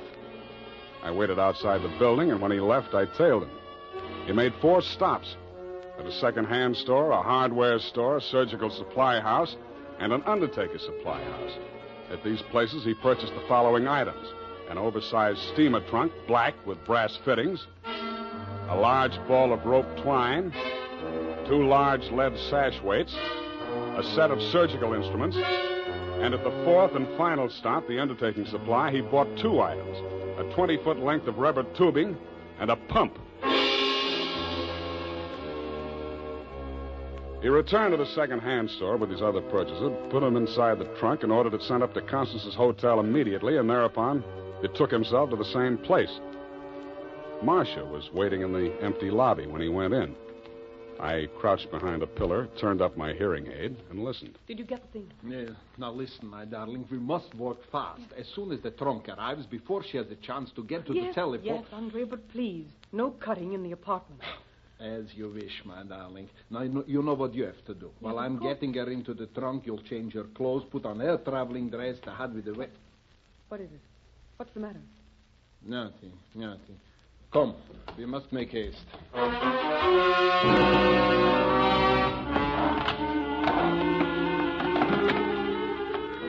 They made haste to the elevators, and I made haste to the row of house telephone booths around the corner and called Constance's room.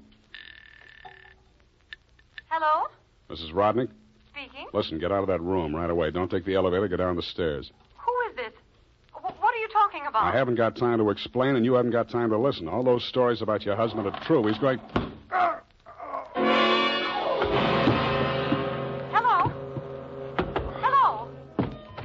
Are you still on the line? My hand clawed out to the door handle, but I couldn't reach it. I felt as if the walls were closing in around me, and just before it got dark, I had the crazy notion that I was inside Brodnick's big black trunk with the brass fittings. I could still hear Constance's voice way off in the distance, somewhere in the direction of Calcutta. I tried to shout to her, to warn her, and then the lid closed over me.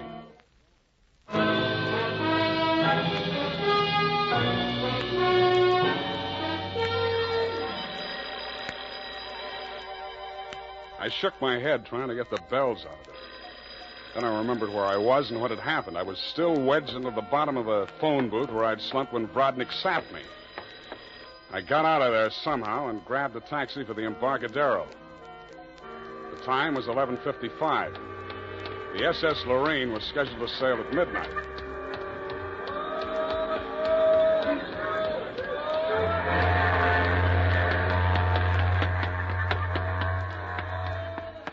I was no sooner across it than they hauled up the gangplank and the ship started moving out of the berth. I didn't know where she was bound for, and I didn't much care. I checked the passenger list and found that Major and Mrs. Andrea Brodnick were in stateroom 12, A deck. 1 minute later, I was hammering on the door of stateroom 12. The woman in Brodnick's stateroom was Constance, and she was not in a trunk. I thought I told you to stop interfering in our affairs. Yeah, your husband told me to, but I didn't like the way he did it. Get out from here. Get out. I see you got your trunk in here where it's handy. Doesn't it make the stateroom kind of crowded? Why don't you give up, Mr. Spade? 2 times already, you are twice a fool. Marcia has no money to pay you, neither have I, even if she had a case. And believe me, she has not. Oh, why do you even bother talking to him, Andre? Mr. Spade, will you go now, or will I have to call the steward and make a complaint against you? I went. I still thought Marcia Hopkins was somewhere on that ship. I still didn't like the look of that trunk. I found the purser's office and went in. You looked at me as if you thought I was a stowaway, Mr. Fogg, and you were right. I'll have to make arrangements for you to ride back with the pilot, Mr. Spade. You realize, of course, that you're subject to a fine. Look, I don't want to do anything illegal. You know, it was just an impulsive thing. Couldn't I book a passage? Oh, there's the matter of your passport. We could arrange your visa and so on in St. Pedro. We'll put in there in the morning. Well, that's good enough. How much is the fare? Oh, let me see. That's $483.87, exclusive of tax. Oh, hey, now, wait, I wasn't thinking of taking quite such an extensive voyage, you know. I just wanted to get a little sea air and... how much to Pedro? I'm afraid you don't understand, Mr. Spade. This is not a coastwise steamer. Our first official port of call is Calcutta. Yeah, I know, but... Calcutta? That's in India. Well, don't you have something a little less expensive, like steerage or... There is only one stateroom available, number 14A deck. Take it or leave it. Okay, Calcutta.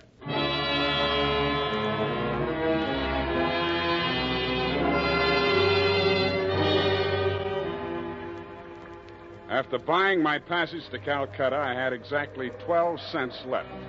This I gave to the steward who showed me to my stateroom. He thanked me, kicked me in the shins, and left. Out on deck, a tall, red-nosed old gentleman in knickerbockers and a yachting cap was taking a turn around the deck. With him was a face I'd seen in the morning lineup down at the Hall of Justice a dozen times. He was a hotel thief by profession, name of Norman Gorman. He knew me, too, but he didn't give me a tumble. I fell into step with him. Sea air. Nothing like it, am I right? Yeah, I guess it's okay, but there's so much of it. Brisk bracing. Salt spray. Nothing like it. Oh, hey, Norman, my lad. I hate it. I hate boats. Suppose there was a fire on board. Fire? Oh, ridiculous. This your first voyage to the Orient? Yeah. The inscrutable East. You've made this trip before? Oh, yes, indeed. I've worked this line. Yes, indeed. I make this voyage very often. Business interest out in India. Tea, you know. Runs in my family. Sturgis's Golden Orange in the little yellow package. Ever tried it? No, I never indulged. Huh? Don't drink tea. That's ridiculous. Commodore, I need a drink. I ain't happy. Suppose there was a fire on board here. Well, let's all have a drink. Yeah, suppose there was Shall a we? fire. Come on, I'll shot you to a drink, sir. Not me, Commodore. I just remember this is Fire Prevention Week.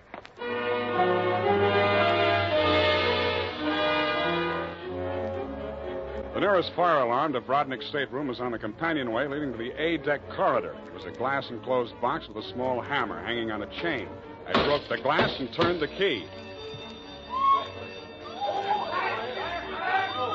In 3 seconds flat, the entire population of A-deck was shoving each other up the companionway, grabbing for life preservers as they went. The steward hammered on the door of stateroom 12, opened it, shouted inside, and Brodnick and Constance reluctantly came out. I ducked inside, grabbed the handle of the trunk, and started dragging it. When I got it into my stateroom, I broke the lock and lifted the lid. It was Marcia, all right. There was just time to see that before the stateroom door flew open and the ship's officer stuck his head in. I didn't move at you. Didn't you hear the alarm? Why, no, I didn't. What's wrong? Never mind that. Here, take this life preserver. Get going now. Okay, Come on. okay, don't touch me. It makes me nervous.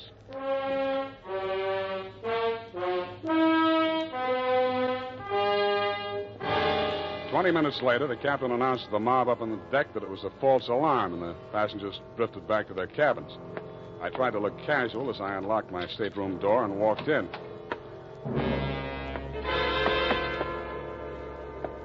Then I stopped trying. The trunk was still there, but the lid was standing open, and it was empty. I went down to B deck and found the cabin occupied by Norm and the Commodore. That door was locked, so I kicked it in.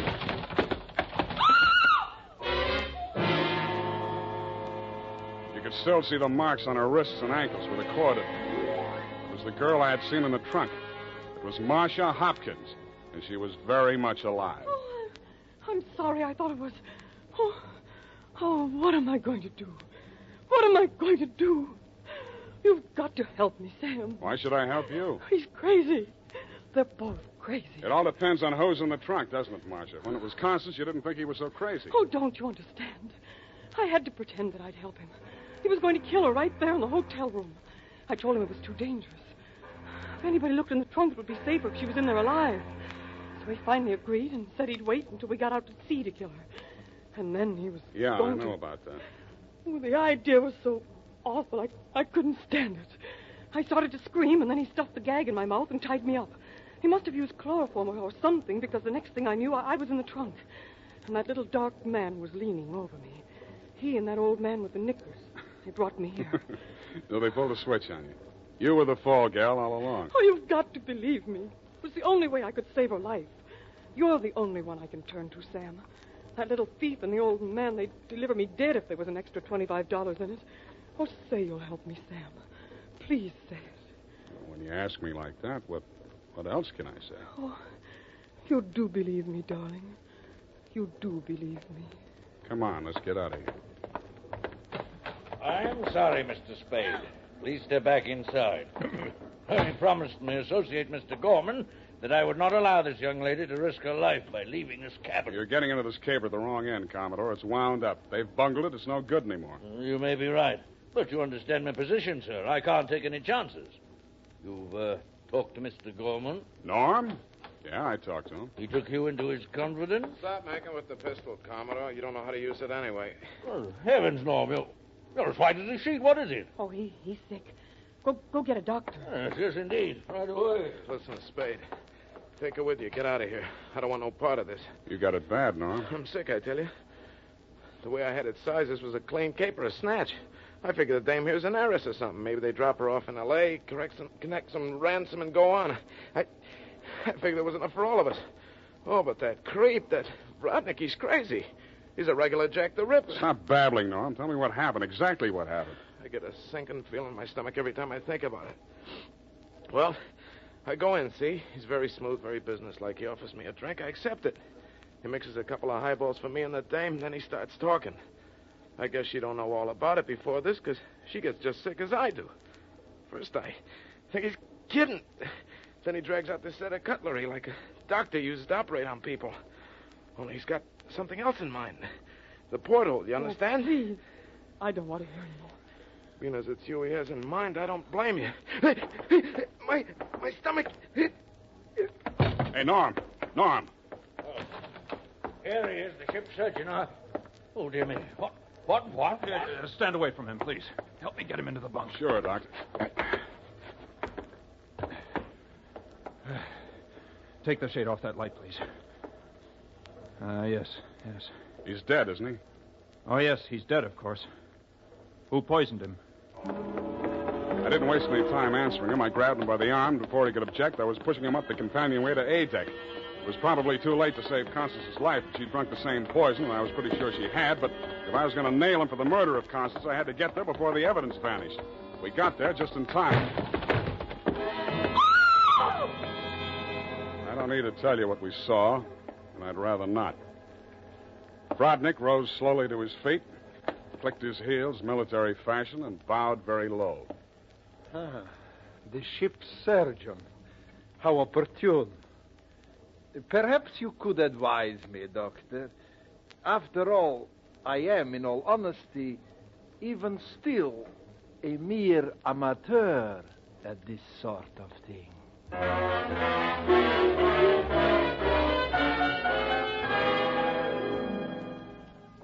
After Brodnick had been taken into custody, we took another turn around the deck.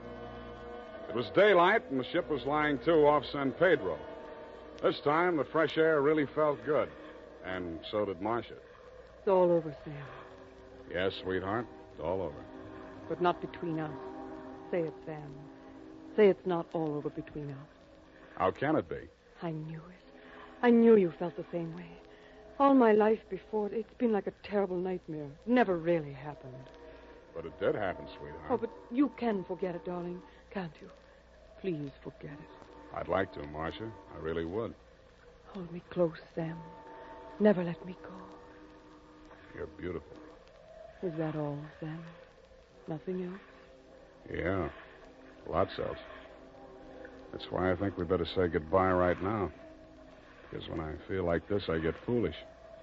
And if I get foolish with you, I'm likely to wake up in a trunk someplace.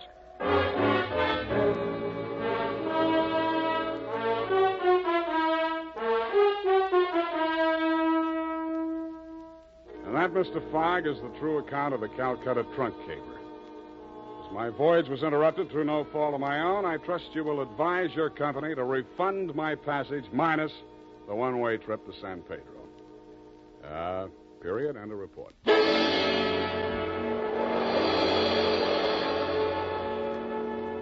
Sam Spade is played by Howard Duck. The Adventures of Sam Spade, Detective.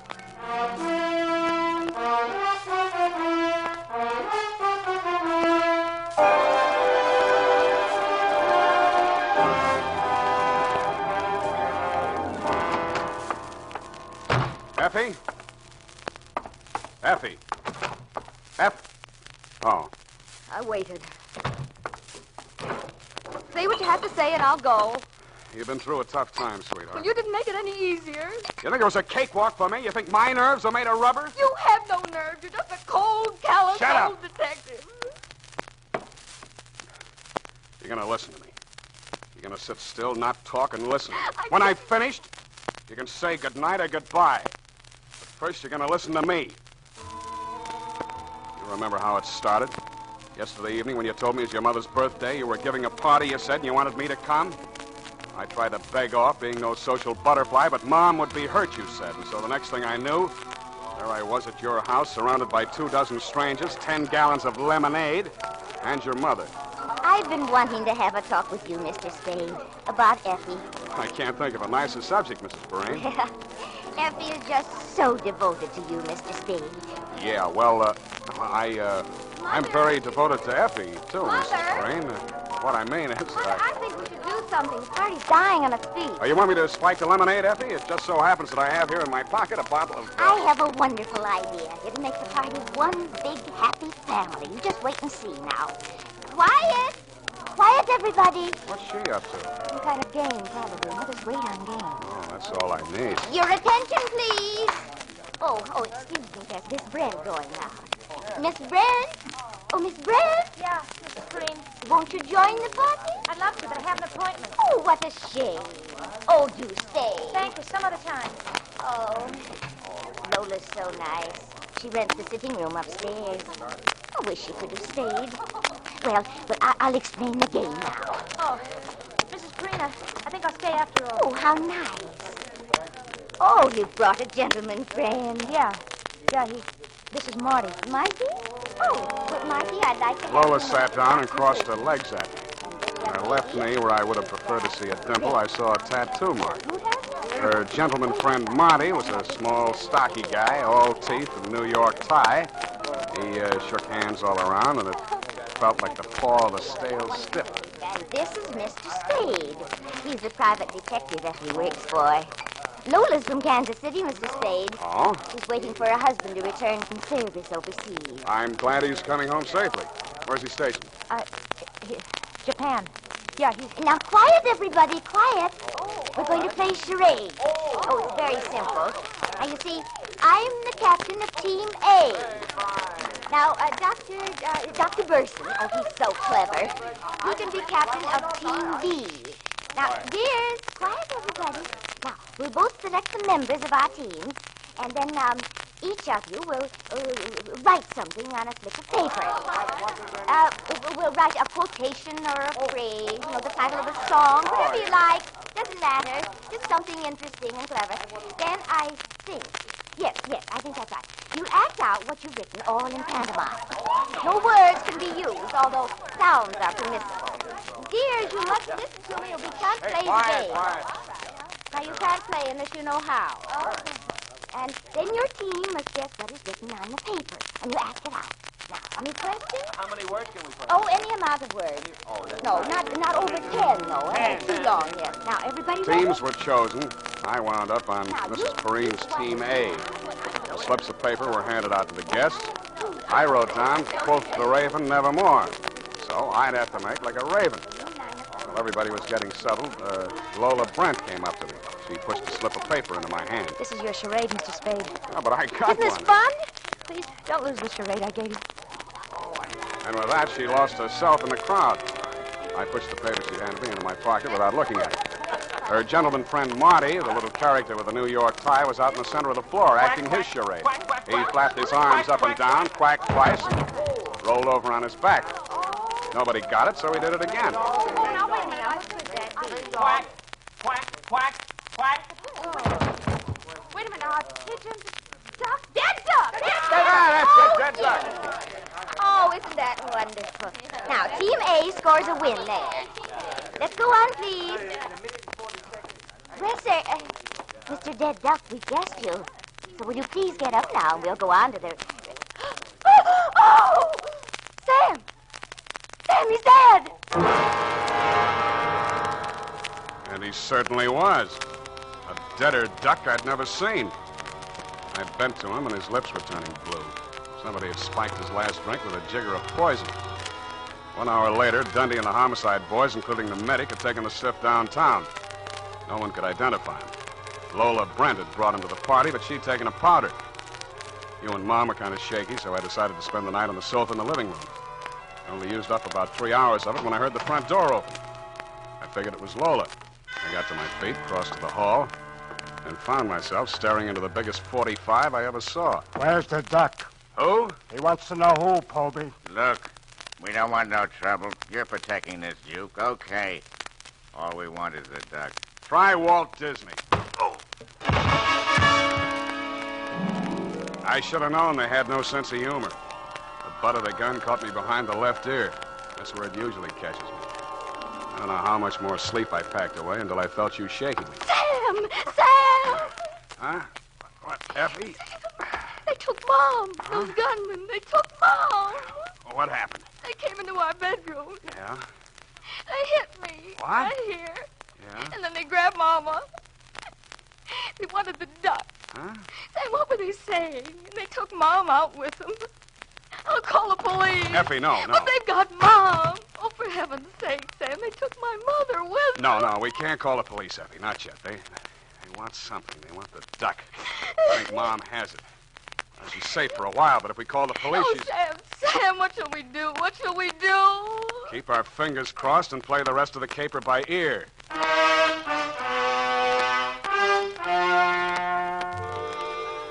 So you promised that you wouldn't call the police until I gave you the nod.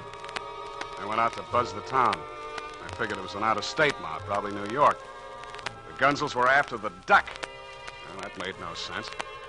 They thought I was the muscle for the juke joint. I hustled over to Jenny the Juke. If she didn't know the score, nobody would. Her place was dark. And finally, she opened up and led me into the rear. When I mentioned the duck, she shut down tighter than a clam in December. It's blisters, Sam. Blisters, I tell you. This ain't only the local law. This is the feds. Go away, Sam. My joint ain't juking for the duration. Listen, Jenny, there's an out-of-state mob. They put the arm on my secretary's mother. She don't know the time of day. They pulled the wrong feather. I don't hear a word you say, Sam. They're mixed up in the juke joint grip. You know who they are. Where's the duck, Jenny? Sam, you're winging in the breeze. Now, Sam. give me a rundown, Jenny, or I'll tear your ears off. I want that old woman back safe. You can't muscle me, Sam. You know why? Because you'll tear my ears off, and that's where you'll stop. That's where they begin. Okay, Jenny, okay. One thing. Can you get word to them? Maybe. Or you try. Maybe. Tell them I've got the duck. I'll deal for the old woman. I'll try. Go back to your office. If I can throw a little weight, you'll get a call. If I can't, you can come back for my ears.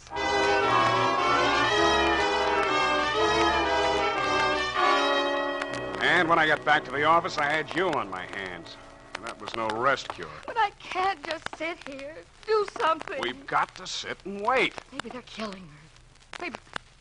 Oh, Sam, please, call the police. No, we got to sweat it out. I can't go on like this. Mr. Spade, is it? Who sent you? Jenny the Duke? What's your name? I'm Dennis O'Rourke. I'm here to talk about the duck. Good enough. Come into my office. Effie, you wait out here. But Sam... Wait here, I said. Sit down. Thank you kindly. I'm a lawyer, Mr. Spade. I'm here to represent my client. What's his name? John Doe. Mm-hmm. Jane Doe's big brother, huh? My client has been led to believe that you are prepared to produce the duck. Is that correct? More or less. What's it worth to your client? My client is willing to trade the old woman for the duck. You go back and tell your client I'm a big boy now. Well, I don't understand, Mr. Spade. This town is loaded with old women. All I have to do is walk up and down Market Street, but there's only one duck. There must be a misunderstanding. And let me put you straight. I've got the duck. Where? Oh, don't be cute. Your client wants the duck. Okay. For 50 G. $50,000, is it? Yeah, things are high all over. Yeah, but the old woman is Mrs. Perrine. Aren't you interested? Now, listen, you can do whatever you like about the old woman. So you got an old woman. Get rid of her however you want. That's your Surus. What's important is that you want the duck. I want 50 grand. Do we play? Well, no, Wait.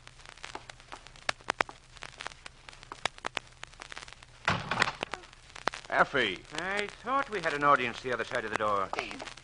What were you... Shut up. Save it, Effie. This is business. Easiest money of the season. Well, if you're ready to talk business, we'll go and talk to my client, Mr. Spade. Now. Then let's go. Sam, what I heard you say. You did... Oh, Sam. You've known me a long time, Effie. But maybe you don't know me.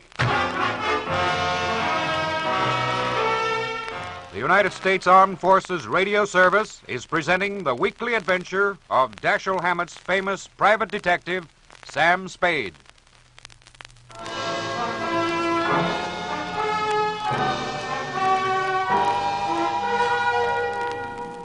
The car that drove us down the peninsula was brand new. I could tell by the way the upholstery smelled and the careful way the driver handled it. O'Rourke, the lawyer, sat up front, and I sat in the back, squeezed between two gunners. The gun muzzle stuck into my ribs told me all I needed to know about them. The rest of it I had to guess at. Time is hard to judge when you're blindfolded, but there's only one main road out of San Francisco by land, and I know the towns and stops along it fairly well. About 20 miles out of the city, the car turned off the main highway onto a gravel road. 5 minutes later, the blindfold came off. The fog was so thick, I still couldn't see much. The gunners pushed me ahead of them into a shack that looked like a summer vacation cottage with a sign over the door that said, "Bide-a-wee." A sallow, mean-looking little man with a heavily scarred face met us at the door. On his right arm, just above the wrist, was tattooed a small picture of a mallard duck. He glared at me and then at O'Rourke. How come? I told you don't come back without her. Heaven be my witness, Ducky, I did my utmost. Huh? It seems, Ducky, that Mr. Spade is interested in money. What money?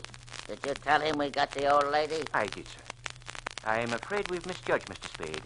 In short, Ducky, Mr. Spade is not in the least altruistic. What does he want? You had better tell him, Mr. Spade. 50,000 now, another 50 G's when I deliver the duck. 100 G's is a lot of cash. You can afford it. Bugsy, bring in the old lady. I do wish that you'd explain to Mr. Morton. Sam. Well, it's high time. Do you know these men? This was a cute trick, Ducky, but it's going to cost you. The lady spoke to you, Spade. I told you it's going to cost you letting her see me here. The longer she stands here staring at me, the more it's going to cost you. Sam, what is it? If I'd done anything to make you angry... Get her out of here! Mr. Morton said you were going to call for me, Sam. I don't understand. There, now, Mother. Don't. Come along now. Don't you worry about it. I want to go home. Well, of course. I really want to go home. You ought to be ashamed of yourself, Spade. You've broken that old lady's heart. Stop drooling. What your talk, Sonny, I ain't any sweet old lady. I don't have to use words when I talk to you, Ducky. You won't do anything to me because I got something you need. Okay, 100 G's. Paid the way you said. Price has gone up. Huh? Kidnapping's a federal rap. I'm not taking any part of it. She don't know she was snatched. We told her we are from the DA's office, keeping her on ice as a witness. She'll find out different. I don't plan on settling down here. Oh, that's fine, but I have to go on living in this town with that old hen alive and clucking. It won't be easy. You mean you want we should knock off that sweet old lady? You're a little slow, Ducky, but you'll get there. I've met some lousy, low-down heels in my day, but you're the lousiest, lowest... Oh, go on. Go on, I can take more of it at these prices. We ain't doing your dirty laundry, see? And it's no dice. My price is $100,000. What if I say no? Then I turn over the duck to the federal boys. In that case, I don't care whether the old lady stays alive or not, because I'll be playing their game. Either you're in or you're out. Think it over, Morden. When you decide, you know where to reach me. Yeah. We'll know where to reach you.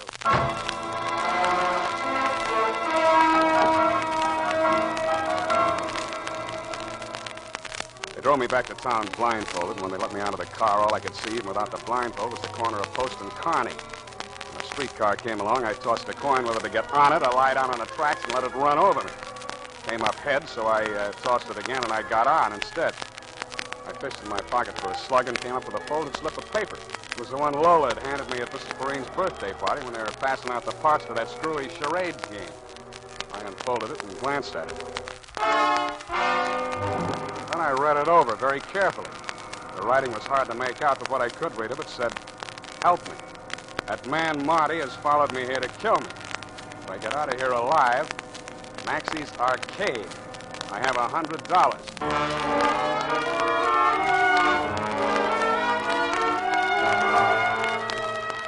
I got off at Columbus and walked up to the International Settlement where Maxie's Arcade does business. It's what they used to call a penny arcade before inflation set in. I dropped a nickel in a fortune-telling machine. Worried? Perplexed? Know thyself and your problems will vanish. A card came out that said, "You're of a naturally deceitful and secretive character. Disloyalty brings its own punishment. It's never too late to mend." I tore up the card, kicked the machine, and that's when I saw it. It was a narrow little booth, muffled in drapes, and the sign over it said, "Salty Hawkins, tattoo artist." The card, pinned to the curtain, showed some typical tattoo designs, anchors, mermaids, fancy initials, but one had a hand-drawn picture pasted over it. It was a mallard duck, the same as the tattoo mark I'd noticed on Ducky Morden's wrist. I pulled the curtain aside and went in. Yes, sir. What can I do for you, mate? What do you know about the duck? All in your jib, mate. There's no freshwater birds here about. How about the new one you just put up in your card outside? Oh, that one, eh? Now, whereabouts? On the arm? 2-3 colour job. On a leg. Whereabouts? Her left knee. Well, that's right, mate. It was on her knee. Did you have you remove it for her? Right, guess that time, mate. Know why? Look, mate. If I did, I wouldn't be telling strangers about our secret. All right, where is she? Take it easy, mate. I haven't got time to take it easy, mate. Talk. Sure, a mild-tempered gent you Come are. on, come on. I was going to tell you now. She says to me, if a man comes All in... right, shut up. Where is she? Right in the back room, mate. Spade. Open up. Hello, Lola. Finally worked out your charade. Come on in, quick. Were you followed here? I wouldn't have come if I had been. How much do you know? They want you $100,000 worth. You tell me why. You've seen Ducky Mordaunt? Yeah. Didn't he tell you? I want to hear it from you. Don't believe anything he says. More than a year now, he didn't even give me the time of day. If he says he wants me back that way, he's a liar. How does he want you back? With rigid mortis, he wants me back. I'm taking an awful chance opening up to you like this. Let him catch me, they'd only kill me, humane. You was to let the DA people get at me, Ducky's mob would lay for me then if it took them years. And oh, gee, you don't know, Sam. They torture girls. What that mob would do to me if I had to testify against them. Okay, I take your word for that. Who are these DA people you're talking about? You never heard of Ducky Morton before? I heard his name. I thought he was knocked over when they had the big racket-busting show in New York years ago. Yeah, I guess a lot of people thought that. It wasn't healthy to mention Ducky's name. What was the racket? Juke joints. Giving Mickeys to servicemen, rolling them. That's why the feds are helping the DA's office. They arrested hundreds of girls and held them as material witnesses. Only they wanted me most of all. I'd worked the joints, you see, and then I was Ducky's girlfriend during the duration. Well, I'd think you'd be only too happy to tell what you know about him in court. Oh, gee, I would if I dared, but you don't know. The DA's office say they'll give a girl protection, but how can they? What are you doing in San Francisco? Running away. Had my ticket on a boat. I was going to Honolulu. They was watching the boats. So then I found this room out in Oakland. Mrs. Preen was real nice to me. I never thought they'd find me there. And then Marty showed up. Honest, it was just a Mickey I put in his drink. Just like we used in the joints, I never knew it'd kill him. You're a brave kid, Lola. Now, look, Ducky offered me $100,000 to deliver you. Would you take a chance on me fighting it out with him for half of that? For $50,000? Brother, where are we meeting him?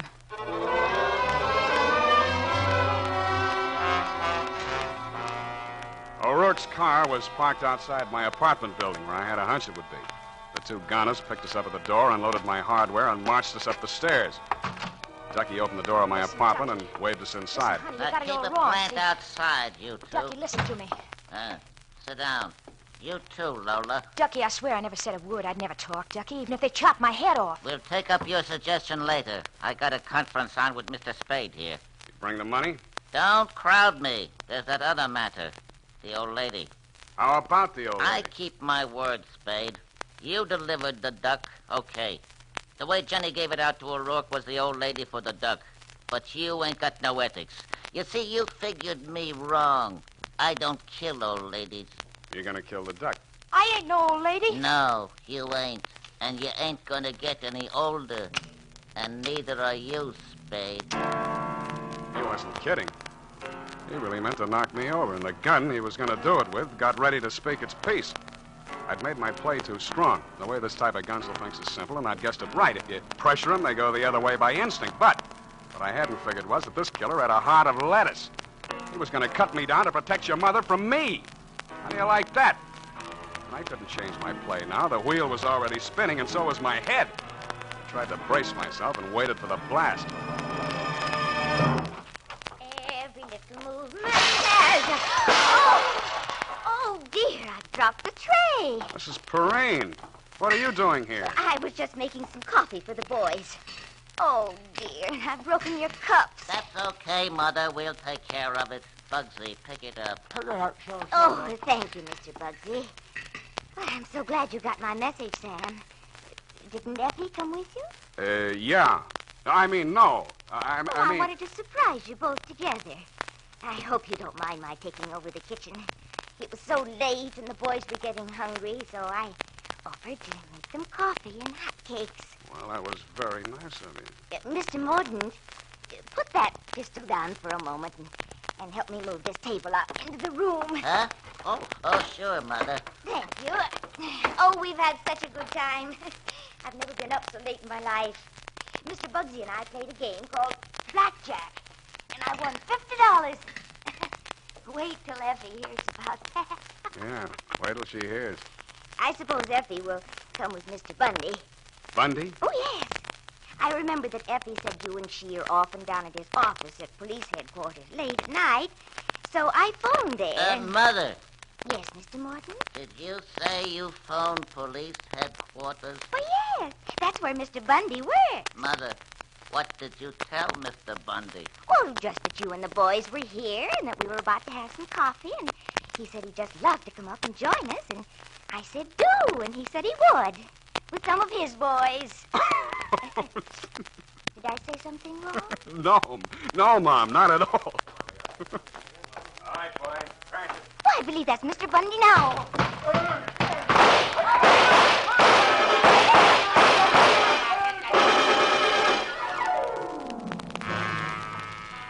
When the smoke cleared away, Ducky Mordaunt and his hoods were playing dead duck for keeps on my living room rug. And that rug just came back from the cleaners, too.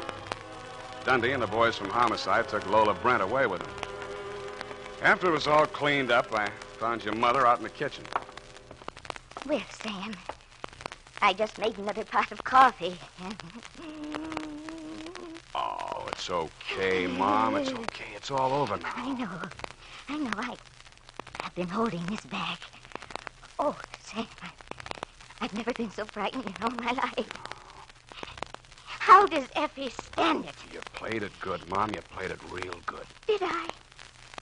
Was I as brave as Effie? Braver. And not only that, you got more brains.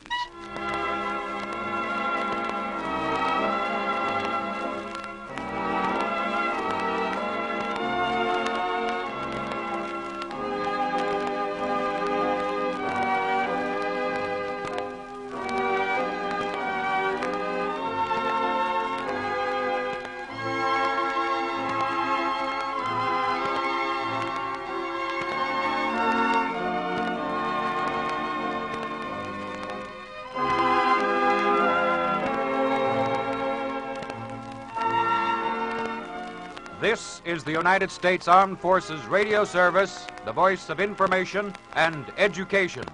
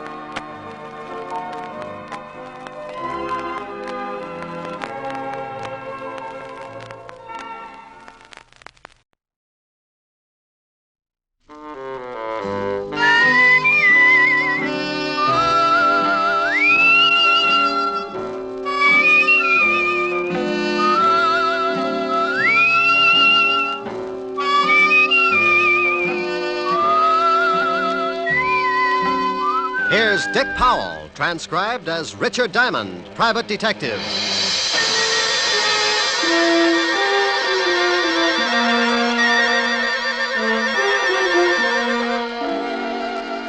My name's Diamond, and like a lot of working people, at 5 o'clock in the afternoon, I get pretty anxious for 6 o'clock to roll around, especially if I haven't had a client for the last 3 days.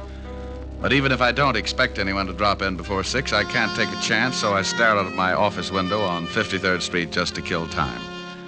I see the night starting to muscle in on the Broadway bright lights, and I wonder just how many prospective clients are out in the city.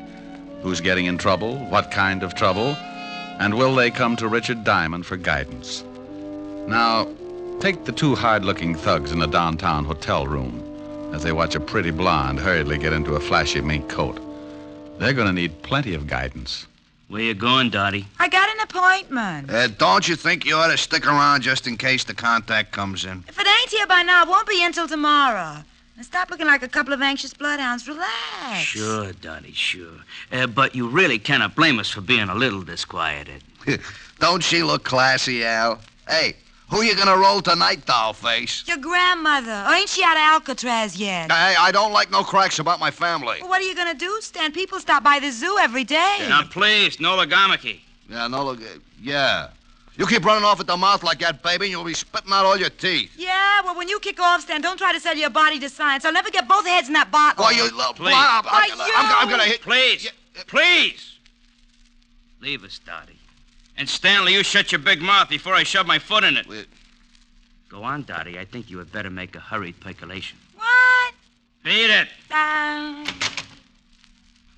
Oh, Al, why didn't you let me mess her up a little? She's always acting like she's got a family background. I do not know whether her family had anything to do with it, but it is a very nice background to gaze at. Now shut your ugly face and let us start tailing her. Tailing her? What for? I think she is up to something. Yeah, well, sure she is, but I don't want to get booked as a peeping Tom. Stan, you are a melonhead. I think she is going to try a cross. Florida has never been late with the numbers before. You think she's going to pick up the bundle and skip? No. I just want to see what she does with her evenings. Oh, well, I can tell you that. Stanley, please. You arouse my irascibility. Oh, I'm sorry, Aloysius.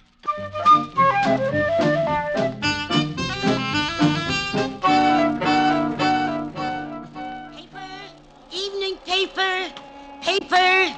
Evening, Glenda. Oh, hello, Horace. Times. You look tired. Hard day at the office? I stayed home. My wife's swell. Here's the Times. Yeah, thanks. Good night, Glenda. Good night. Papers. Evening papers. Have you got a late edition? Why, yes, right here, dearie. You got it? Yeah, in the purse. Put it down on the counter and look through the paper. Okay. Paper! Evening paper! What do you want me to do with the purse? Keep it till I meet you at the train. Sure, honey.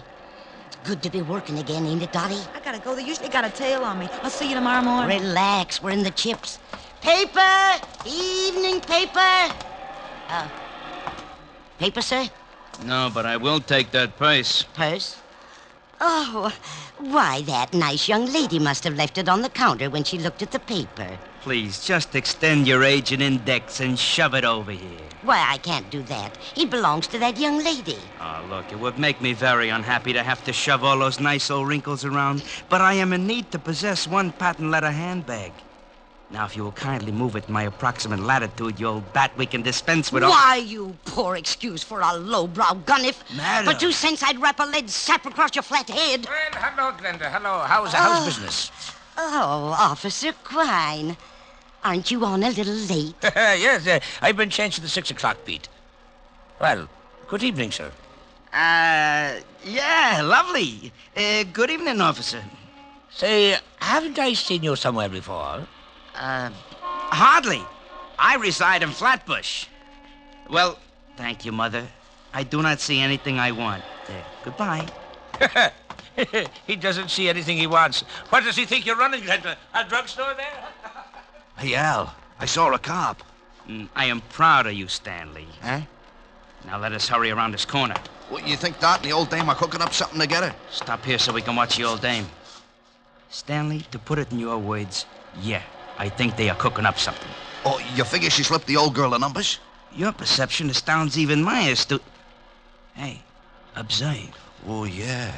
Your grandma is taking off and leaving the cop behind to watch the papers. Yeah, she's going in that building. She has got the purse. Stanley, stay here and await my return. Okay, but my feet are beginning to hurt. Go in the drugstore, purchase some Blue Jays. I shall be right back with the purse.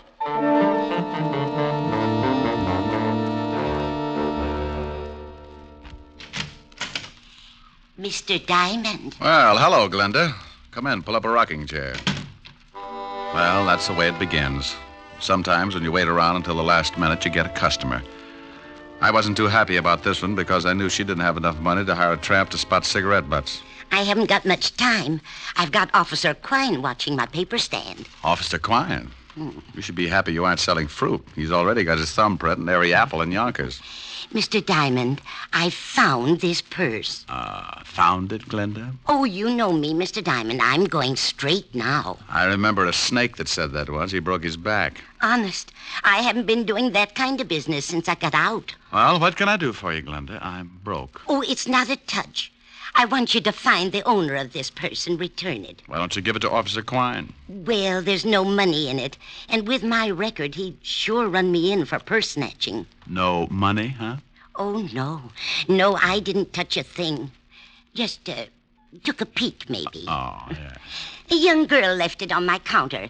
If you find her, you can ask her. I didn't touch a thing. Okay, I'll see what I can do. Oh, thank you, Mr. Diamond. Goodbye. Keep your nose clean. Oh, I will. She'd keep her nose clean, all right. And a glass of gin. I'd known old Glenda ever since she started working bunco rackets and got put away for 2 to 5. I was sure she'd lifted the dough from the purse, but I opened it and went through it anyway. I was just kicking myself for telling her I'd try to dig up its owner when the door opened and an ugly-looking mug wearing alligator spats walked up to my desk. You should be ashamed looking in someone else's purse. It's a bad habit, like not knocking on doors. Oh, it said on the door to come in. How long did you have to wait before someone came by to read it to you? May I please have the purse? Oh, is it yours? Yes. Well, I didn't notice the wedges. Give up high heels? You are a very poor comic. Now, may I have the purse, or must I make you bleed? Oh, it's like that. Well, sure, here it is. Thank you. And something to go with it. Oh. I caught him with one that made my arm feel good clear up to my shoulder. His eyes rolled back, and he went down faster than the celluloid collar on the flagpole. I looked at the black purse and started getting that lousy feeling again. I'd gotten into something, and it was beginning to smell already. So I called the 5th Precinct Police Station and an old friend, Lieutenant Levinson. Homicide, Sergeant Otis. Hello, Otis. Let me talk to the lieutenant. Is this Diamond?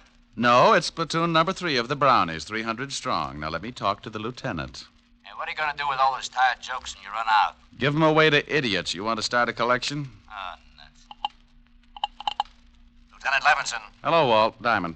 Oh, wait a minute. Otis! Yeah, Lieutenant. Where'd you put the bicarbonate? In the top drawer, Lieutenant. Oh, hold it a minute, Rick. Get me some water, Otis. Yeah, Lieutenant. Go ahead, Rick. I can stand it for a second. If you didn't get so excited, you wouldn't have to take that stuff. Here you are, Lieutenant. Never need this stuff until you call. Now, who's dead? Nobody, but there's a guy in my office lying on the floor. He's dead. He's got to be. No, he isn't, Walt. I just belted him in the mouth when he tried to get rough. Wait a minute. He's trying to wake up. Groan for the nice policeman. You hear him, Walt? Okay, so some guy got tired and went to sleep on your floor. What do you want me for? Hold it a second, Walt. He's getting a little too active. What did you do? I kissed him goodnight. What did you do that for? Well, I've seen him somewhere. I think he's wanted. Oh, well, hang on to him. I'll send the wagon down. The door will be open. I'll fix it so he doesn't get away. Wait a minute, Rick. Where are you going? Well, about 5 minutes ago, an old dame hands me a black patent leather purse and asks me to find the owner. Right afterwards, this cultured gorilla wanders in and says the purse belongs to him. Oh, what's in it? Nothing much. A compact, book of matches, and a handkerchief. Smells nice. No money? No? Oh, I got to stop by Helen Ash's for a minute, and then I'm going to find out what makes this purse so valuable. Say hello to Helen for me. Sure thing. Bye, Walt. Be a good boy. Goodbye.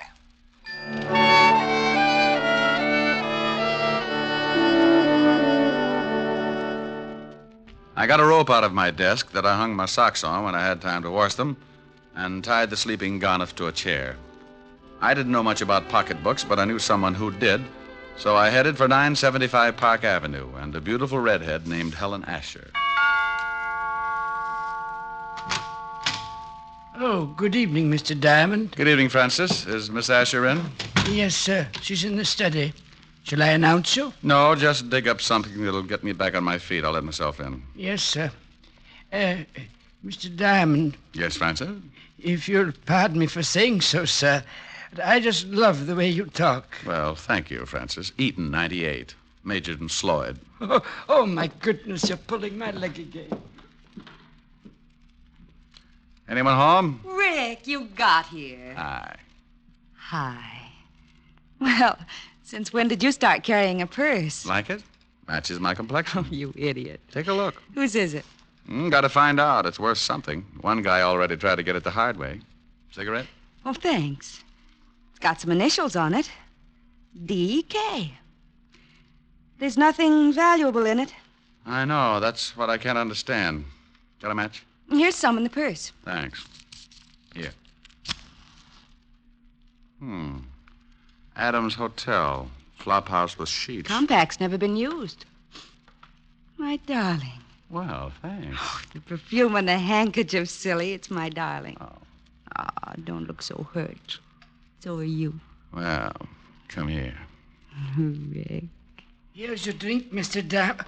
Oh, my goodness. Oh, that's all right, Francis. I was just trying to convince your boss we should take in the wrestling matches. Why, Francis, you're blushing. Oh, pardon me.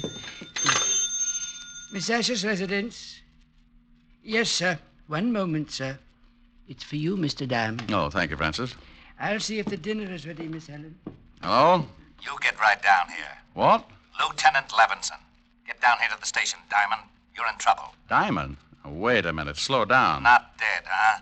My stomach starts getting back to normal, and you have to knock some guy off. Knock some guy off? I don't know why I should waste time with explanations. I ought to just send Otis over there with the wagon, but I like your girlfriend too much. What are you babbling about? I thought you said the guy in your office was still kicking. What? Yeah, somebody made a punch board out of his chest, and I like you for a suspect. Now get down here. Wait a minute, Walt. Somebody shot him? Yeah. If that wasn't what killed him, he died of fright when he saw the bullets coming. Now, I'm not talking anymore till you get here. Make it 10 minutes or I'll have a warrant out for you. Oh, swell. Rick, what's the matter? Oh, that crazy Walt Levinson's got me in line for a murder rap. I gotta go down and square myself. Murder? Rick! Yeah? I'll see you later, baby. But, Rick... I can't wait. I'll get back as soon as I can. If we were married, this wouldn't happen. Rick, you forgot the purse. Francis? Francis! Yes, Miss Asher? Francis, Mr. Diamond forgot this purse. See if you can catch him. He's gone to Lieutenant Levinson's police station. Yes, Miss, I'll do my best. Rick just has got to stop this foolishness. Oh. How did you get in here? Who are you? I come in a back way, lady. Where's the shamus? You get out of here. No, just relax, baby. One yell out of you and you get hurt pretty bad. What? Where's the shamus? He went down to the police station. Okay. Where's the purse? I saw him bring it in. I don't know. Oh, come on, baby. Or do I shake it out of you? You stay away from me. You... Hood? Hood? Where's the purse? I told you I don't know. No, stay away. Okay, but you're making it tough on yourself. Stay away. You stay away from me.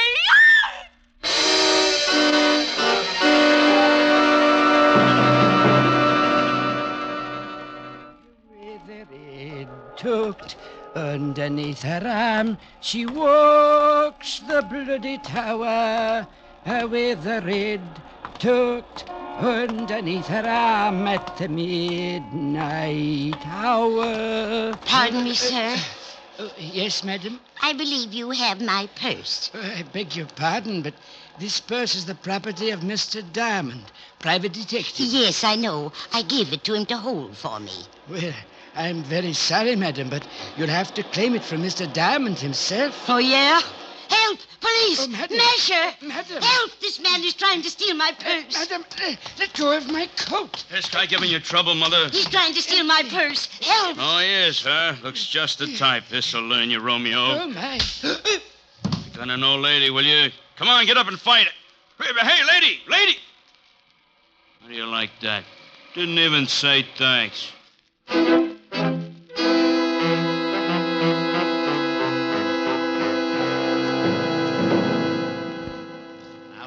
I don't care what you say. You told me you had a guy in your office. When my men got there, they found him tied in the chair with 3 bullet holes in his chest. He was making noises when I left. Some guys do that when they get shot. Oh, stop being an idiot. You know I didn't kill him. Yeah, I know it, but what do I tell the commissioner? That I let you go because you're a friend of mine? Used to be on the force? No, but you don't have to act like I rubbed out the whole West Side. Well, I'm mad. I want to retire in 5 years, and I want to do it with a healthy stomach. Yeah? Lieutenant, Murphy's got some guy out here he picked up for purse snatching. Says he's a friend of Diamond's and wants to see him. Send him in. This can't get any screwier than it is already. I got a purse snatcher who says he knows you. Purse snatcher? Francis. Yes, Mr. Diamond. I don't feel so well. That's all, Otis. Isn't he your girlfriend's butler? Yeah. What happened, Francis?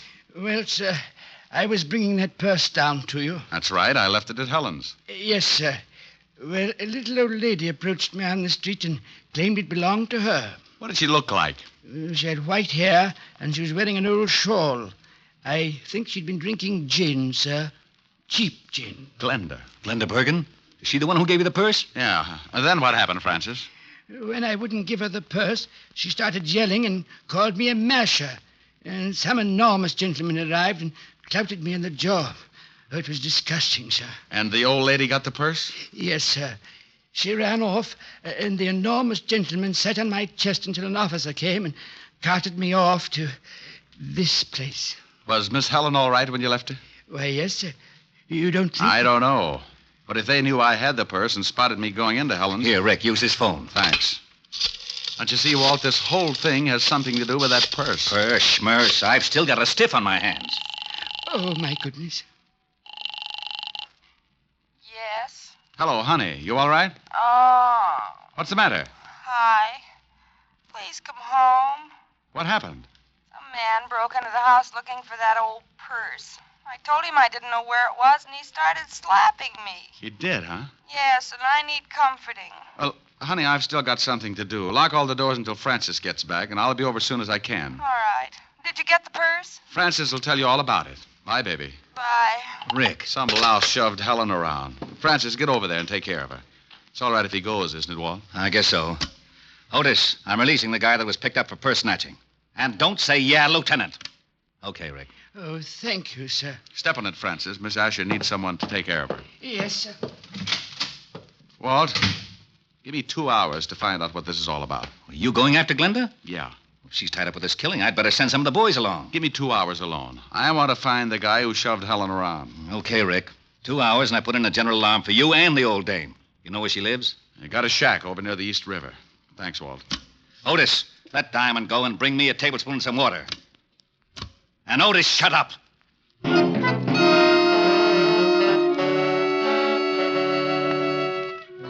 I grabbed a cab, and 20 minutes later, I was standing at the edge of the East River.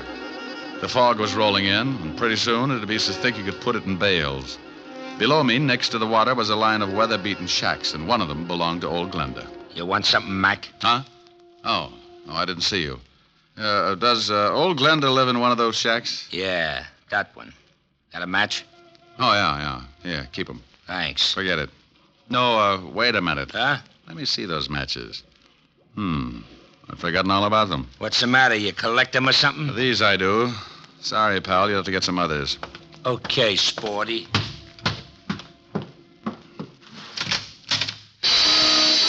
The inside of the shack looked like a hardware store after a good earthquake. Someone had torn it to pieces, and old Glenda had gotten the same treatment. She was lying on the wooden floor staring up at me. She couldn't close her eyes because a rope around her neck was squeezing them open. Is she dead? Huh? I followed you down. Well, hooray for you. The next time you sneak up on somebody, you're liable to end up with a skull fracture. Just wanted to see what was going on. Is she dead? Unless she can breathe through her feet. She's been strangled. Gonna call the cops? No. I thought I'd rub her wrists for a while. Now, here's a buck. Call Lieutenant Levinson at the 5th Precinct and tell him what's happened. Sure. Got a nickel? Yeah, here. And tell him I've gone over to the Adams Hotel on 28th Street. My name's Diamond. Good for you. Now step on it.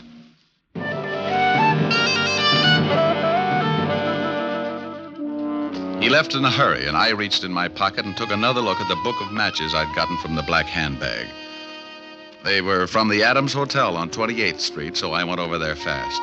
The sleepy night clerk showed me the register, and I found what I was looking for. I remembered the initials on the handbag were D.K. A Dorothy King was registered in room 306. I went upstairs. Yeah? I got a message for you. Slip it under the door. I'm not that skinny. What is it? It's from Glenda. Oh, wait a minute. All right, the door's open. All right, now shut it and come on in. Huh? Oh, what a lovely gun. Glad you like it. Now, what do you want? I just left Glenda. She's dead. What? Yeah, strangled. How'd you find me? Matches in your purse. They were from this hotel. I checked the initials on the bag with the register. D.K., Dorothy King, room 306. Holmes would call it elementary. You must be the shamus Glenda gave the bag to earlier this evening. That's right. How did you know? Well, she called me. She tell you she got it back? I feel a quiet streak coming on. I usually like women who don't talk much, but right now you'd better start talking as fast as you can. Funny thing, this gun I got makes me lazy. Now get out of here. Baby, I got a big fat surprise for you. Yeah? Yeah. My gun makes bigger holes than yours. Huh? What do you think I'm doing with my right hand, keeping it warm? Oh, don't give me that. You ain't got nothing but a big finger in that pocket. Oh!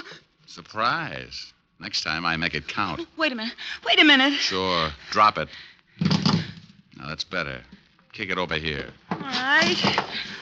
Please, I didn't kill Glenda. Where's the purse? I ain't got it, honest. Well, who has? Now, look, baby, I'm in a bad mood. Honest, I don't know. That's right.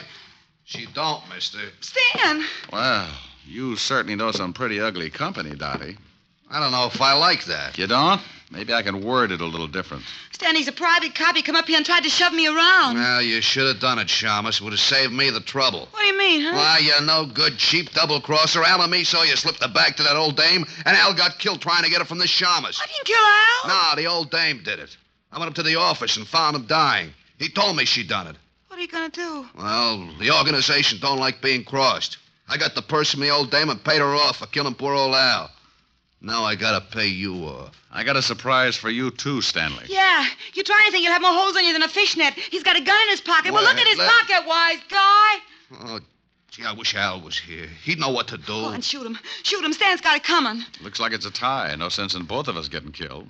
Yeah, you plug me, and I'll nail you before I go down. Don't listen to him. I think he's got a point. What are you going to do? That's up to him. Well, as Al would say, a hurried departure is in order. I'll take care of you later, Dot. Huh? Goodbye, all. Yeah, it's pretty good. Al would like that. Don't let him get away. Stop him. You stop him. All right, baby. Where's he going with that purse? If I tell you, will you give me a chance to get out of town? I can't do anything about that. When I leave, you're on your own. Technically, you haven't done anything the law could hold you for. I haven't? No, but that won't stop me from pushing you around. Now, let's have the story. If Stan hasn't been there already, he's headed for a locker in the subway station at 34th Street. What's in the locker? $100,000 in counterfeit bills. Oh, baby. Counterfeit. You have been naughty. Now, Papa, we'll have to keep you on ice for the cops. Get in the closet. Oh, please, give me a break. Sorry, honey. Get in. Ouch, you're hurting me.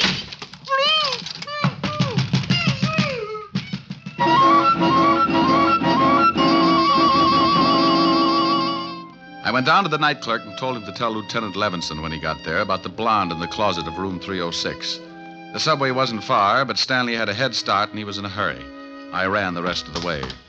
I went down the steps. A train was just pulling out when I spotted him. He'd just taken a bundle out of one of the lockers, and as he turned to go, I walked up behind him. Hello, Stanley. What? What you got in the box? The Shamus. Here, you take it. Oh! He tossed the package in my face and started running for the exit. But a crowd of people blocked his way, and when he saw me come up with my gun, he changed his mind. He turned and vaulted the turnstile, and I ducked behind the row of lockers. He had a gun, too. I tried to get a clear shot at him, but there were too many people. And then the frightened little guy did a stupid thing. He jumped down on the tracks and started running up the tunnel. Oh, look at that fool man. He's jumped down on the tracks. Stanley, come back here. You can't get anywhere that way. You said it, Mac. He's running uptown on the downtown side. Here's a corny line. Stop or I'll shoot. You won't get me. Stan, look out. There's a train coming. Look out.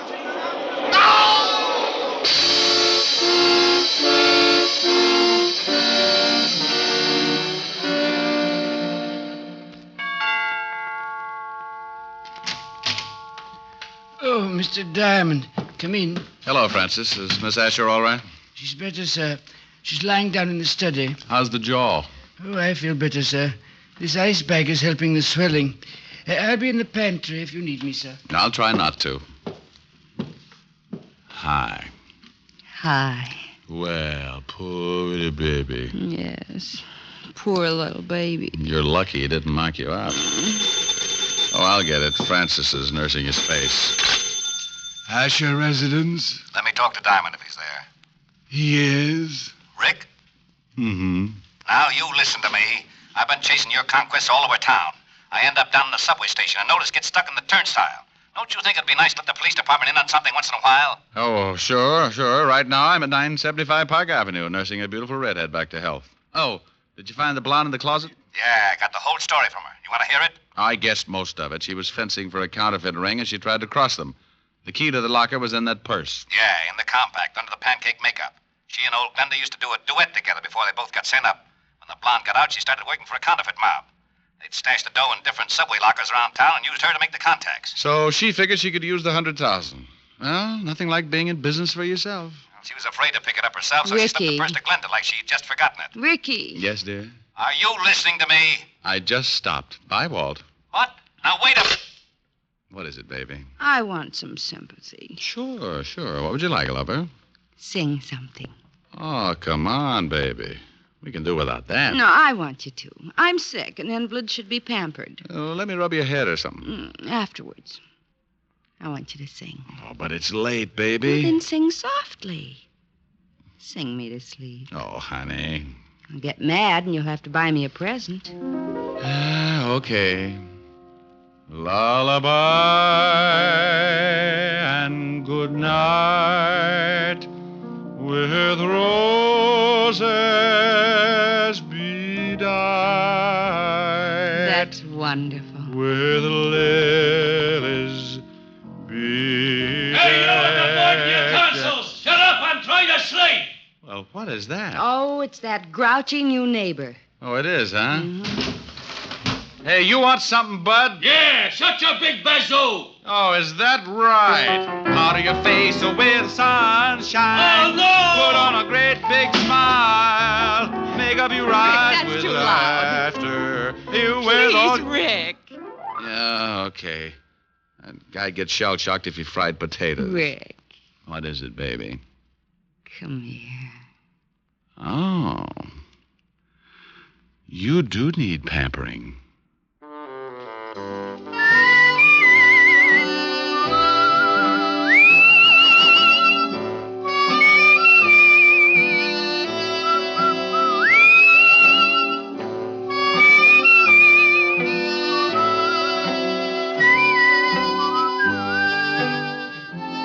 You have just heard Richard Diamond, Private Detective, starring Dick Powell. Helen was played by Virginia Gregg, Lieutenant Levinson by Ed Begley.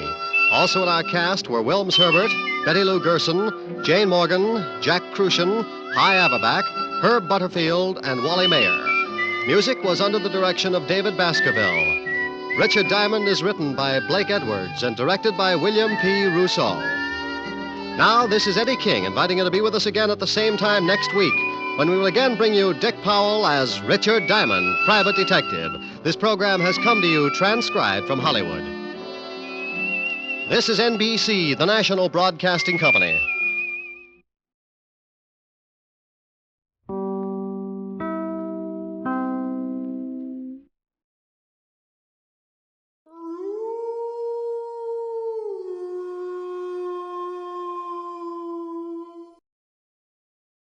Tune in to nostalgia. Tune in to now. Golden Radio Hour.